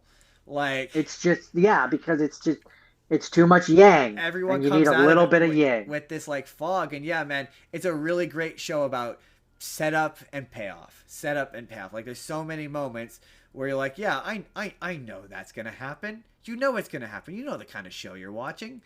But Yeah, like, but it really emphasizes, and it really not emphasizes, encapsulates that old phrase of, yeah, you know the destination, but it's not about the it's not about destination, the death. bitch. And when It's they, about the journey. but The even when they, journey, the journey is the destination. Deepak Deepak Chopra. Chopra, the even when it does happen, like I mean, again, like there's my go-to moment of like, oh my god, that's so satisfying, is when Eli kicks Hawk through in the chest into the glass case, and you're like, Into the that's trophy yeah, and you're case. like, that's gonna happen, but you've just spent an entire season of him And struggling at this, and and it's just there's so many ways to read that scene too.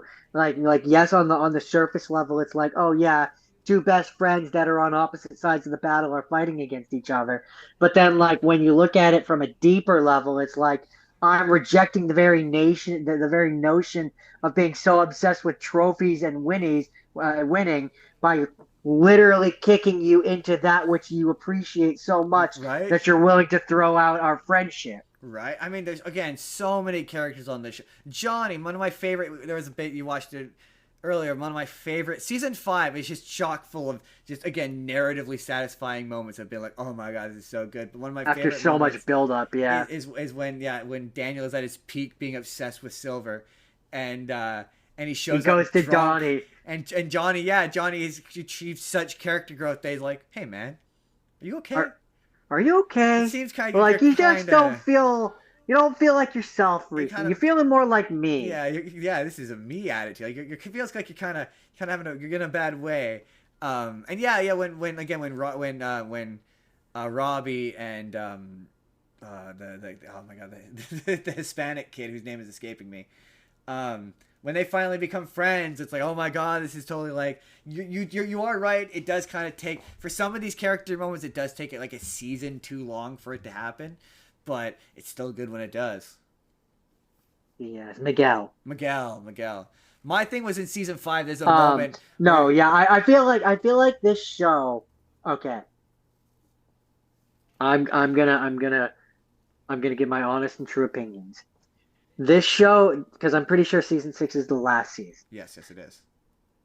This show is 6 seasons. Yeah, It would have been stronger if it had pulled a Breaking Bad and was 5. I cannot say that without having seen the sixth one. I can't speak to that until I I'm see just it. that's my that's I should rephrase. In, Having seen 5 seasons, that's my prediction. until I see the sixth one, I cannot. Yeah, But like but where I'm at right now, like a lot of the issues that I have are a result of these things went on a season too long. So yeah, like I think Hawk's character trajectory was good, but he stayed a villain too long. I do Like agree. one season too long. He's like a Same villain too season too long. same with Tori, where it's like Yeah, but to be fair, she needed to be redeemed like last season. to be fair, I think season 5 though she's gone full baby face and she's just undercover. Like I don't think she's Sure, still. but like she's still a dick. Yeah, but I think that's an act in order to blend in with Right. the. But I'm saying we could have done what you're saying where she was undercover last season. Yeah, true. I We had like 3 seasons of her being a bitch. I will We say we could have had 2 seasons or you get what I'm yeah. saying? Like It's funny. So it's funny. My least 4 favorite seasons, character. whatever. I mean, you hate him too, but for most of this show, fucking hate Stingray. Can't stand Stingray. Ugh, The joke runs its just course such a loser. after about half a season. It gets weird. Like it stops being funny and it starts getting weird when he starts showing up at their parties. And it's not the fact that it's weird. It's the fact that the show never treats it as though it's weird. Like they never treat it as though Yeah, it's weird, even though it is weird. they Um, do, but not enough. not Like enough. But that all having been said, the cuz actor who cuz plays him is phenomenal, and cuz because like they do, which is why like he gets sent to jail for beating up on like on minors and stuff. And like yeah, he comes back to the dojo and they're all like, yeah, no, get out. we've moved past you, creepy So weirdo. like no, very much. The only reason why he proceeds to stick around, spoilers, is because Silver sees an easy pawn to make use of. Yeah, That's all he but like is a I'm pawn. gonna give the character again, the actor phenomenal performance, like great character, Oh no, but yeah. like He really sells sad, there pathetic loser. he has a monologue. Monologue. Yeah, he has a monologue, or he has there's a moment in season 5 where like he finally like stops lying, where he breaks down and he has this like monologue that's super powerful that made me go, oh my god, do I like Stingray now? and that, where where wow, where he's talking about oh himself in the third person as a D&D kind of thing, right? yeah, That's what you're oh talking my about. god, that scene is so fucking good. Like the performance is good, it's so good, and yeah, it you see like he knows what he is, and he knows that it's weird, and he's self aware about it, but but he's like, but yeah, and that's kind of that crest of the arc of like Cobra Kai isn't all bad. Like he's not all bad. And yeah, so good. Such a brilliant show. Like I say, an I think incredible show about. ultimately, I think ultimately the what it really, and this I have a feeling with season six that this will ultimately be where it comes back to. Is Mr. Miyagi always says there are no bad students. Only bad There are teachers. only bad teachers. Yeah, And I'm. these kids, like, and there's moments where, like, for example, when in season four, when Johnny and Russo first come together and are trying to teach each other, and like they come back after arguing all day, and the kids are working together to make the yard more suitable for both styles, and they've already kind of started coming Yeah, together, but no, it's the teachers that are keeping them yeah. apart, I mean, right? Like my favorite character in that show is Chosen. There's a point at the end where I got really, and I'm really concerned it's gonna happen next season. But I got concerned that they're gonna kill him off. He's easily my favorite character. I've never had a character make me want to watch a movie, but it made me want to watch Karate Kid 2. I'd be fair. Silver makes me want to watch Karate Kid 3. Like, this yeah, definitely makes me want to watch those movies. Like, we're gonna probably to do see another. where, yeah, to see where they came from and how they got to Spoiler where they are alert. in this show. Spoiler alert, probably going to do at least another couple of martial arts episodes. Those ones are always fun. But I'm definitely, I mean, if we do, that would be the perfect time for both of us to watch the sixth season of Karate Kid. That's what I'm, yeah, I need an excuse. I I'm really want to sorry, finish this. Cobra Kai. I can get through, if I can get through for 3 seasons of his Dark Materials, I can get through 15 episodes of Cobra Kai. Like, One show is much more achievable. I'm pretty sure I can do that. But yeah, Um, good, so good. If you haven't seen Cobra Kai, you're doing yourself a it's disservice. worth It's it's not worth a that check long. out. It really is. Like even if you're not a Well, fan of Karate Kid, it's just a no, good show. it is long. It took me like all week to get through. I mean, you can get through season 1 in a day. Right. I'm just saying the entirety of it is long, Yeah, it's good. but it's worth it. Worth it. Worth it. Join the Worth Patrick. it's worth a check out if you, especially if you're a person who's seen the original Karate Kids. I guarantee you it's going to mean even more to you than it did to me. Like, and that's one thing that I want to give this show praise for, is it does a good job of, I've not seen Karate Kid 2 or 3, But but you get it. I I know it get does it. a great job of intersplicing the backstory in such a way that it doesn't feel overly expository. Like the characters don't just stop to explain the shit from the Yeah, past. It does a really and good I and job of making you understand, and not even just like I the think context of the characters from the movies they're in, but the updated context of how these characters feel about them now. That's really clever. and I think part of why they're able to do that so successfully is because they are able to and are fully willing to use footage from the original Oh yeah, that helps. movies. Absolutely helps. Yeah, and like Um, I again, there's just so much to love. I love so much. Just like we don't talk about themes on this show, a lot, but like just the themes of you're not the you same. change. Yeah, change is inevitable, and you're not the same person you were 20 years ago. Forget high school, you're not the same person, but you're not the same person you were 15 years ago, 10 years ago. People 5 change, years ago. people evolve. Then yeah, you learn, you grow, you change, you accept mistakes. Like one of my favorite characters in I think it's season 4 or 5, is one of the enforcer guys from the third movie, who's just a reasonable He's just a guy. furniture salesman. He's initially pissed off at Daniel, and then he's like, yeah, no, yeah, I understand what the position you're in. I forgive you.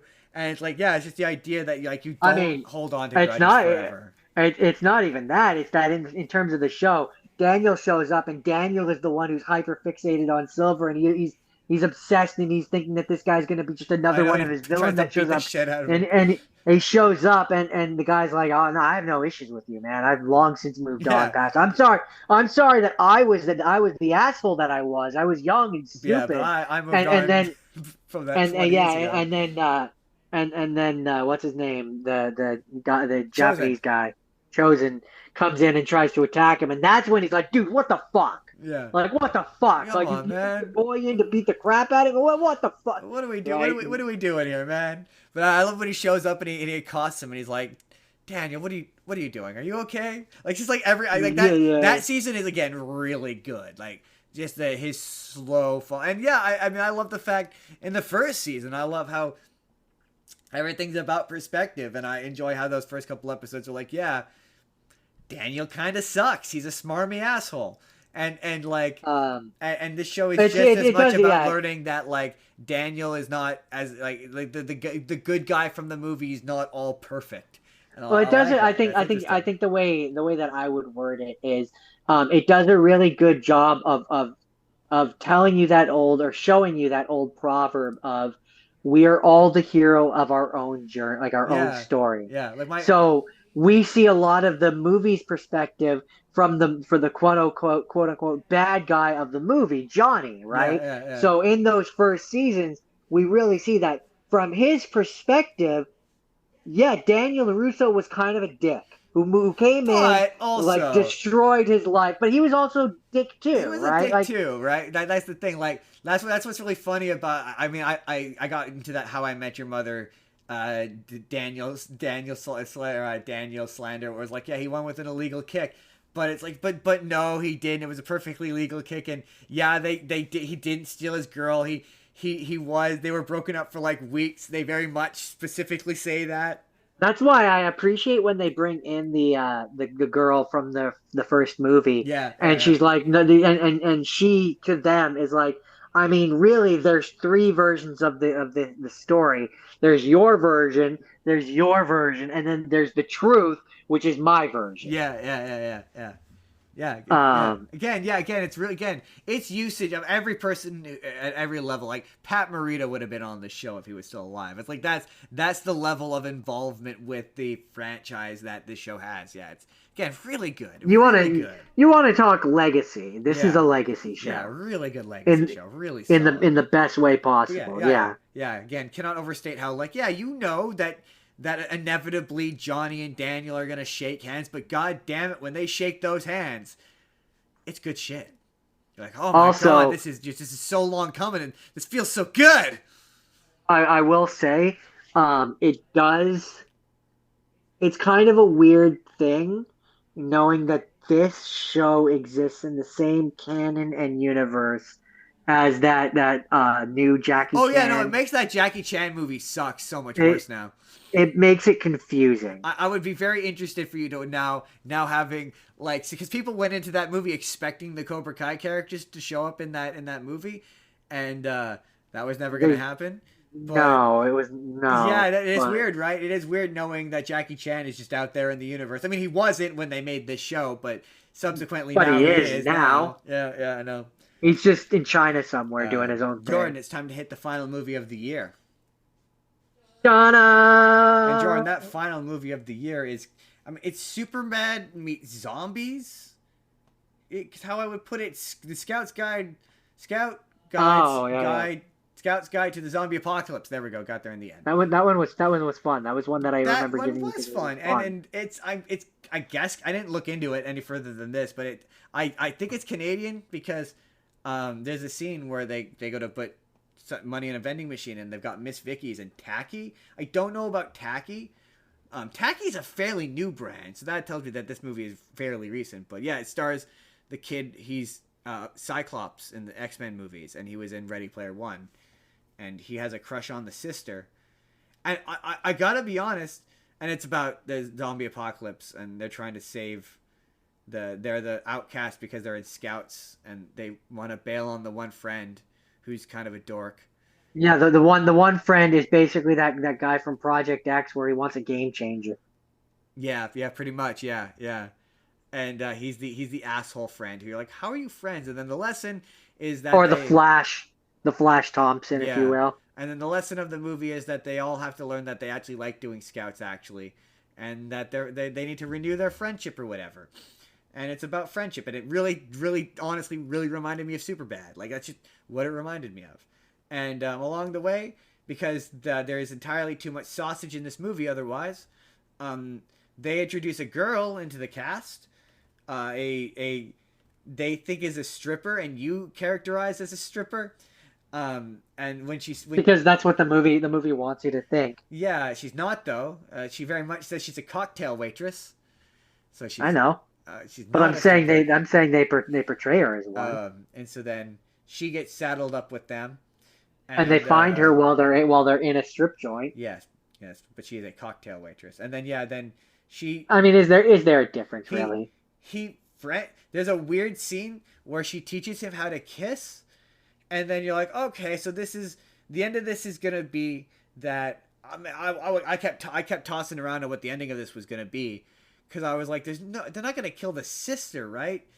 Because like this feels like a movie that had a bunch of different endings at one point. Because like I was like, they're not gonna kill the sister, right?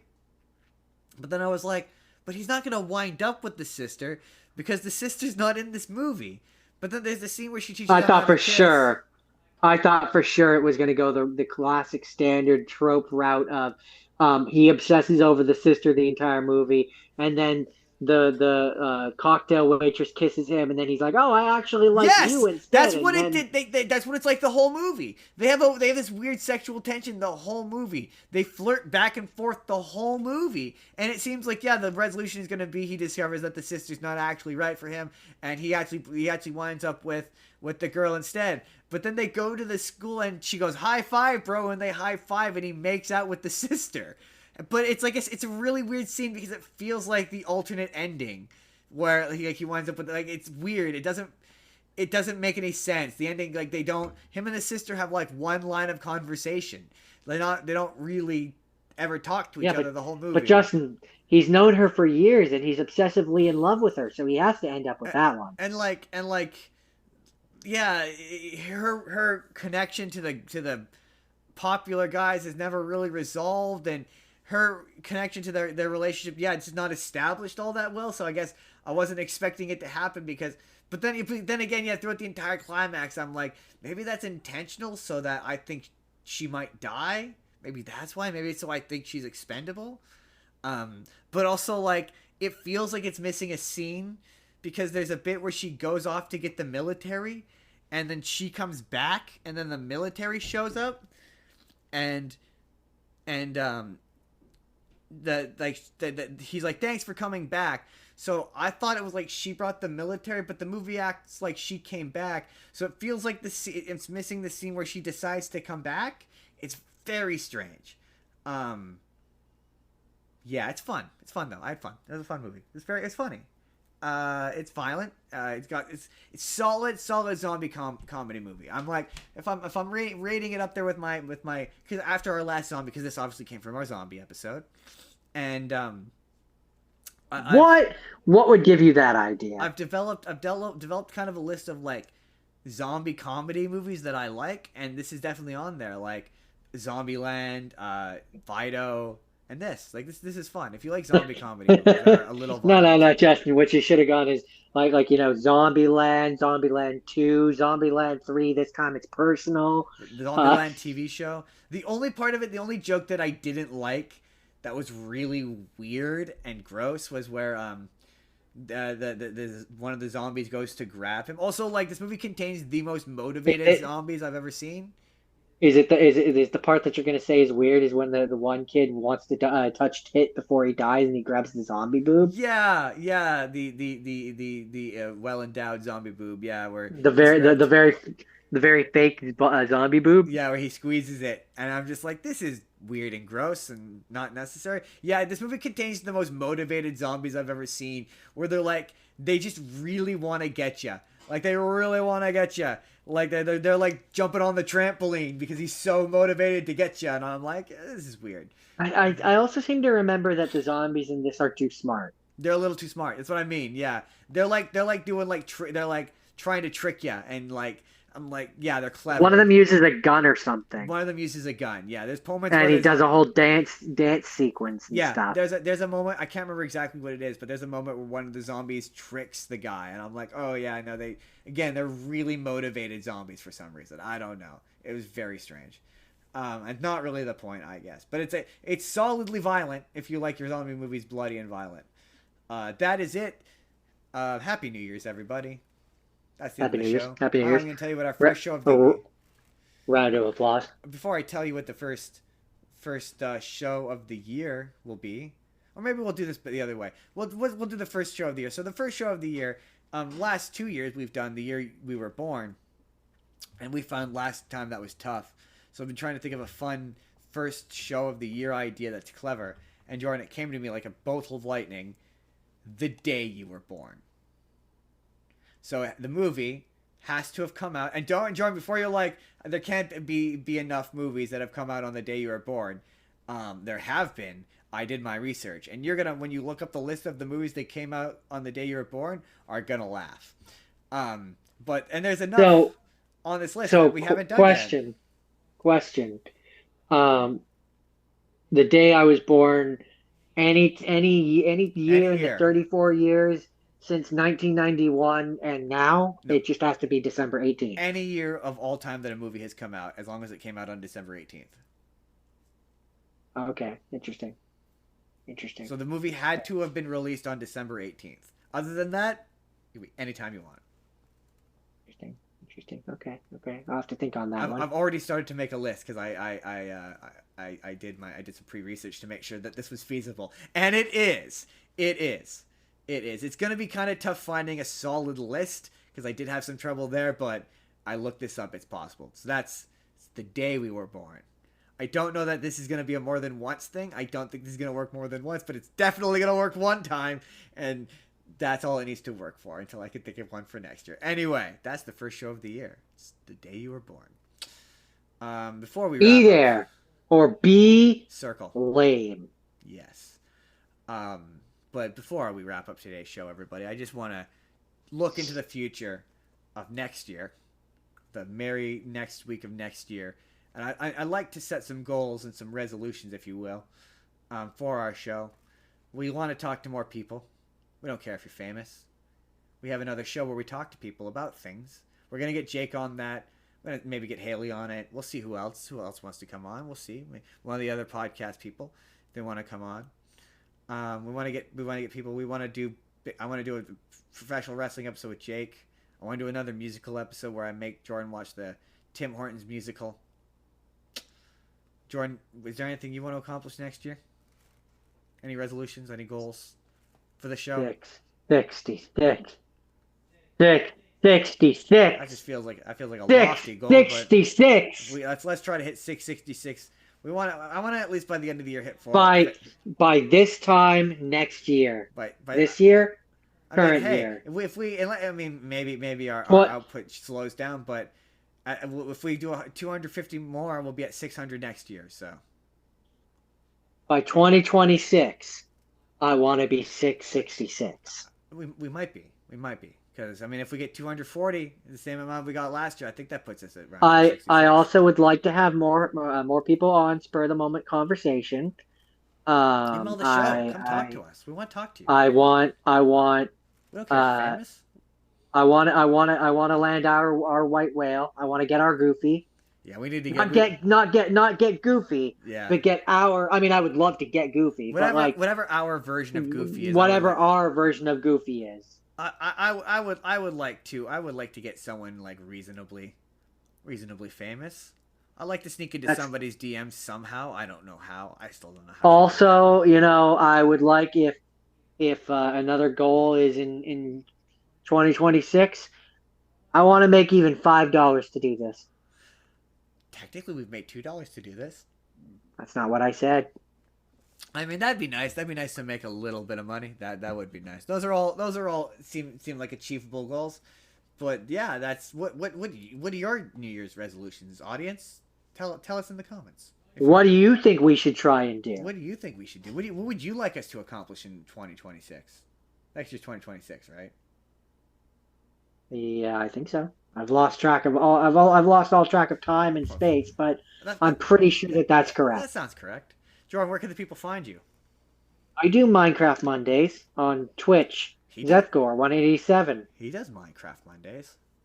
I do mine. I ain't afraid of no ghosts. And then he's here on the weekends with me. talking about It's movies true. or television shows. It's true. Sometimes you spend a great deal of time talking about a television show, and the show It's runs true. for a really long time. It's How true. long is the show running? Wow, we're at 4 hours. Wow, it feels longer.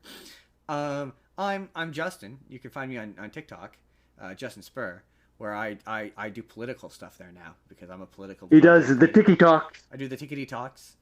Um, who else? Where else? You can find this show at Spur of the Moment P on TikTok. You can email the show if you want to talk to us or you want to Patreon, Discord. if you want us to sell stuff. Email the show. It's Justin's Business at gmail.com, and that is the gateway to everything. Because I've tried other ways, and that seems to be the best one. Those are the keys to the universe, For man. however much I don't like Gmail, it seems to be the keys to the universe. Yeah, Patreon, Discord. You can join there. I mean, nobody's on Discord anymore, but you can go there. Click the boxes will be showing up, or will have shown up at some point if they haven't already. The boxes are going to tell you to click the box on the left. That's going to take you to last week's episode, which was obviously our Christmas. Which I'm pretty sure Christmas was Christmas. Fairly confident it was our Christmas episode. Or Jordan, what happens if they click the box on the right? YouTube and the algorithm reads their mind and decides that they need to watch whatever it is that they've posted. Yes, and Jordan, why should the people hit subscribe? How many videos a week are they getting if they subscribe?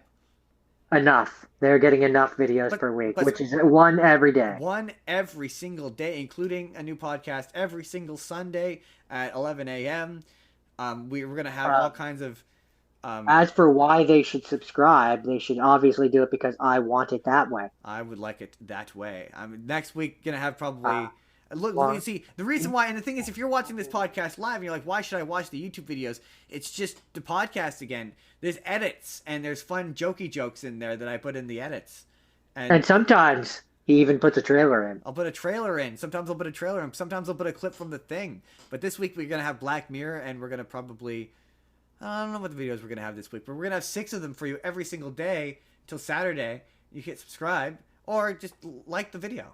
You know how much liking the video helps? Liking the video, you don't even have to watch it. If you hit like, it tells YouTube to show my video to other people who then like it. So, like, it's like the smallest, most basic thing you can do. It doesn't cost you anything, and it helps me out a shit ton. So if you could do that, that would be swell-tastic. And, most importantly, vote down ballot for Spur of the Moment. Oh, yes. You still have a week, I think. The voting ends at the end of December. So vote for us. We want that belt. I didn't see the Goosebumps. All I want for Christmas is the belt. I feel like if any of our friends or family nepotistically voted just for us, I feel like we stand a real good chance if you vote for us. Spur of the Moment in the description. Click it. Click the things. Go Wild Education. We'll see you next year. Have a bloody Jordan. Jordan, we're not gonna. Jordan, this is the last show of the year. We're gonna bloody see you next year. Bloody. We'll bloody see you next year. We're gonna bloody see you. We'll see you next year.